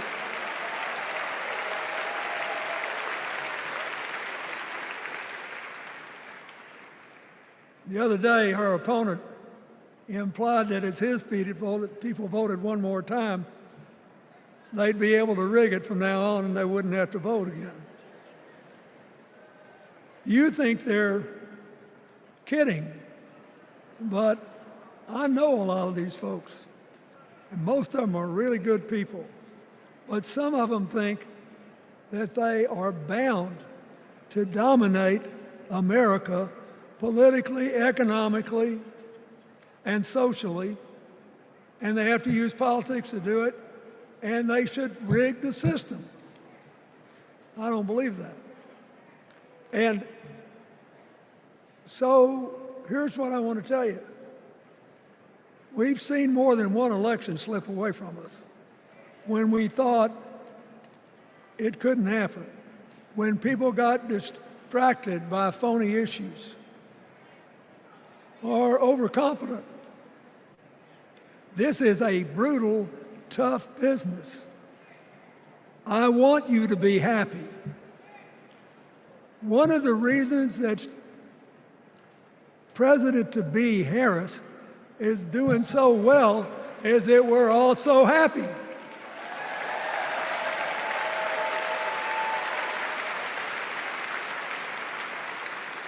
But you should never underestimate your adversary. And these people are really good at distracting us, at triggering doubt, at triggering buyer's remorse.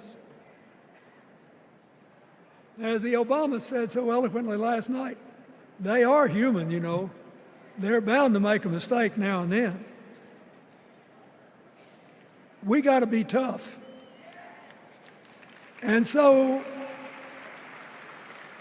as somebody who spends a lot of time in small towns and rural areas in New York and Arkansas and other places, I urge you to talk to all your neighbors. I urge you to meet people where they are. I urge you not to demean them, but not to pretend you don't disagree with them if you do. Treat them with respect, just the way you'd like them to treat you.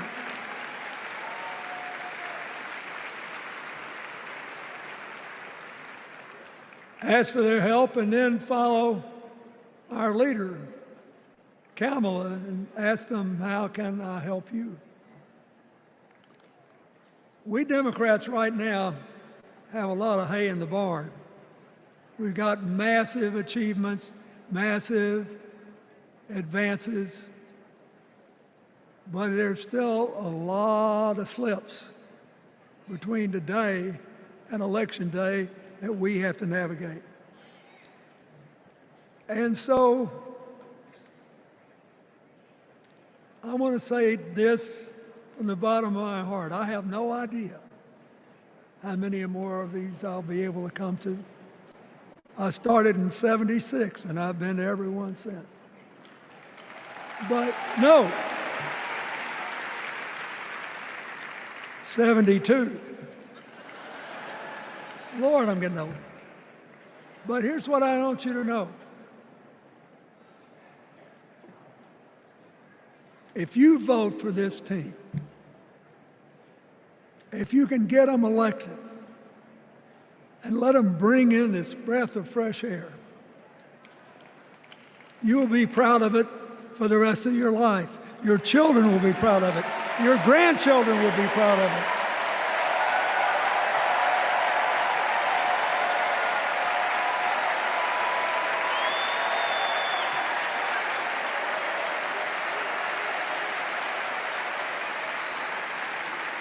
Take it from a man who once had the honor to be called in this convention the man from hope. We need Kamala Harris, the president of joy, to lead us. So,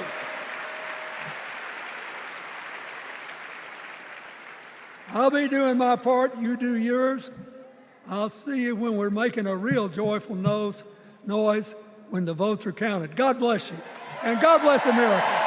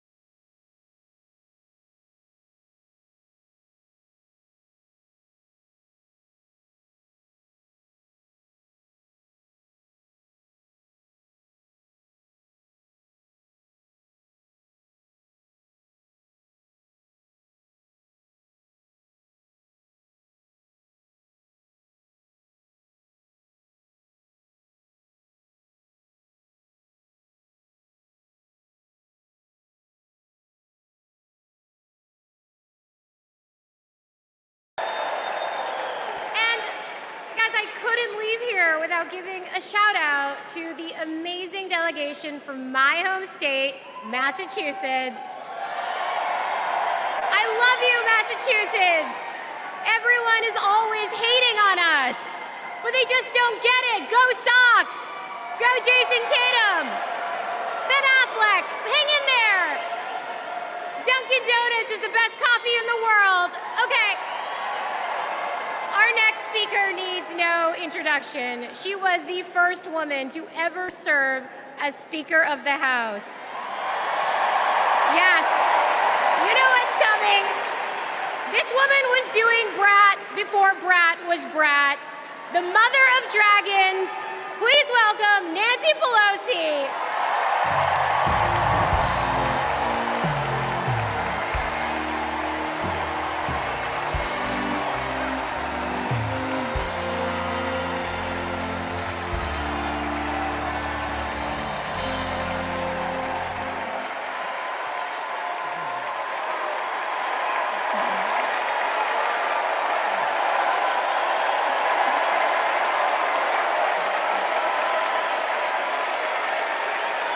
Hello, California. Hello, Maryland. Hello, Democrats.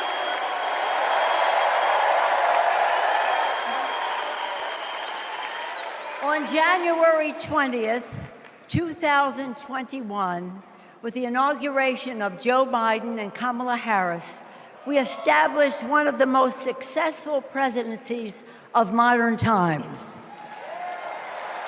And we quickly proved that Democrats deliver.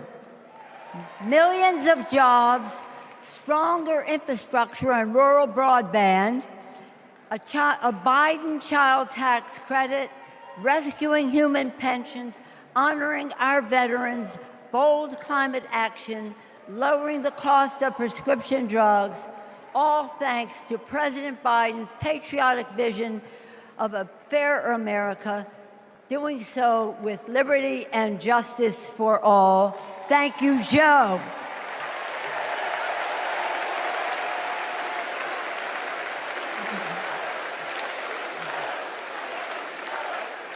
And I know that Vice President Harris is ready to take us to new heights. I've known Kamala Harris for decades. Personally, I know her a person of deep faith, which is reflected in her community care and service. Officially, she is a leader of strength and wisdom and eloquence on policy, most recently demonstrated fighting for women's right to choose.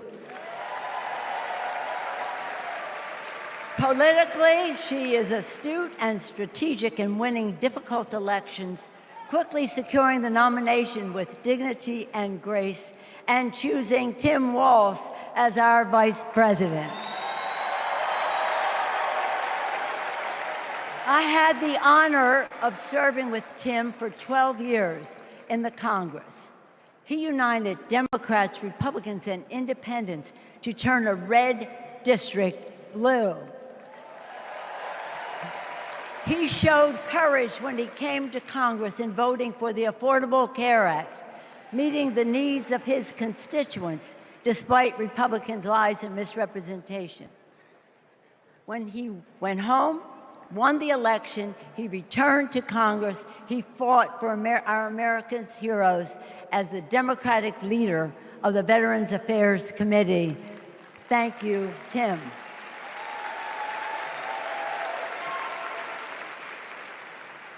January 6th was a perilous moment for our democracy.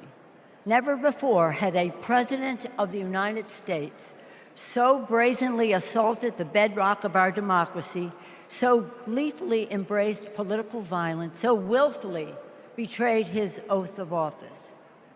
Let us not forget who assaulted democracy on January 6th. He did. But let us not forget who saved democracy that day. We did. And thank God we had a Democratic House of Representatives then. We returned to the Capitol that very same night. We insisted on certifying the election results on the floors of the House and the Senate. And we demonstrated to America and to the world that American democracy prevailed.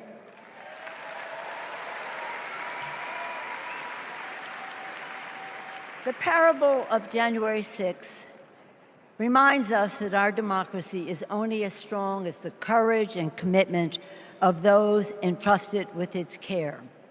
And we must choose leaders who believe in free and fair elections, who respect the peaceful transfer of power. The choice couldn't be clearer. Those leaders are Vice President Harris and Governor Walz.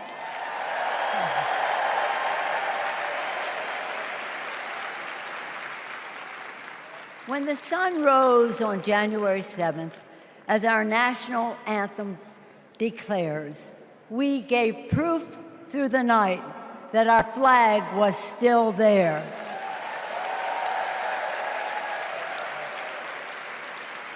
Now, in this election, we are called upon to do the same, to stand together, to reject autocracy, to choose democracy, and we will do so by electing a Democratic House with Hakeem Jeffries as Speaker of the House,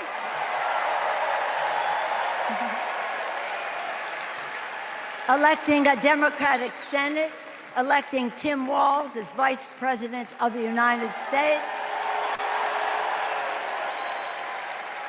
and electing Kamala Harris as the President of the United States. Onward to victory!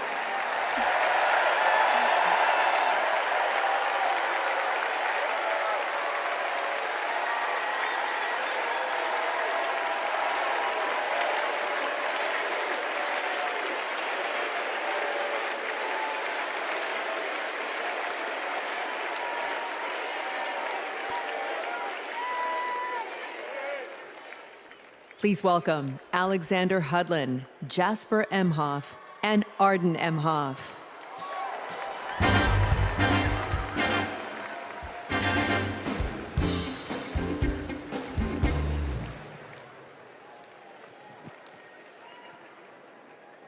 Kamala Harris is our auntie. She'll be a president who cares for all of us. She'll lift us up. In 2016, we celebrated Auntie's Senate win. We saw Trump winning. I was only 9, but I knew enough to be concerned. Auntie said, "Do you know what superheroes do? They fight back. And we will too."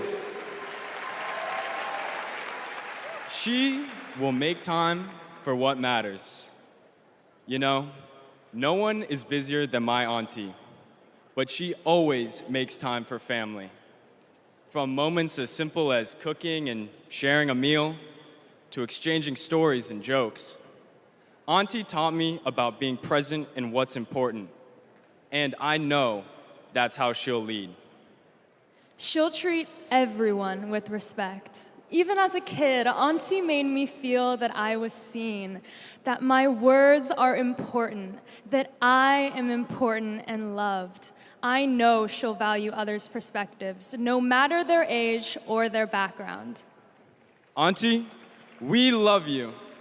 We're so proud of you.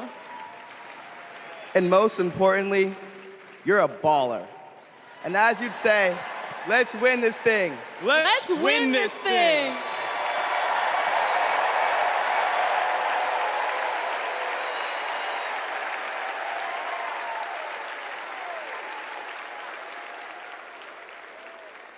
Please welcome nominee for U.S. Congress in California, Latifah Simon.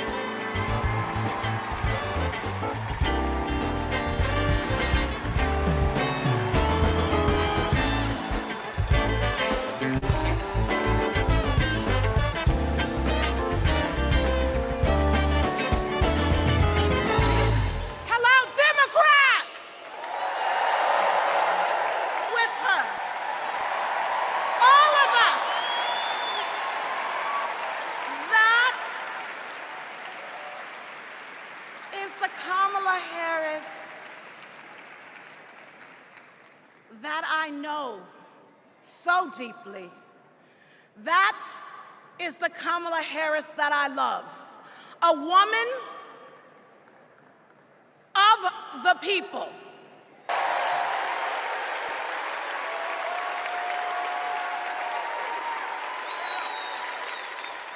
Please welcome former U.S. Associate Attorney General of the United States and the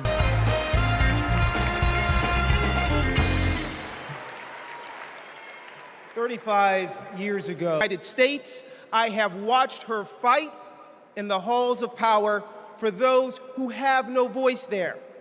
And as president, I know she'll fight for you. She'll fight for all of us. Because, friends, when Kamala fights, we win. Thank you. God bless you.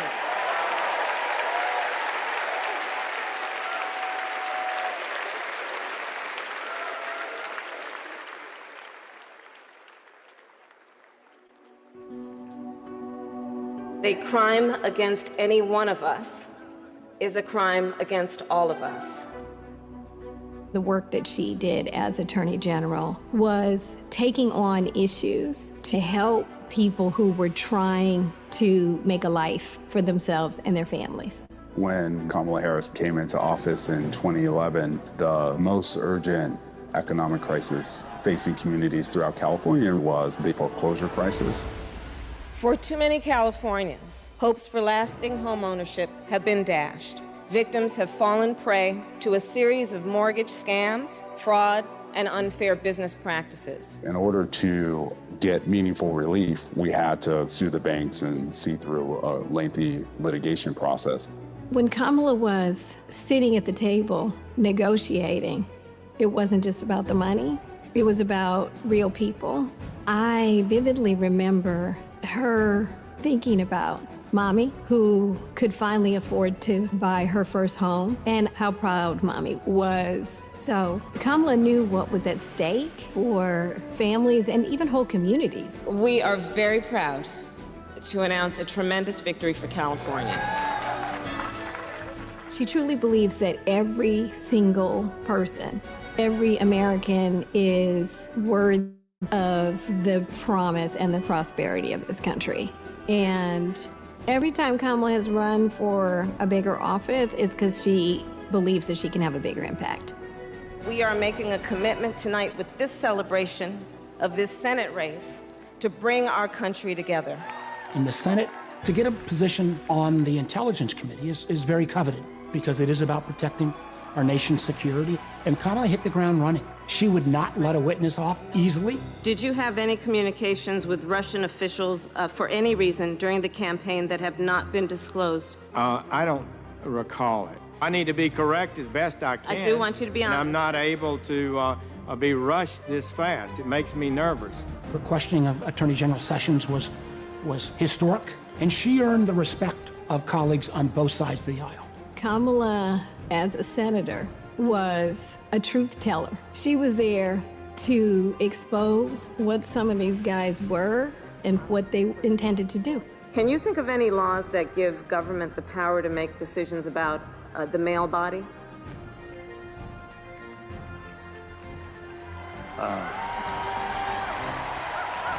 I'm not thinking of any right now, Senator.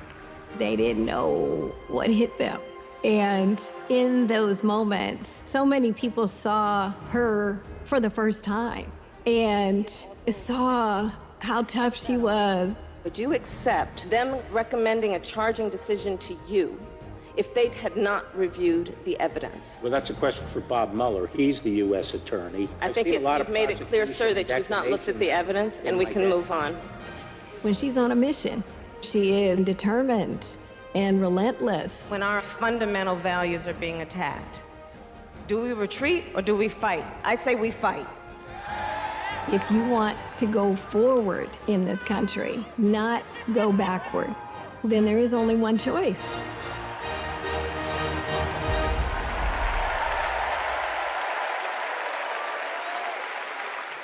Please welcome Nevada Senator Catherine Cortez Masto.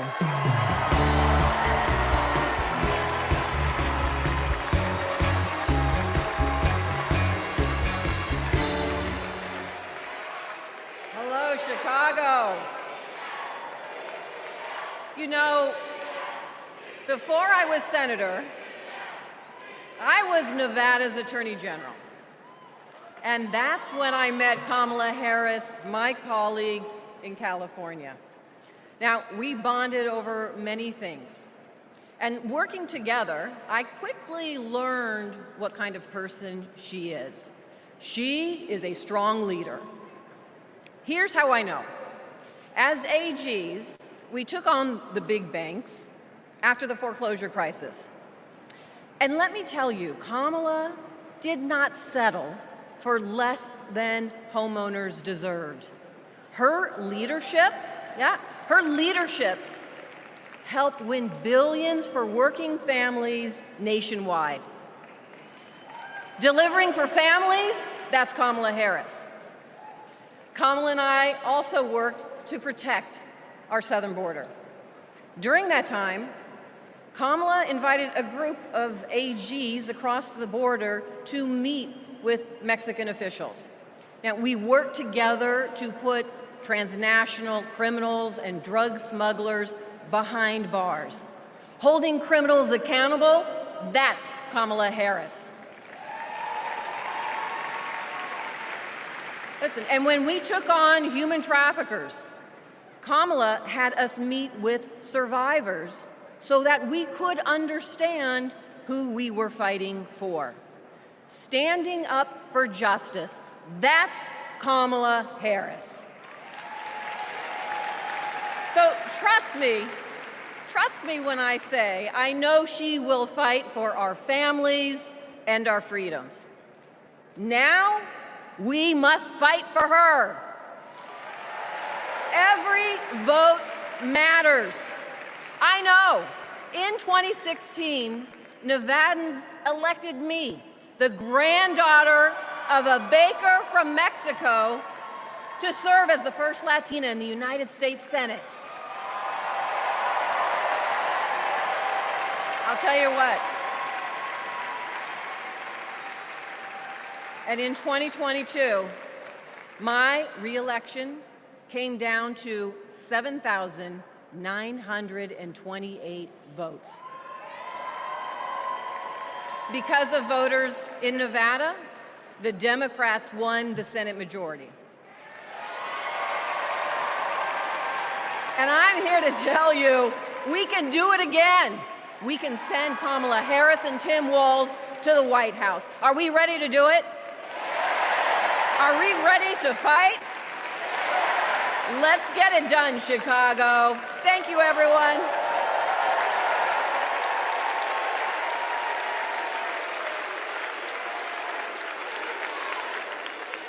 Please welcome Pennsylvania Governor Josh Shapiro.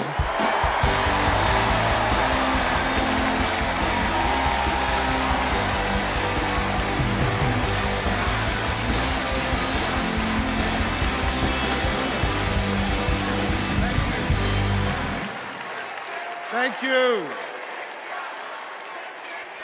2.5 centuries ago in Philadelphia, a band of patriots declared their independence from a king and set ourselves on a path of self-determination. Generation after generation has embraced that responsibility. Ordinary Americans rising up, demanding more, seeking justice.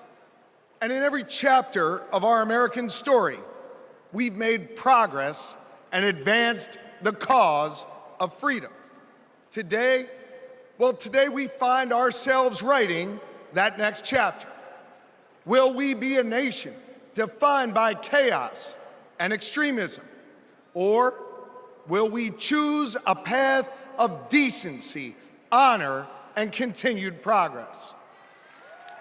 Kamala Harris, well, she has spent her entire career making progress. Donald Trump, a man with no guardrails, wants to take away our rights and our freedoms. And listen, while he cloaks himself in the blanket of freedom, what he's offering isn't freedom at all. Because hear me on this, it's not freedom to tell our children what books they're allowed to read. No, it's not. And it's not freedom to tell women what they can do with their bodies.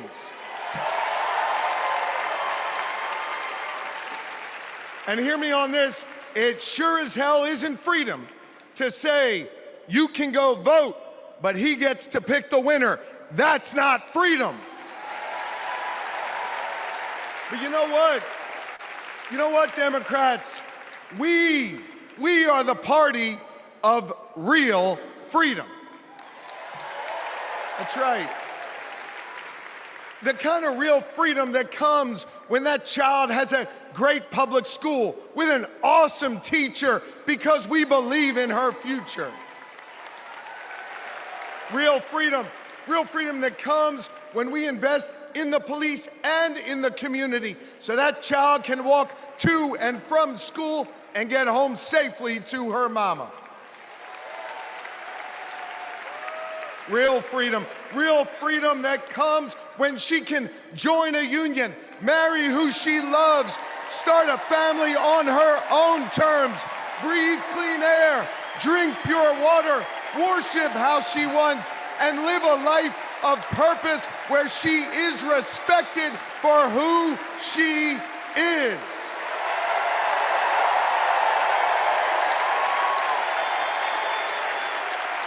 Real freedom that comes when she can look at Madam President and know that this is a nation where anything and everything is possible. That is real freedom, and that is what we are fighting for.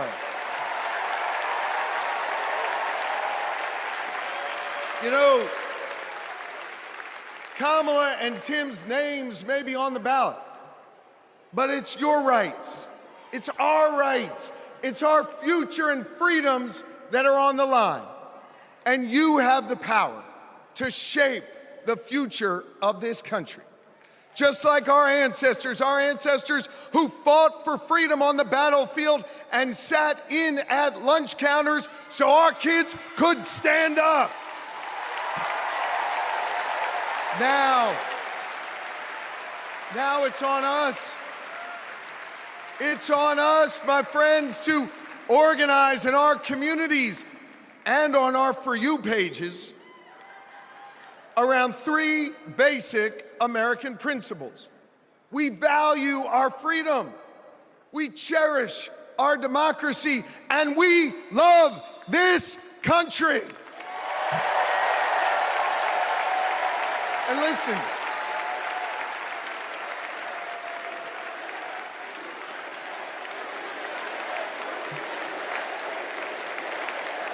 we love this country.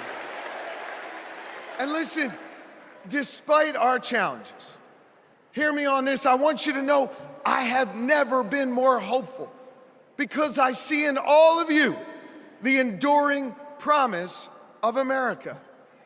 E pluribus unum, out of many one. It's not merely a motto from the past, it's our direction for the future.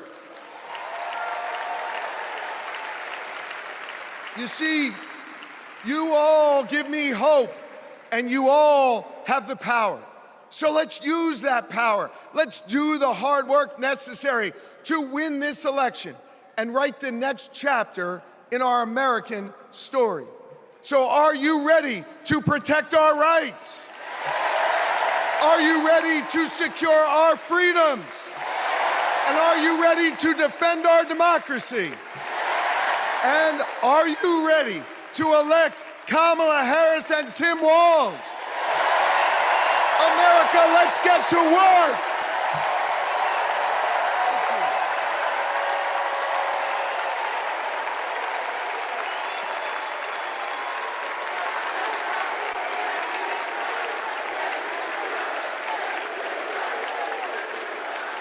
Please welcome author, activist, and youngest presidential inaugural poet in American history, Amanda Gorman.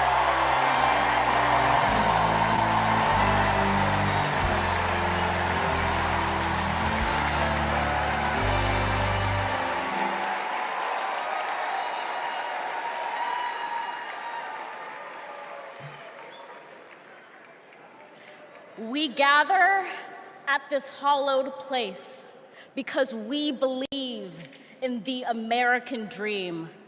We face a race that tests if this country we cherish shall perish from the earth, and if our earth shall perish from this country.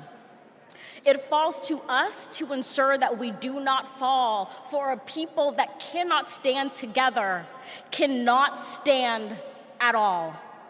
We are one family, regardless of religion, class, or color. For what defines a patriot is not just our love of liberty, but our love for one another.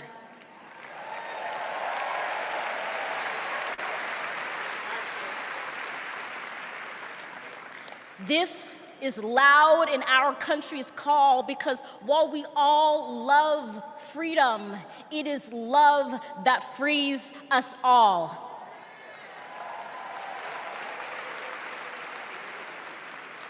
Empathy emancipates, making us greater than hate or vanity. That is the American promise, powerful and pure.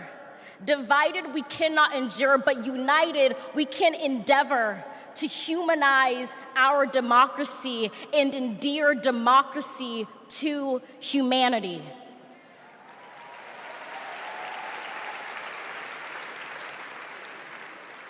And make no mistake, cohering is the hardest task history ever wrote. But tomorrow is not written by our odds of hardship, but by the audacity of our hope, by the vitality of our vote.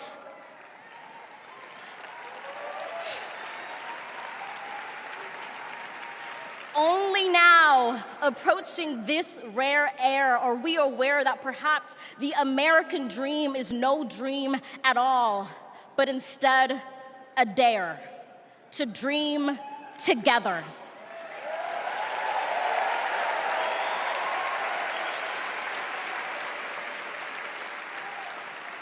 Like a million roots tethered, branching up humbly, making one tree. This is our country from many, one, from battles won, our freedoms sung, our kingdom come has just begun.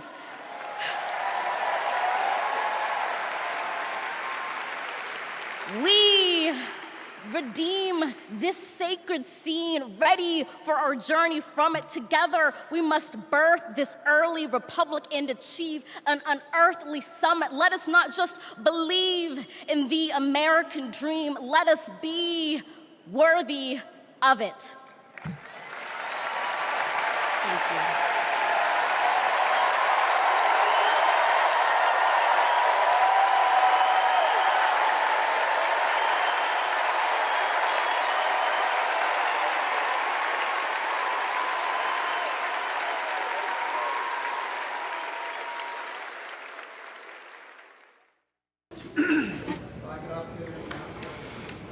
There's a word I heard.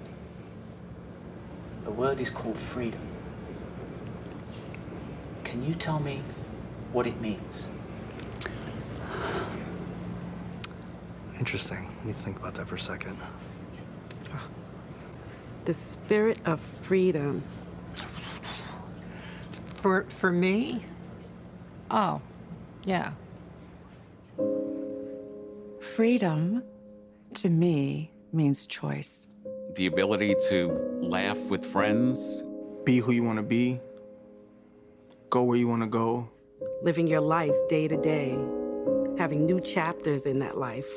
I believe in having your own words and being able to do what you want to. The freedom to raise our family in healthy communities. The idea that I can turn to my partner, my husband, and say I love you with every being of my soul.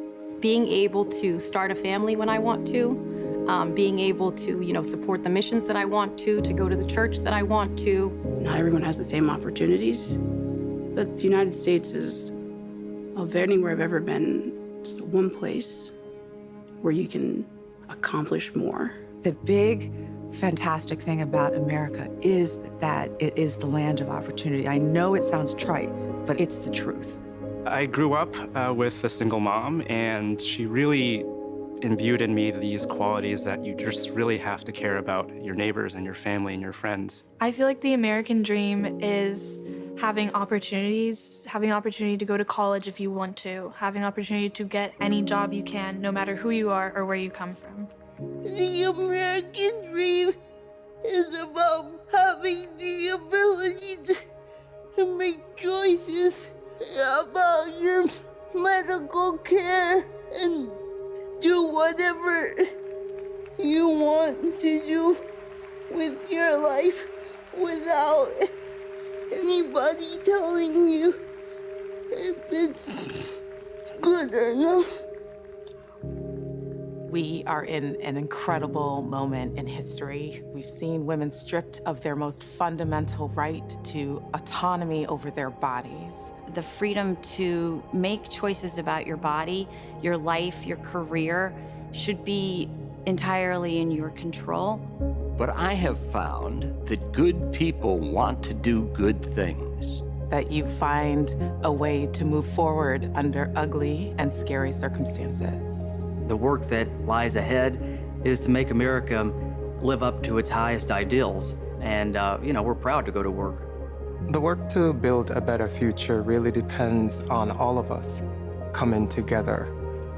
We have to bring back that respect for everyone. I don't think we're as divided as we seem. Let's come together as one big nation. I feel like we are on the verge of something very amazing in this country. It makes me want to fight for our children and future generations to ensure they have just as many, if not more, freedoms than we had.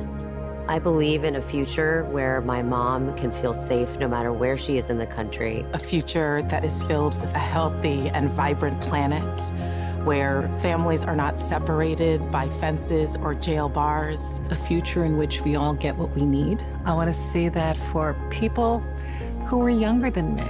Hopefully the kids I teach can chase their dreams and believe in what they want to be. I want a future for him that he knows that he's covered and protected.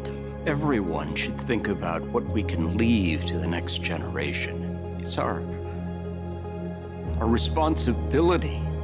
It's what we have to do. My name's Tyler. My name's Yvette.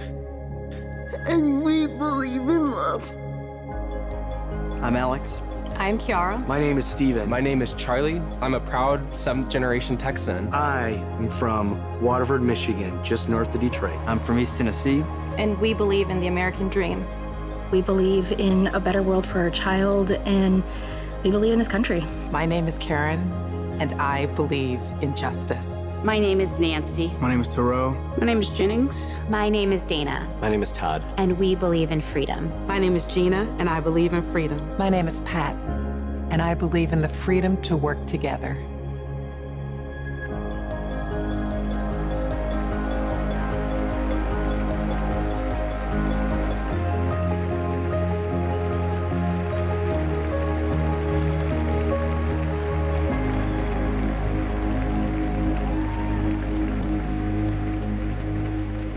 Please welcome Oprah Winfrey.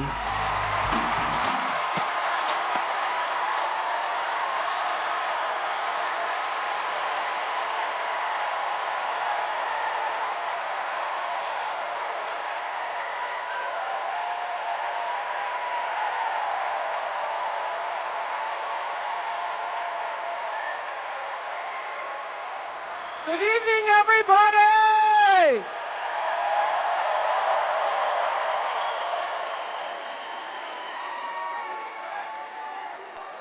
Who says you can't go home again?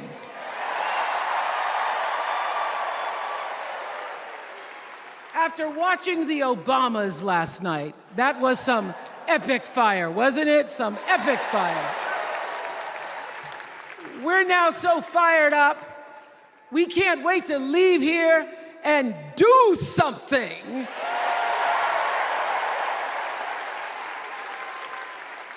And what we're going to do is elect Kamala Harris as the next president of the United States.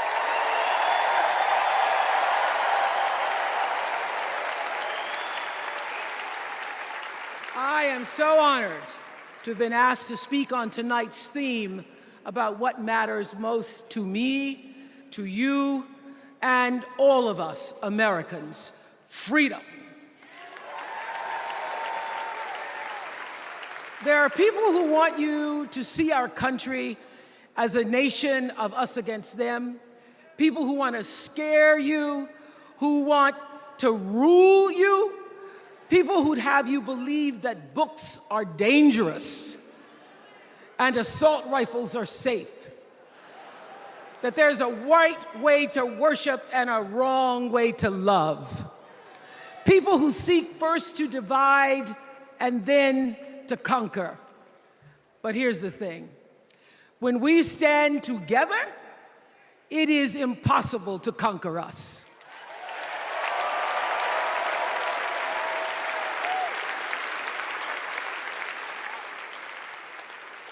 In the words of an extraordinary American, the late Congressman John Lewis,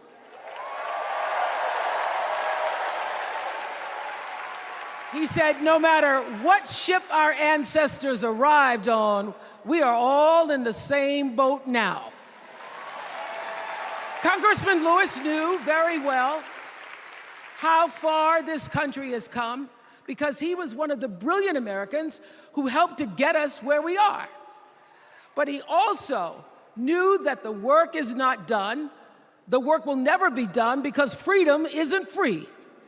America is an ongoing project. It requires commitment. It requires being open to the hard work and the heart work of democracy. And every now and then, it requires standing up to life's bullies.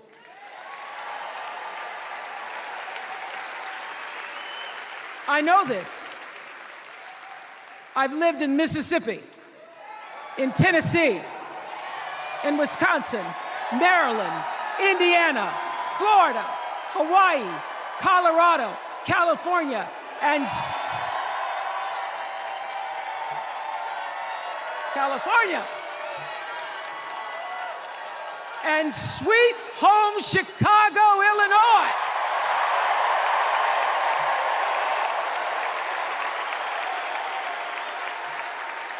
I have actually traveled this country from the redwood forests, love those redwoods, to the Gulf Stream waters.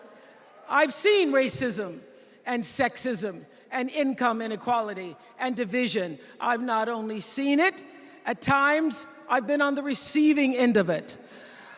But more often than not, what I've witnessed and experienced are human beings, both conservative and liberal, who may not agree with each other, but who'd still help you in a heartbeat if you were in trouble.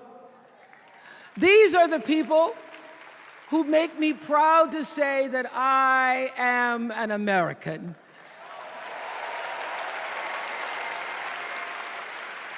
They are the best of America. And despite what some would have you think, we are not so different from our neighbors.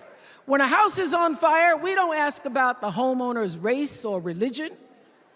We don't wonder who their partner is or how they voted. No, we just try to do the best we can to save them. And if the place happens to belong to a childless cat lady,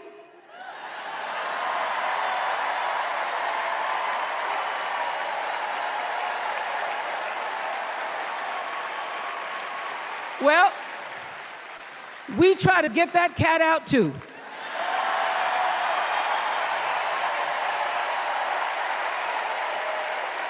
Because we are a country of people who work hard for the money. We wish our brothers and sisters well, and we pray for peace. We know all the old tricks and tropes that are designed to distract us from what actually matters, but we are beyond ridiculous tweets and lies and foolery. These are complicated times, people, and they require adult conversation. And I welcome those conversations because civilized debate is vital to democracy, and it is the best of America. Now, over the last couple of nights, we have all seen brave people walk onto this stage and share their most private pain.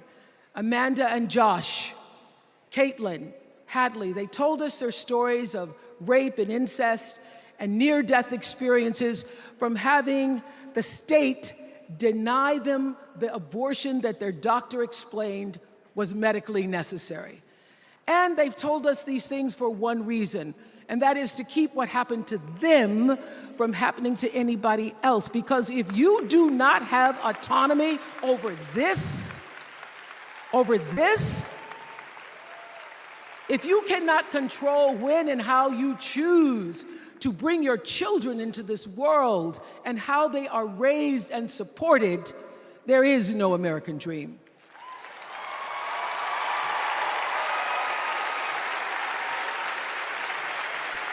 The women and men who are battling to keep us from going back to a time of desperation and shame and stone cold fear, they are the new freedom fighters. And make no mistake, they are the best of America.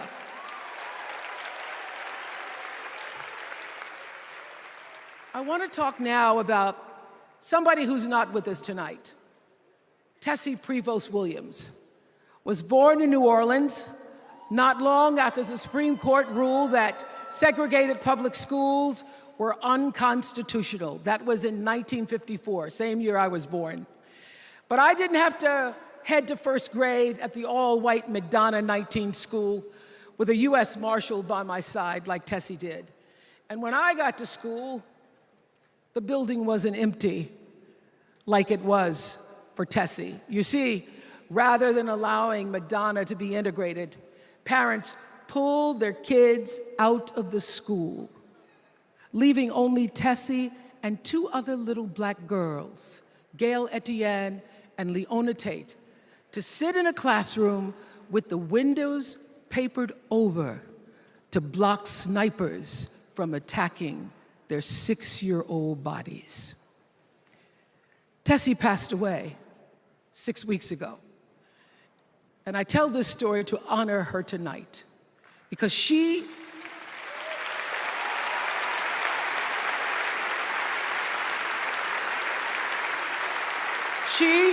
like Ruby Bridges and her friends, Leona and Gail, the New Orleans Four they were called. They broke barriers and they paid dearly for it. But it was the grace and guts and courage of women like Tessie Prevost Williams that paved the way for another young girl who 9 years later became part of the second class to integrate the public schools in Berkeley, California. And it seems to me that at school and at home, somebody did a beautiful job of showing this young girl how to challenge the people at the top and empower the people at the bottom. They showed her how to look at the world and see not just what is, but what can be. They instilled in her a passion for justice and freedom and the glorious fighting spirit necessary to pursue that passion. And soon, and very soon,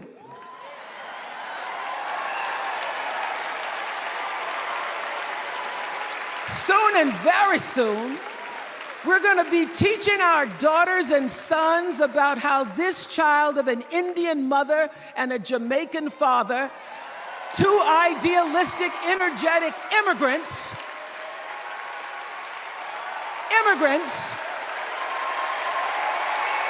how this child grew up to become the 47th President of the United States.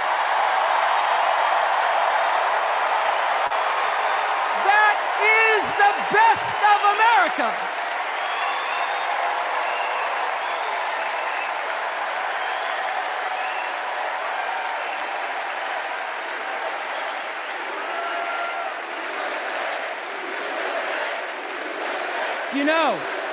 You know, let me tell you this. This election isn't about us and them. It's about you and me, and what we want our futures to look like. There are choices to be made when we cast our ballot. Now, there's a certain candidate that says if we just go to the polls this one time, that we'll never have to do it again. Well, you know what? You're looking at a registered independent who's proud to vote again and again and again because I'm an American and that's what Americans do. Voting is the best of America. And I have always, since I was eligible to vote, I've always voted my values. And that is what is needed in this election now more than ever. So I'm calling on all you independents and all you undecideds. You know this is true. You know I'm telling you the truth, that values and character matter most of all. In leadership and in life. And more than anything,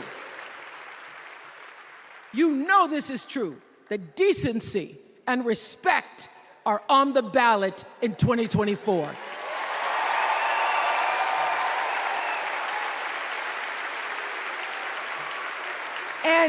And just plain common sense. Common sense tells you that Kamala Harris and Tim Walz can give us decency and respect. They're the ones that give it to us. So, we are Americans. We are Americans. Let us choose loyalty to the Constitution over loyalty to any individual. Because because that's the best of America. And let us choose optimism over cynicism, because that's the best of America. And let us choose inclusion over retribution. Let us choose common sense over nonsense.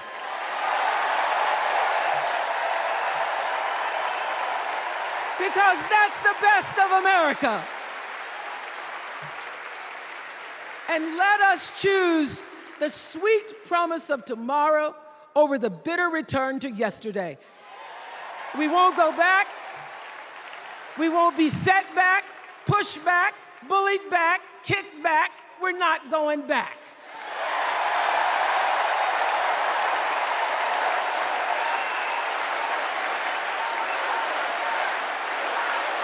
Not going back. We're not going back. So, let us choose. Let us choose truth. Let us choose honor.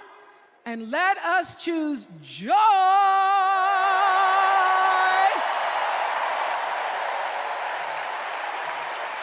Because that's the best of America. But more than anything else, let us choose freedom. Why? Because that's the best of America. We're all Americans, and together, let's all choose Kamala Harris.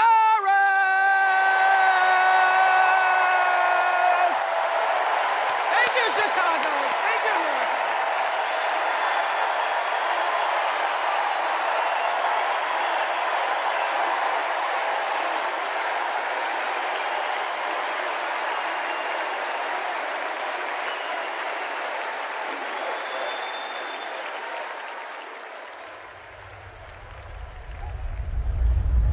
Here's what I want people to know about Tim Walz. Well, everybody at Mankato West High School loved Tim Walz. Yeah, I mean, Tim was jovial. When he would start teaching, it was like full contact teaching. You could not help but be interested in what he was talking about. He seemed to care about everybody in his class. He knew everyone's name. He wanted to know what interested you, how to engage you, what you were excited about, what you're feeling bad about. Mr. Walz was my geography and social studies teacher. Mr. Walz was my football coach. My middle school basketball coach. When we were doing the high school play The Nerd, he was the person building the sets. I don't think that there has ever been a moment where I've seen Tim exhausted from giving or engaging. He always seems like that person that's got the never-ending gas tank who can keep going. When I decided to come out as gay, we started the Gay Straight Alliance. Tim Walz was the faculty advisor. We saw him not only as a teacher, but a mentor and a leader. Mr. Walz was a really big part in helping build this community, and he's a big reason why I became a teacher myself. It was inspiring being in his classroom. Please welcome Maryland Governor Wes Moore.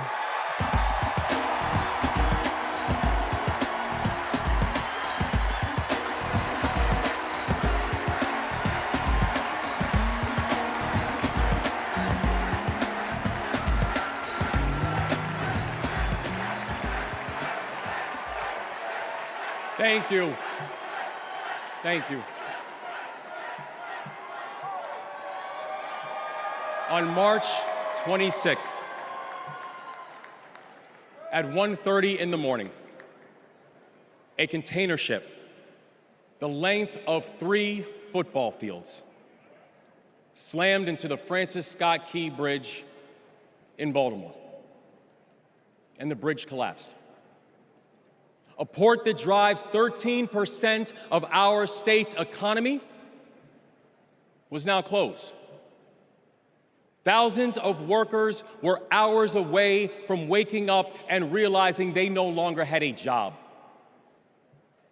6 Marylanders who had been on the bridge in the middle of the night fixing potholes lost their lives.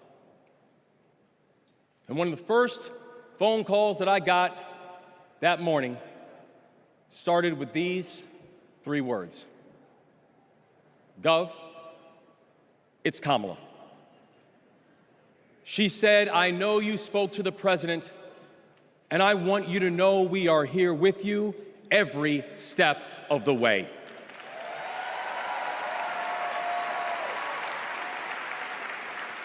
Now, I joined the Army when I was 17. In fact, I was too young to sign the paperwork.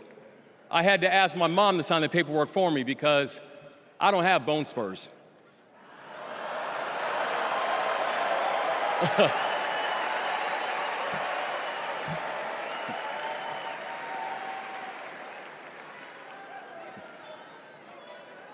I led soldiers in combat in Afghanistan.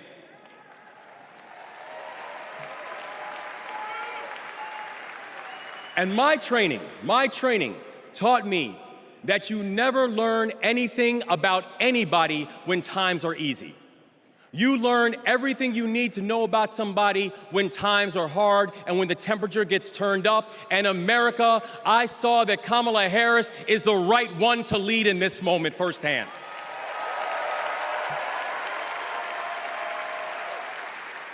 And united with the Almighty God's grace, we brought closure to the families of the 6 victims. And while many said it could take 11 months to reopen the port of Baltimore, we got it done in 11 weeks.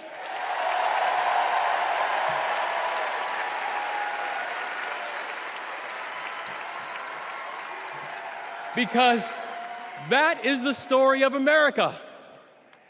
We are a nation of patriots who serve when the mission is hard and who serve when the destination is uncertain. And I know our history isn't perfect. The unevenness of the American journey has made some skeptical. But I'm not asking you to give up your skepticism. I just want that skepticism to be your companion and not your captor.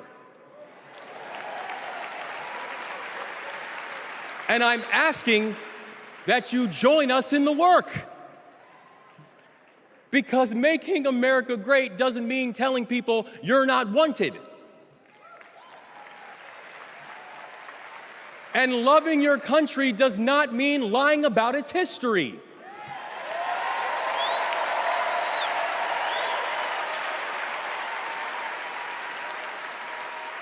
Making America great means saying the ambitions of this country would be incomplete without your help. It's the legacy of those 6 workers who fixed potholes on a bridge while we slept, who were born in a different country, but who knew that America was big enough for them too.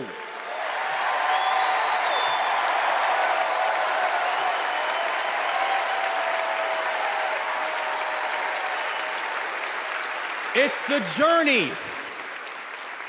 It's the journey of a man raised by a remarkable immigrant single mom, a man who felt handcuffs on his wrists at 11 years old, who now stands before you as the 63rd governor of Maryland and the first black governor in the history of our state.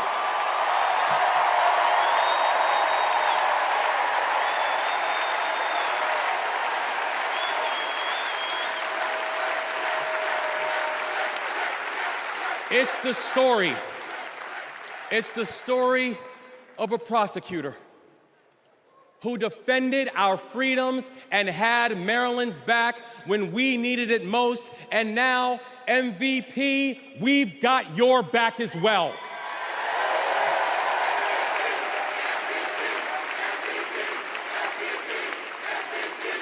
That's right. It's my fellow veteran, my brother, and the next Vice President of the United States, Tim Walz. And now, Tim knows that in the military, you count the days towards mission completion. So guess what, y'all? We have got 75 days and a wake-up until Election Day. 75 days in a wake-up for us to prove what Americans can do when the pressure is on. 75 days and a wake-up for us to show that true patriots do not whine and complain. We put our heads down and we get to work. 75 days and a wake-up to build a future that those who came before us hope for, and those who come after us that they deserve. And 75 days and a wake-up to elect a leader who is willing to believe in the best of us, and that leader is Kamala Harris, the next president of the United States. Thank you, God bless you, and let's leave no one behind.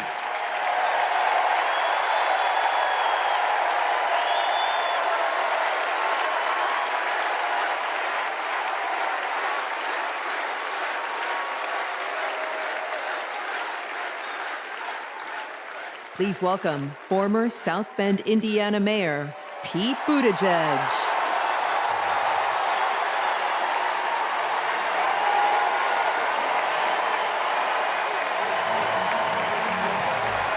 Thank you. Thank you. Good evening, Democrats. Thank you, Chicago. Here's a sentence I never thought I'd hear myself saying. I'm Pete Buttigieg, and you might recognize me from Fox News.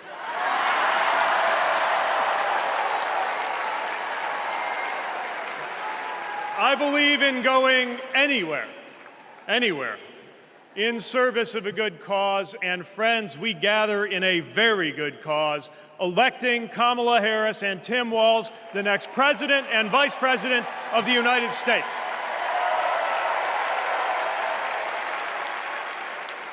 The choice could not be clearer. Donald Trump rants about law and order, as if he wasn't a convicted criminal running against a prosecutor.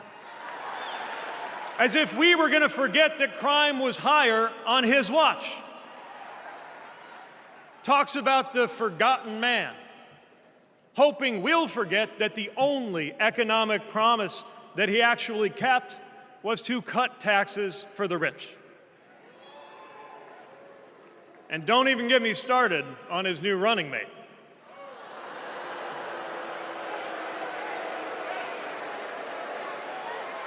At least Mike Pence was polite. J.D. Vance is one of those guys who thinks if you don't live the life that he has in mind for you, then you don't count. Someone who said that if you don't have kids, you have, quote, no physical commitment to the future of this country. You know, Senator, when I deployed to Afghanistan, I didn't have kids then. Many of the men and women who went outside the wire with me didn't have kids either. But let me tell you, our commitment to the future of this country was pretty damn physical.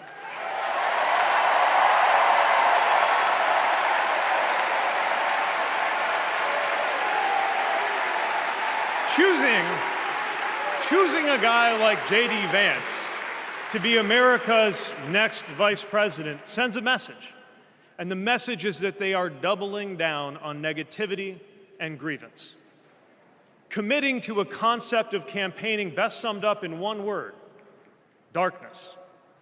Darkness is what they are selling. The thing is, I just don't believe that America today is in the market for darkness. I believe America is ready for a better kind of politics. Yes, politics at its worst can be ugly, crushing, demeaning, but it doesn't have to be. At its best, politics can be empowering, uplifting. It can even be a kind of soul craft. My faith teaches me that the world isn't made up of good people and bad people, but rather that each of us is capable of good and bad things. And I believe leaders matter because of what they bring out in each of us, the good or the bad. Right now, the other side is appealing to what is smallest within you. They're telling you that greatness comes from going back to the past. They're telling you that anyone different from you is a threat. They're telling you that your neighbor or nephew or daughter who disagrees with you politically isn't just wrong, but is now the enemy. I believe in a better politics, one that finds us at our most decent and open and brave. The kind of politics that Kamala Harris and Tim Walz are offering. And as you have felt these many days, that kind of politics also just feels better to be part of. There is joy in it, as well as power.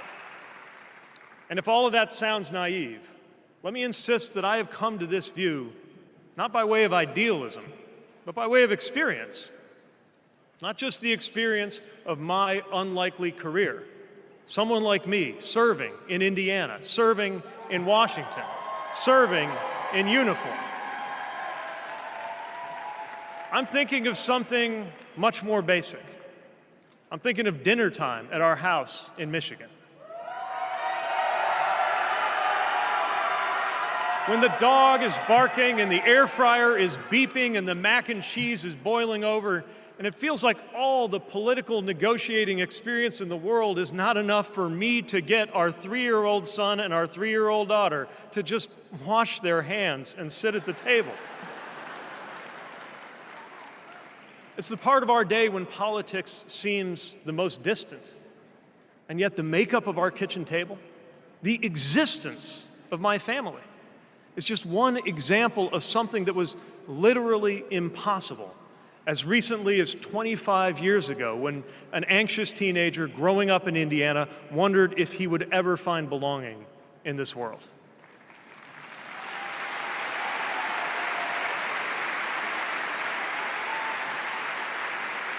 This kind of life went from impossible to possible, from possible to real, from real to almost ordinary in less than half a lifetime.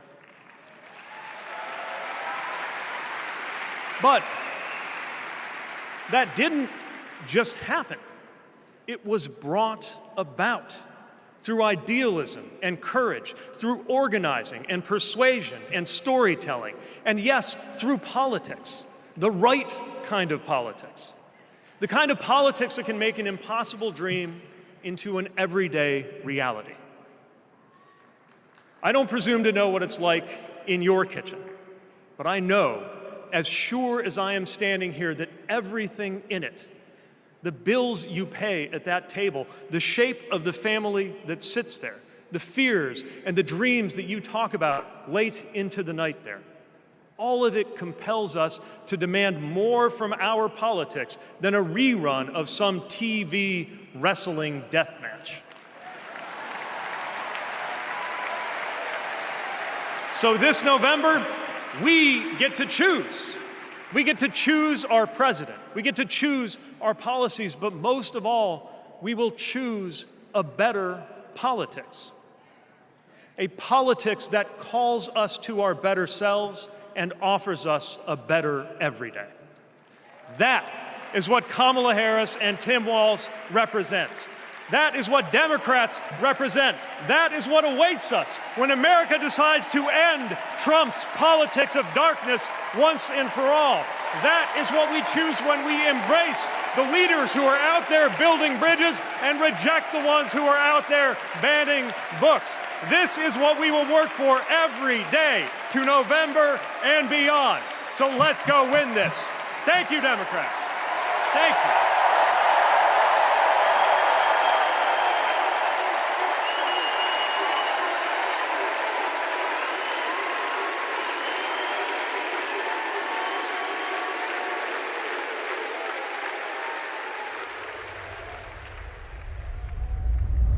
Seeing Governor Walz going to Congress and then becoming governor, I see the guy that was a first sergeant.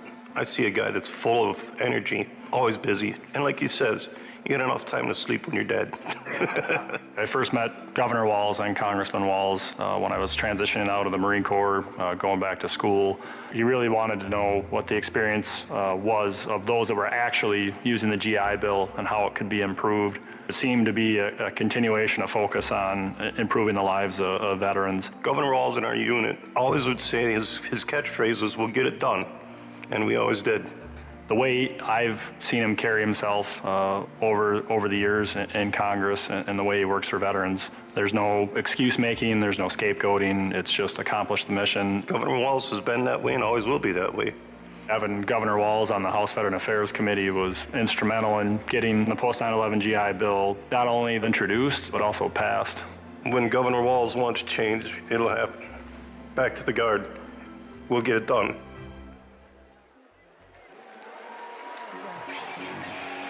Please welcome EGOT-winning multi-platinum artist and activist, John Legend, and Queen of Percussion, Sheila E.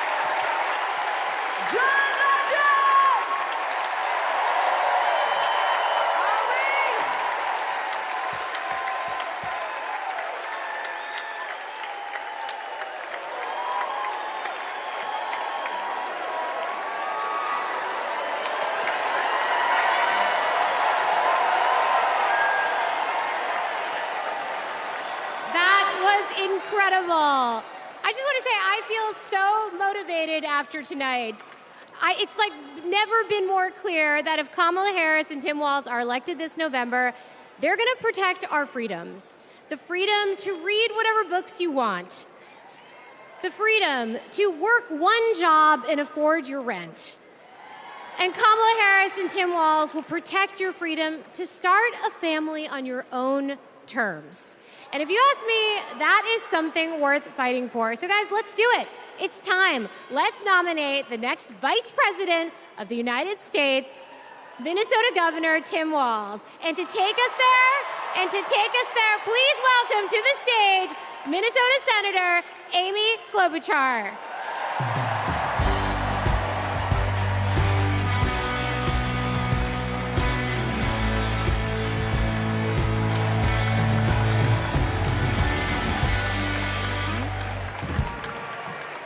Okay, that was a warm-up act. On behalf of the great state of Minnesota,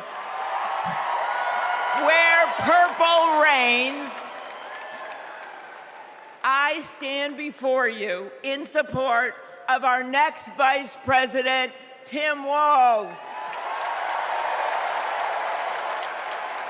In Minnesota, we trust a coach who turned a team that was 0-27 into state champions.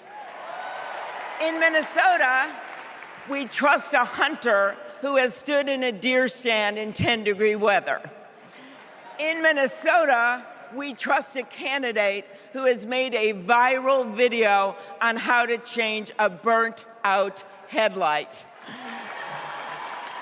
And I know we aren't alone, but in Minnesota, we love a dad in plaid.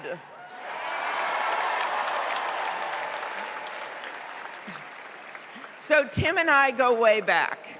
He taught high school right down the road from where my husband John grew up. My mother-in-law even brought him and Gwen a Parmesan chicken dinner when their son was born. That's what we do in America. We look out for our neighbors. Tim has been doing that his whole life, on the farm and in the factory, with his students and his fellow service members. And the truth is, that matters. Who better to take on the price of gas than a guy who could pull over to help change your tire? Who better to serve our nation than a guy who has served in uniform? Who better to find common ground than a guy with Midwestern common sense? A former football coach knows how to level the playing field. And a former public school teacher knows how to school the likes of J.D. Vance.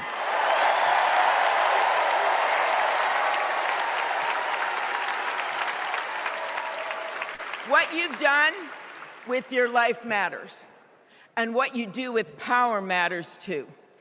Tim has delivered paid leave, school lunches, and the biggest tax cut in Minnesota history. A Democrat from a red district in a purple state, Tim has brought Minnesota together.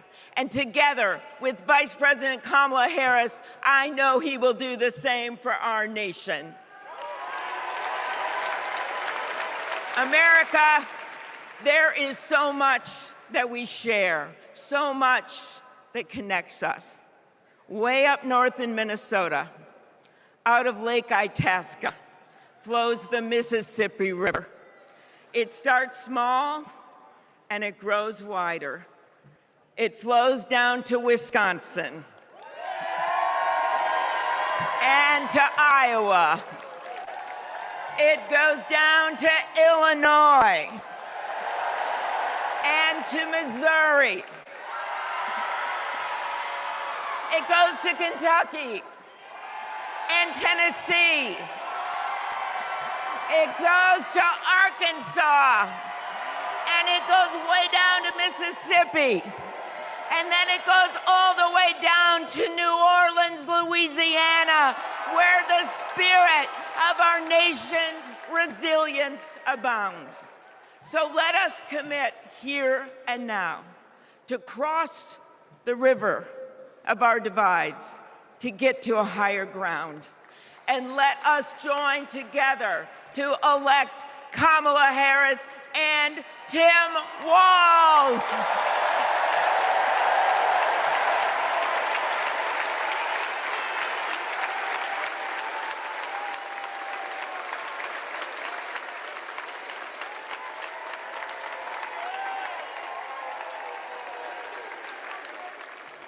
Please welcome Ben Ingman from Minnesota.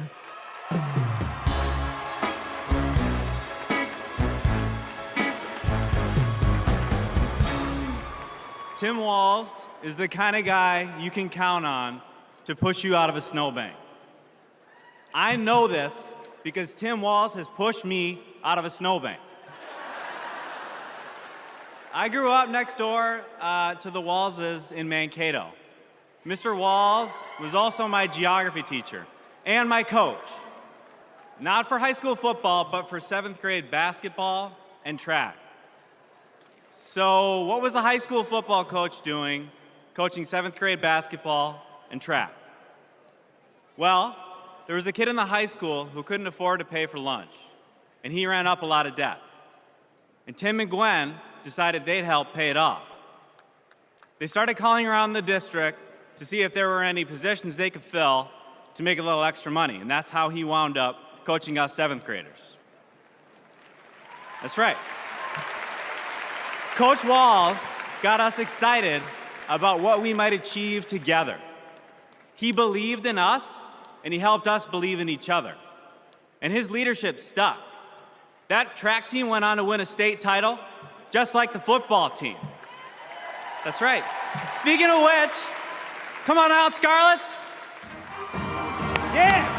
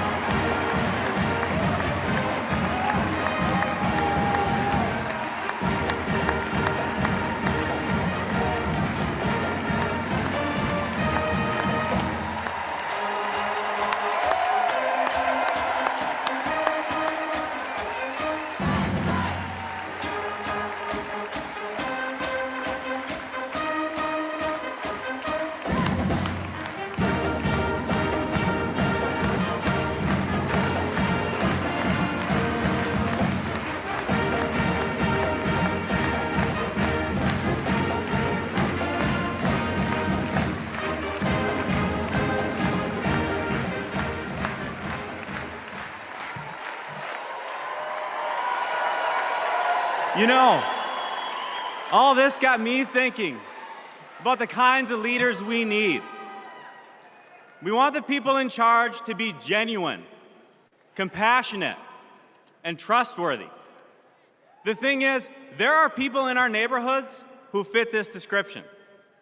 The kind of people who display quiet leadership by helping kids pay for their lunches, by bringing teams together to believe in each other. And when we're stuck in the snow, they push us out.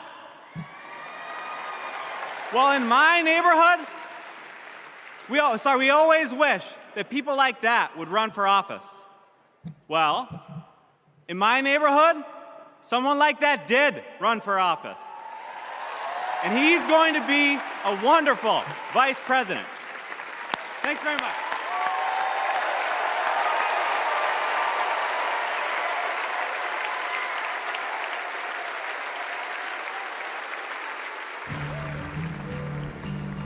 Out here in the wide open spaces, we are reminded of the values we share: a commitment to community, country, and standing up for what's right. Tim Walz grew up in a small town in Nebraska where he spent summers working the family farm. There were just 24 students in his graduating class.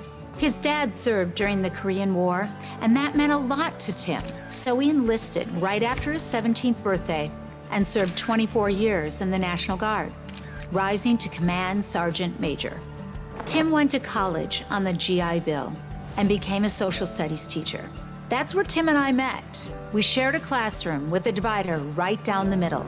His classroom was a lot louder than mine, but I could hear how engaged his students were. Tim taught for over 15 years, and he coached football, helping lead the team to a state championship after 0 wins just a few years before. Tim taught them how to believe in themselves and that we're all in this together.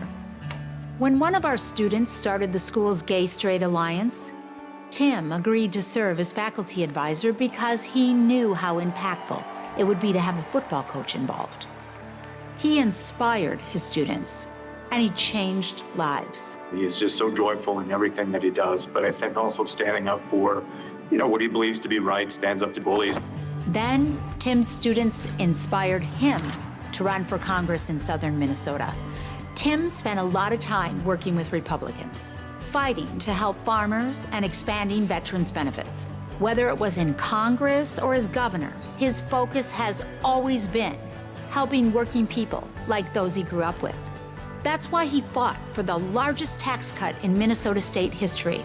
But Tim Walz was there for small businesses like ours. With the urging of Governor Walz, we were able to pass the Alex Smith Insulin Affordability Act, and it has saved lives in Minnesota. With Tim as governor, Minnesota is one of the best places to raise a family and one of the best states for business. Tim's a lifelong hunter and gun owner.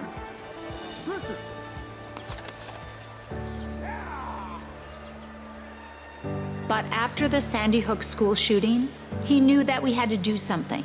So he's fought for background checks and red flag laws. But of all the things he's done, Tim loves being a dad. We struggled to have kids, and fertility treatments made it possible. There's a reason our daughter is named Hope. Hope and Gus mean the world to us. Governor Walz making good on a promise to his son and family yesterday by getting them a puppy. Then we're gonna go get some food, corn dog. I'm vegetarian. Turkey then. And Turkey's meat. Not in Minnesota, turkey special. He's as at home on a farm, a fishing boat, a football field, or a factory floor as he is on the floor of Congress. Tim's commitment to service all comes back to the values we grew up with. Love your country, help your neighbor, and fight for what's right. Because that's what America is all about. 2 middle-class kids. One, a daughter of Oakland, California. The other, a son of the Nebraska Plains, only in America.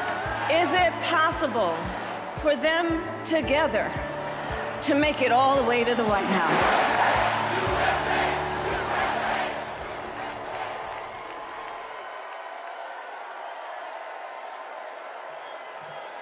Please welcome the Democratic nominee for Vice President, Governor Tim Walz.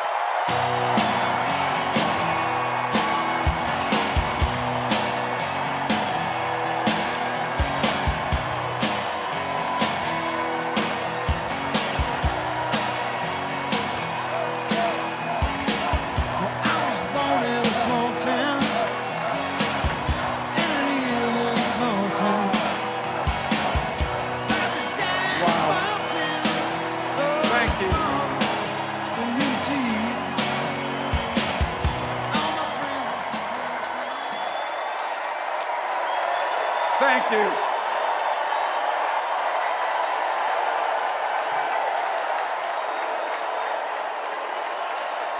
Thank you.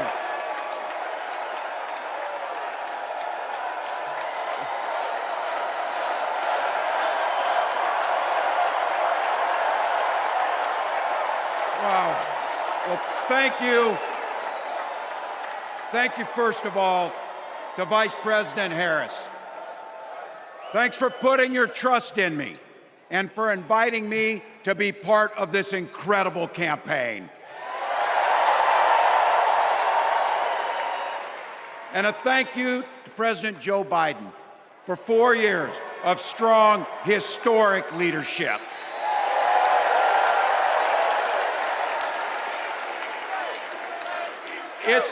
It's the honor of my life to accept your nomination for Vice President of the United States.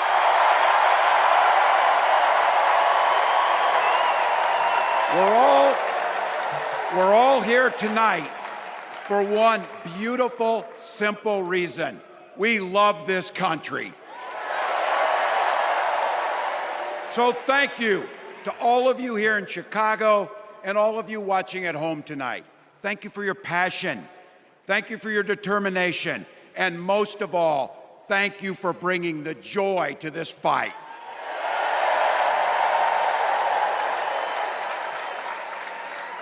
Now, I grew up in Butte, Nebraska, a town of 400 people. I had 24 kids in my high school class, and none of them went to Yale. But I'll tell you what, growing up in a small town like that, you learn how to take care of each other.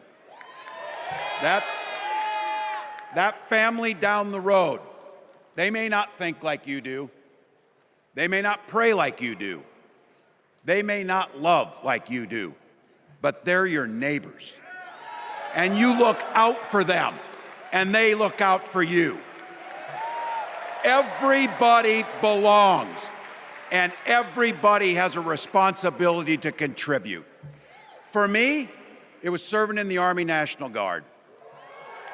I joined up 2 days after my 17th birthday, and I proudly wore our nation's uniform for 24 years.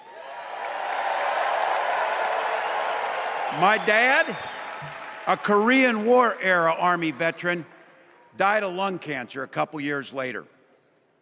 He left behind a mountain of medical debt. Thank God for Social Security survivor benefits.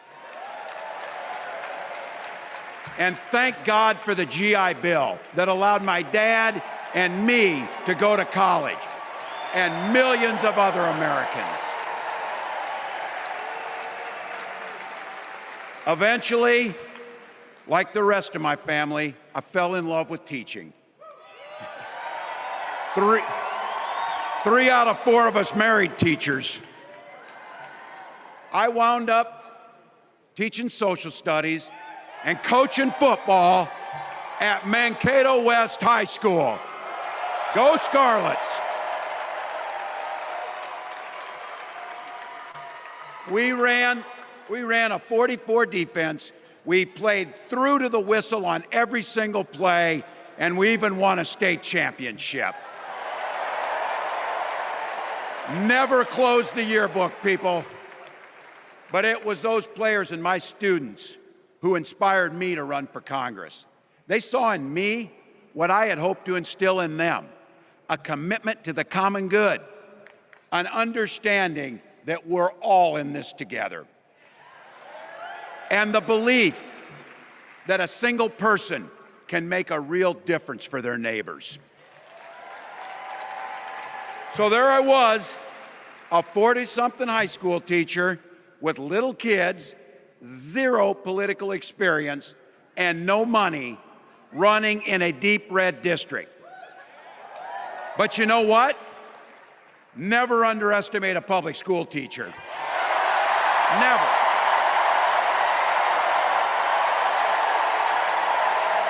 I represented my neighbors in Congress for 12 years, and I learned an awful lot. I learned how to work across the aisle on issues like growing the rural economies and taking care of veterans. And I learned how to compromise without compromising my values. Then I came back to serve as governor, and we got right to work, making a difference in our neighbors' lives. We cut taxes for the middle class. We passed paid family and medical leave. We invested in fighting crime and affordable housing. We cut the cost of prescription drugs and helped people escape the kind of medical debt that nearly sank my family. And we made sure that every kid in our state gets breakfast and lunch every day. So while other states were banning books from their schools, we were banishing hunger from ours.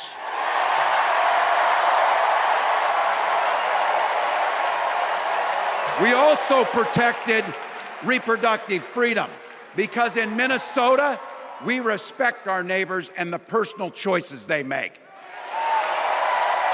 And even if we wouldn't make those same choices for ourselves, we've got a golden rule.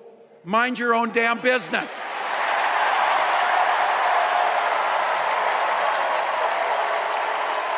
And that includes IVF and fertility treatments. And this is personal for Gwen and I. If you've never experienced the hell that is infertility, I guarantee you, you know somebody who has. And I can remember praying each night for a phone call. The pit in your stomach when the phone would ring, and the absolute agony when we heard the treatments hadn't worked. It took Gwen and I years, but we had access to fertility treatments. And when our daughter was born, we named her Hope. Hope, Gus, and Gwen, you are my entire world, and I love you.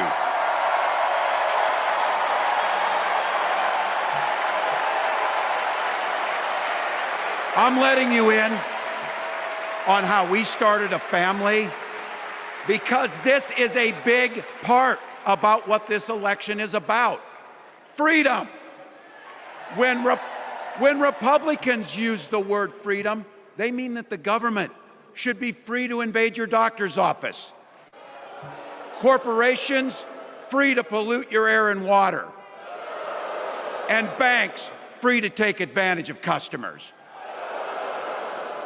But when we Democrats talk about freedom, we mean the freedom to make a better life for yourself and the people that you love.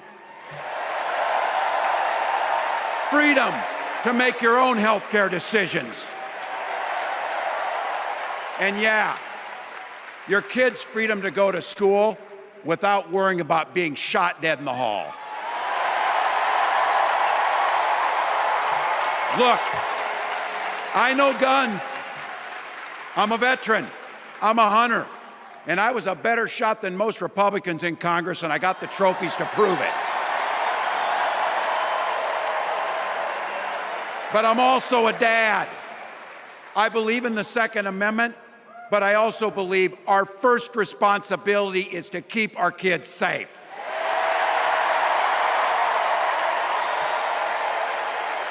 That's what this is all about.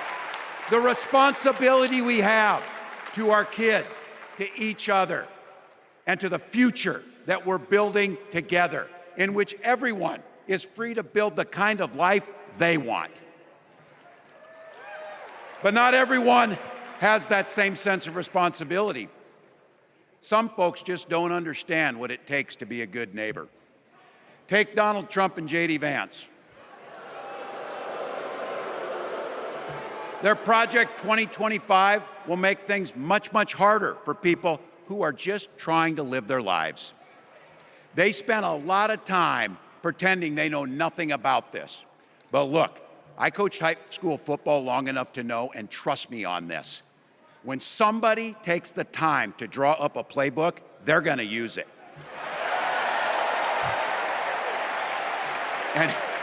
And we know if these guys get back in the White House, they'll start jacking up the costs on the middle class, they'll repeal the Affordable Care Act, they'll gut Social Security and Medicare, and they will ban abortion across this country with or without Congress. Here's the thing, it's an agenda nobody asked for. It's an agenda that serves nobody except the richest and the most extreme amongst us. And it's an agenda that does nothing for our neighbors in need. Is it weird? Absolutely. Absolutely. But it's also wrong. And it's dangerous. It's not just me saying so. It's Trump's own people. They were with him for 4 years. They're warning us that the next 4 years will be much, much worse. You know, when I was teaching every year, we'd elect a student body president. And you know what? those teenagers could teach Donald Trump a hell of a lot about what a leader is. Leaders don't spend all day insulting people and blaming others. Leaders do the work. So I don't know about you, I'm ready to turn the page on these guys. So go ahead, say it with me. We're not going back.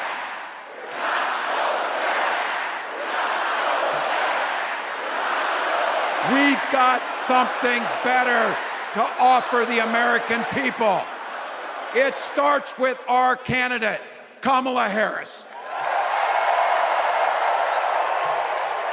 From her first day as a prosecutor, as a district attorney, as an attorney general, as a United States senator, and then our vice president, she's fought on the side of the American people. She's taken on the predators and fraudsters. She's taken down the transnational gangs, and she stood up to powerful corporate interests. She has never hesitated to reach across that aisle if it meant improving your lives. And she's always done it with energy, with passion, and with joy. Folks, we've got a chance to make Kamala Harris the next president of the United States.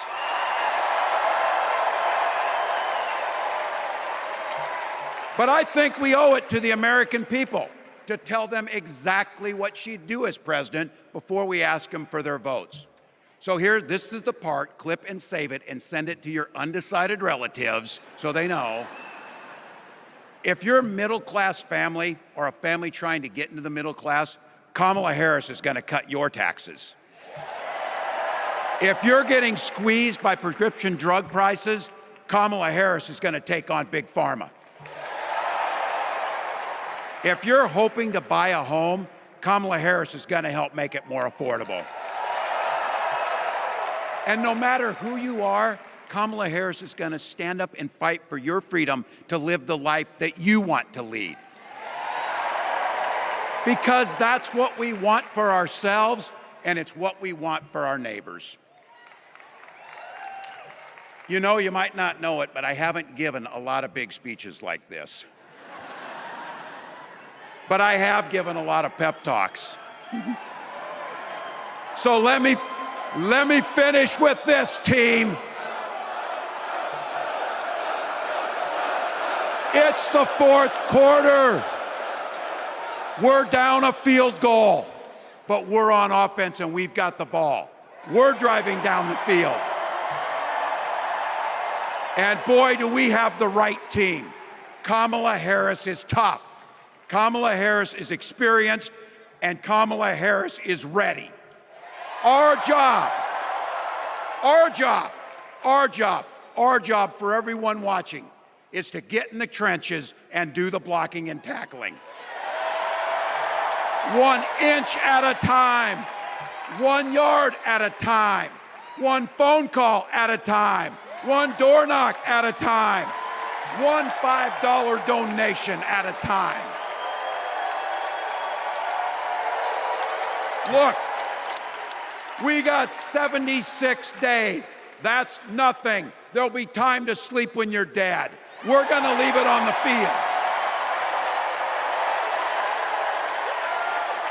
That's how we'll keep moving forward. That's how we'll turn the page on Donald Trump. That's how we'll build a country where workers come first. Healthcare and housing are human rights. And the government stays the hell out of your bedroom.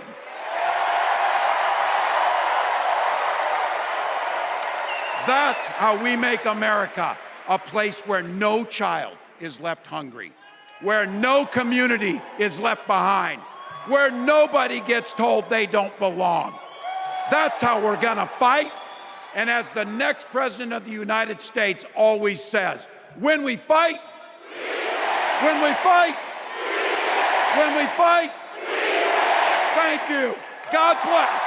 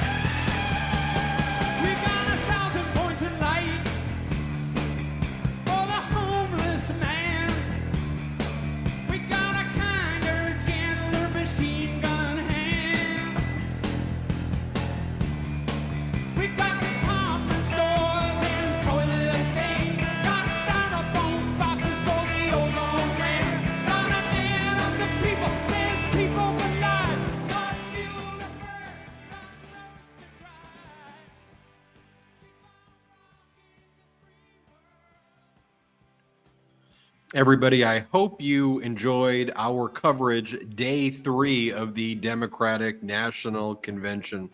I think what we saw was really the best of America. And I'm not just talking about the people and the speakers. I'm talking about the audience. I'm talking about the joy.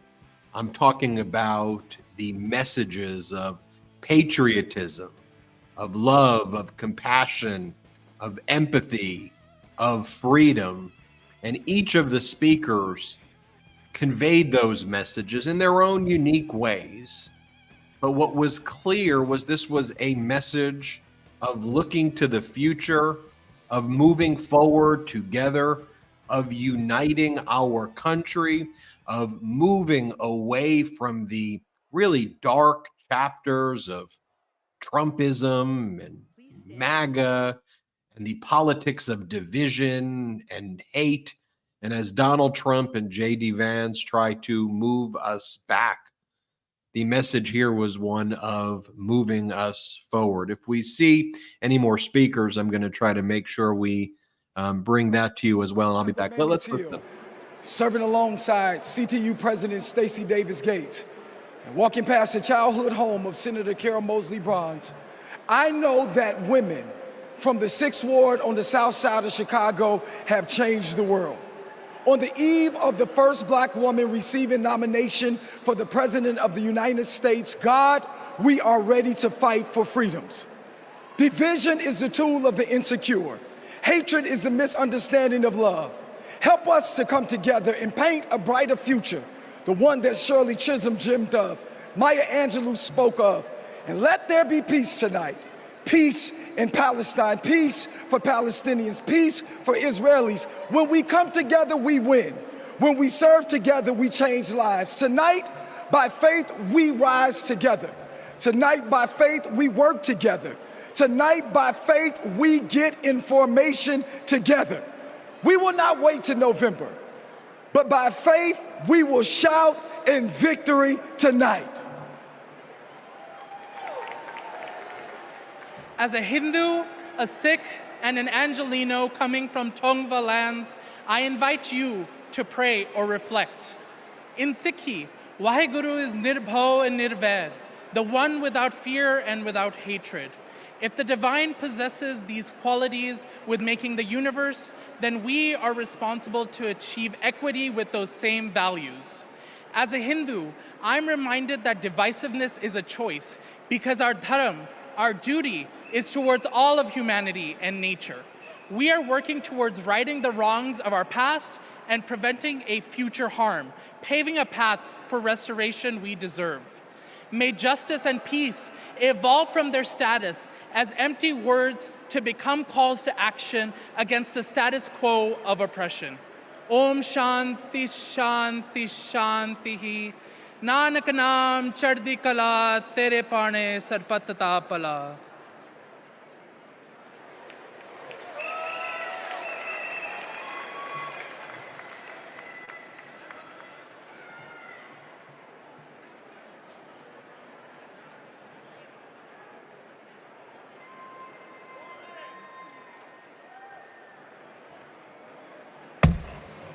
All right, for those of you that are left, I've got a question. Is there a motion to recess our convention? Oh, you guys are moving me. Is there a second? Okay, before I ask for the final vote, I don't have my phone, I can't do a selfie. Some people are asking me for a selfie. All those in favor, say aye. All those opposed, say nay. In the eyes of the chair, the ayes have it. We are now officially recessed until 5:30 p.m. tomorrow. Folks, it's closing time. I don't care where you go, but you can't stay here.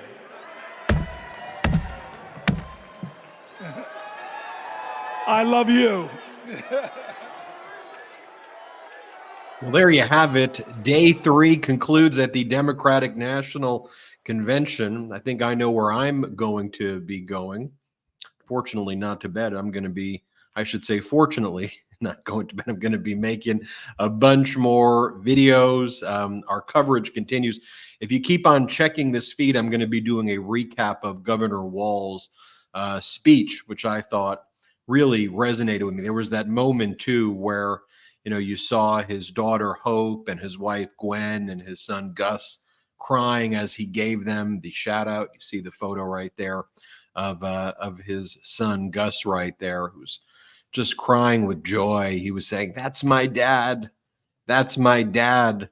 And for all of this kind of performative BS that we see from the GOP, where they talk about family this and family that, all they've demonstrated is their attack on families, their attack on family values, their desire to replace the freedoms of us to just live the lives we want to live with our families with their own dystopian vision. And if that's how you want to live, Republicans, if in your own house with your families, MAGAs, you want to, burn your own books in the privacy of your own house, keep that in your own house.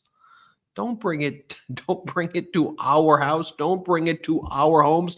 Don't bring it to the beautiful tapestry that are the homes and the incredible diversity of these United States of America.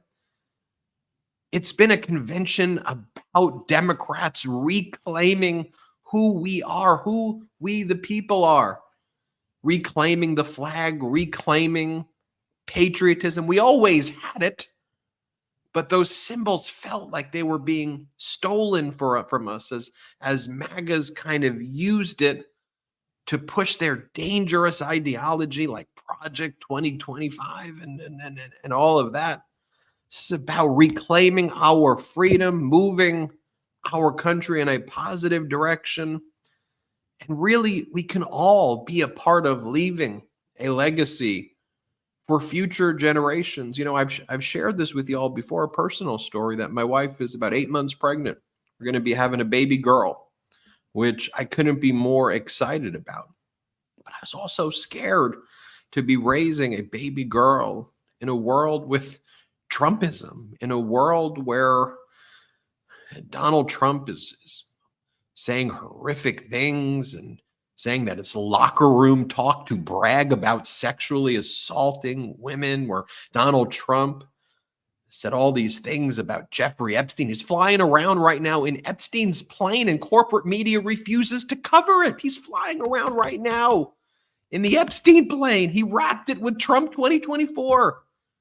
Could also talk about the fact that Donald Trump said Epstein is a great guy. That's what Donald Trump told New York Magazine. He wished Epstein's trafficker Ghislaine Maxwell well. He said, "I wish her well at her criminal trial." Donald Trump's been found liable for sexual assault by a jury, and he's on audio tape bragging about sexually assaulting women. What are we even talking about? So this idea to move forward in a future with loving families. And, as you know, from watching the MeidasTouch Network, oftentimes, I say, I don't really view this network as all that political, even though now we're viewed as one of the largest political media companies. I just view this as trying to talk about normalcy. And I just want to get to that place, as Governor Walz said, where we can sit around a Thanksgiving table and not have to hear about QAnon conspiracies and how JFK Jr. is still alive and is blah, and Donald Trump is gonna do the storm is coming and he's gonna do mass public I don't want to hear about that crap. Just want to read a good book. I want to watch a good movie. I want to watch a good show. I want to, throw a baseball around with a family member. I want to have hobbies. I want to go for walks. Right? I want to enjoy life without these MAGAs burning my books or trying to allow bump stocks to go after the worst shootings, to fight for bump stocks of all things, to have weapons of war proliferate. As Governor Walz said, he likes, he supports the Second Amendment. I support the Second Amendment, but we can also recognize the Second Amendment says well-regulated militia, not weapons of war everywhere. It says well-regulated. It says regulation in it. Think about that. The only amendments that say regulation in it. So it's a vision about moving forward. Now, I would be remiss as well if I didn't give a shout out to Adam Mockler. Adam Mockler's been doing such a stellar job on the ground at the DNC. And I think one of the big moments of today was not just what was taking place on the stage at the DNC. It was actually the MeidasTouch network coverage with Adam Mockler. And there was that moment where Noah, this incredible 12-year-old, was approached by Mike Lindell, the pillow guy who tried to overthrow the results of the 2020 election with Donald Trump. And Mike Lindell was yelling at the 12-year-old Noah, and the 12-year-old Noah held his own against Mike Lindell and said, "Who's your source, Lindell? Trust me, bro." And that went mega viral. And that moment was brought to you by the MeidasTouch network. I mean, it was brought to you, number one, by Noah, who deserves all the credit in the world. That was covered, though, by the MeidasTouch network. So when you see that clip going viral, that was Adam Mockler and the MeidasTouch network. I think we have that clip right there. Let's play it if we've got it. That's in your state. You want to know more in your state? So they just found 257,000 votes. This happened last week. A judge ruled in Georgia that are missing from the 2020 election. Yeah. So this just came out. You're behind. You should. So your source is Trust Me, bro? That's your source? The source. It's in your papers in Georgia. You need to read your news. You haven't given me any last name. You need to read your news. No, this is your Georgia news. Yeah. This is your Georgia. This is your Georgia. Thanks, buddy. Have a good day, sir. Let's keep on. Jamie Harrison, the chair of the DNC, said the following: "I just saw the disgusting video of Mike Lindell yelling at Noah, a child. Lindell, Noah is my personal guest. Noah is 12 years old. He is our future, and I invited him to attend our convention. But you, sir, were not invited and frankly not wanted. So I don't ever want you to come into this building filled with hope and joy and bring your vitriolic bitterness and bile. And the next time you feel compelled to yell at another young black kid, come and find me." That's from Jamie Harrison right there. And that was from the MeidasTouch network coverage right there. And that's made possible by all of you building and supporting this network, your network that you built with us brick by brick together. The corporate media has failed us.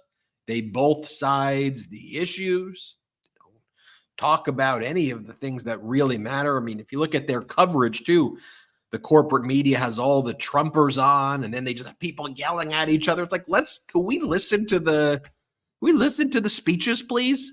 I don't need to have Kellyanne Conway on, okay? I don't need to have these MAGA people on yelling and just spreading their vile, bile lies. I don't need that. I don't want that. I'm not asking for that.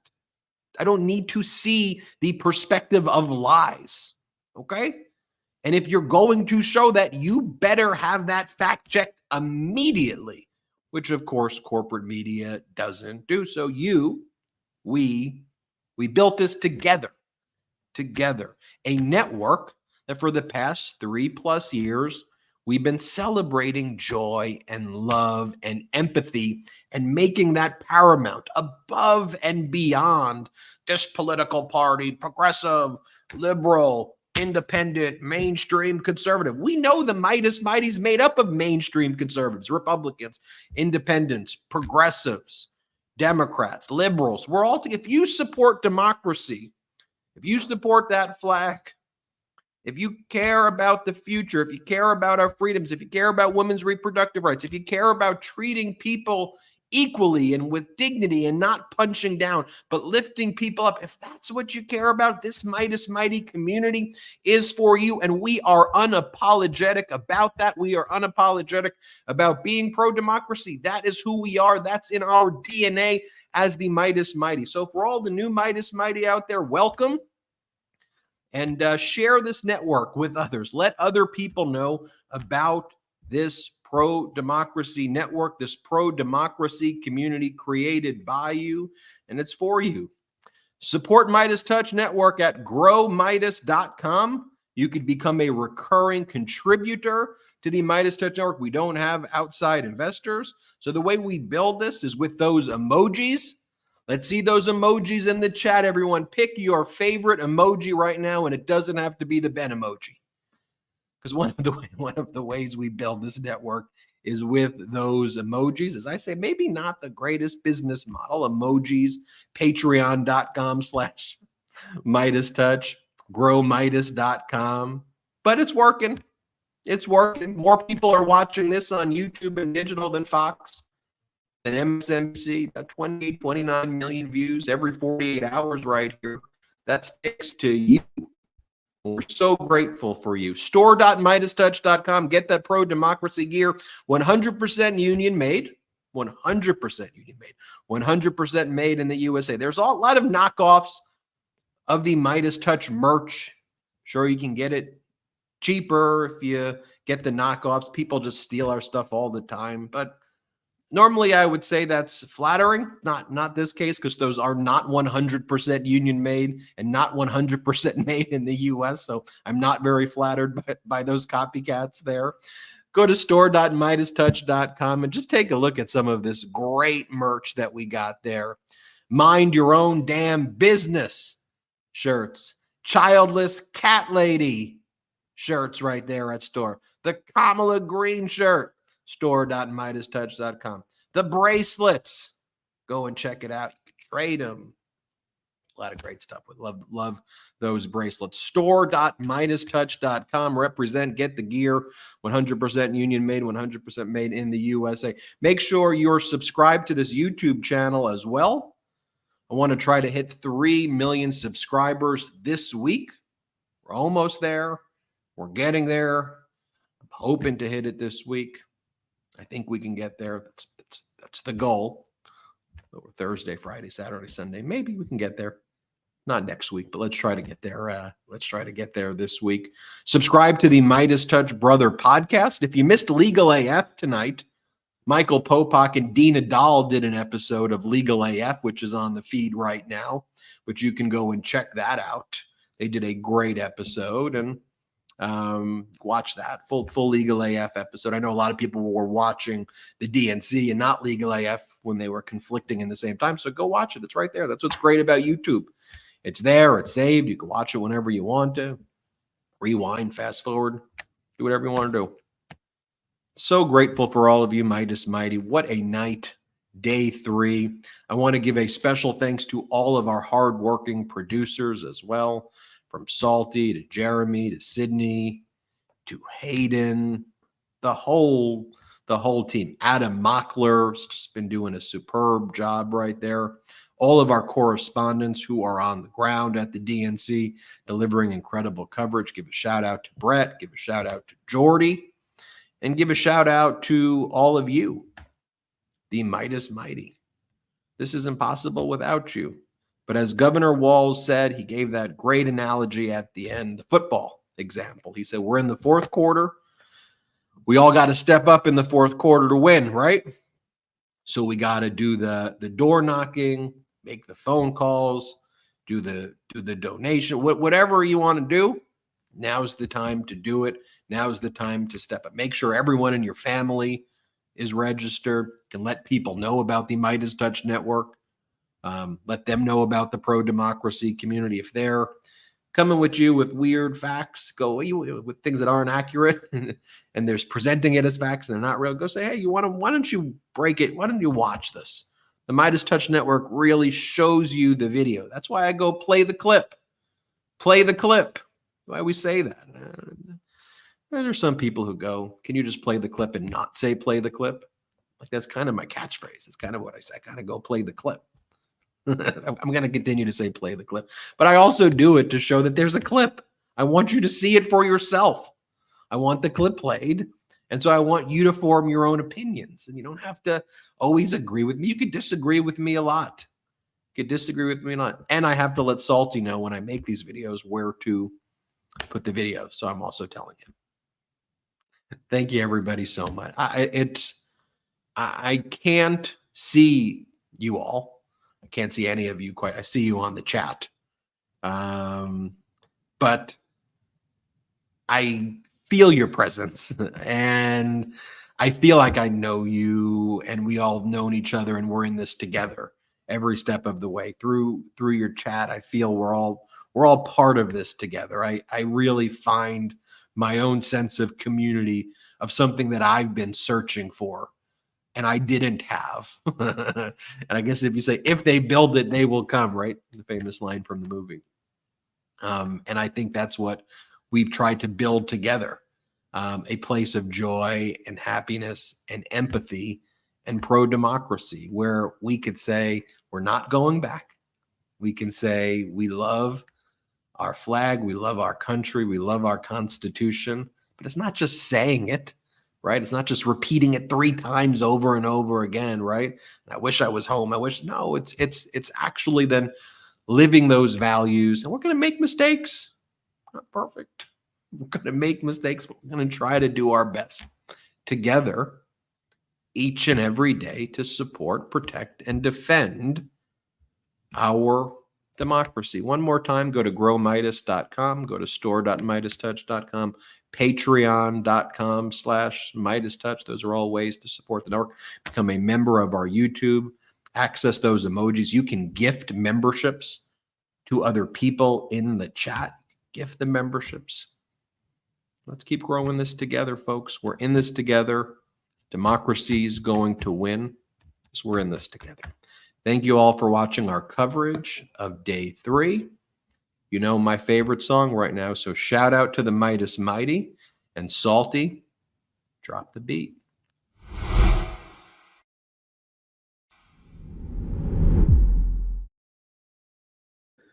This is really who Donald Trump chose as his running mate? Drop the beat. I'm a never Trump guy. I'm a never Trump guy. I'm a never Trump guy. I never liked him. I'm a never Trump guy. I'm a never Trump guy. I'm a never Trump guy. I'm a never Trump guy. I'm a never Trump guy. I'm a never Trump guy. I'm a never Trump guy. I never liked him. I never liked him. I never liked racism. I'm a never Trump guy. Xenophobia. I'm a never Trump guy. Racism. I'm a never Trump guy. Xenophobia. I'm a never Trump guy. I never liked him. I never liked him. I'm a never Trump guy. I'm a never Trump guy. I'm a never Trump guy. I'm a never Trump guy. I never liked him. I'm a never Trump guy. I'm a never Trump guy. I'm a never Trump guy. I'm a never Trump guy. I'm a never Trump guy. I'm a never Trump guy. I'm a never Trump guy. I never liked him.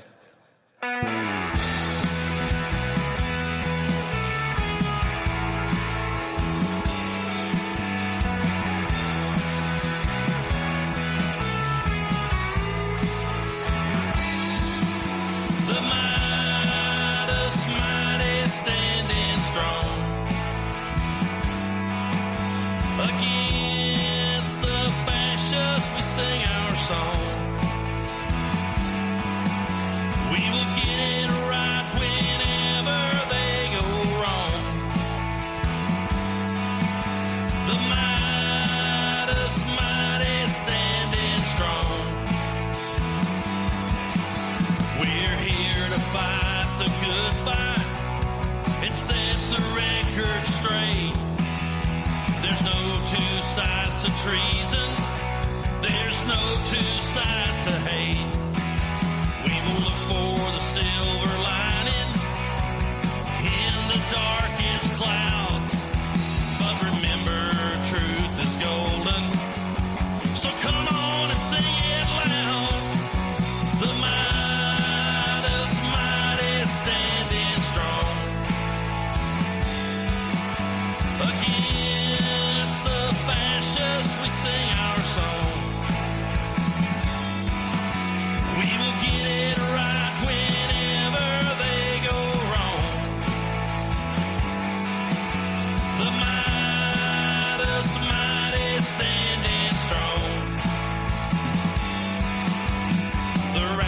radicals won't stand a chance. We'll just shout it down. Inspire a generation to rise up and vote them out. We will look for the silver lining in the darkest clouds.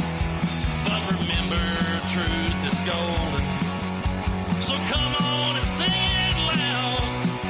The might is standing strong. The might is standing strong. We will get it right whenever they go wrong. The might is standing strong. The might is standing strong. The might is standing strong.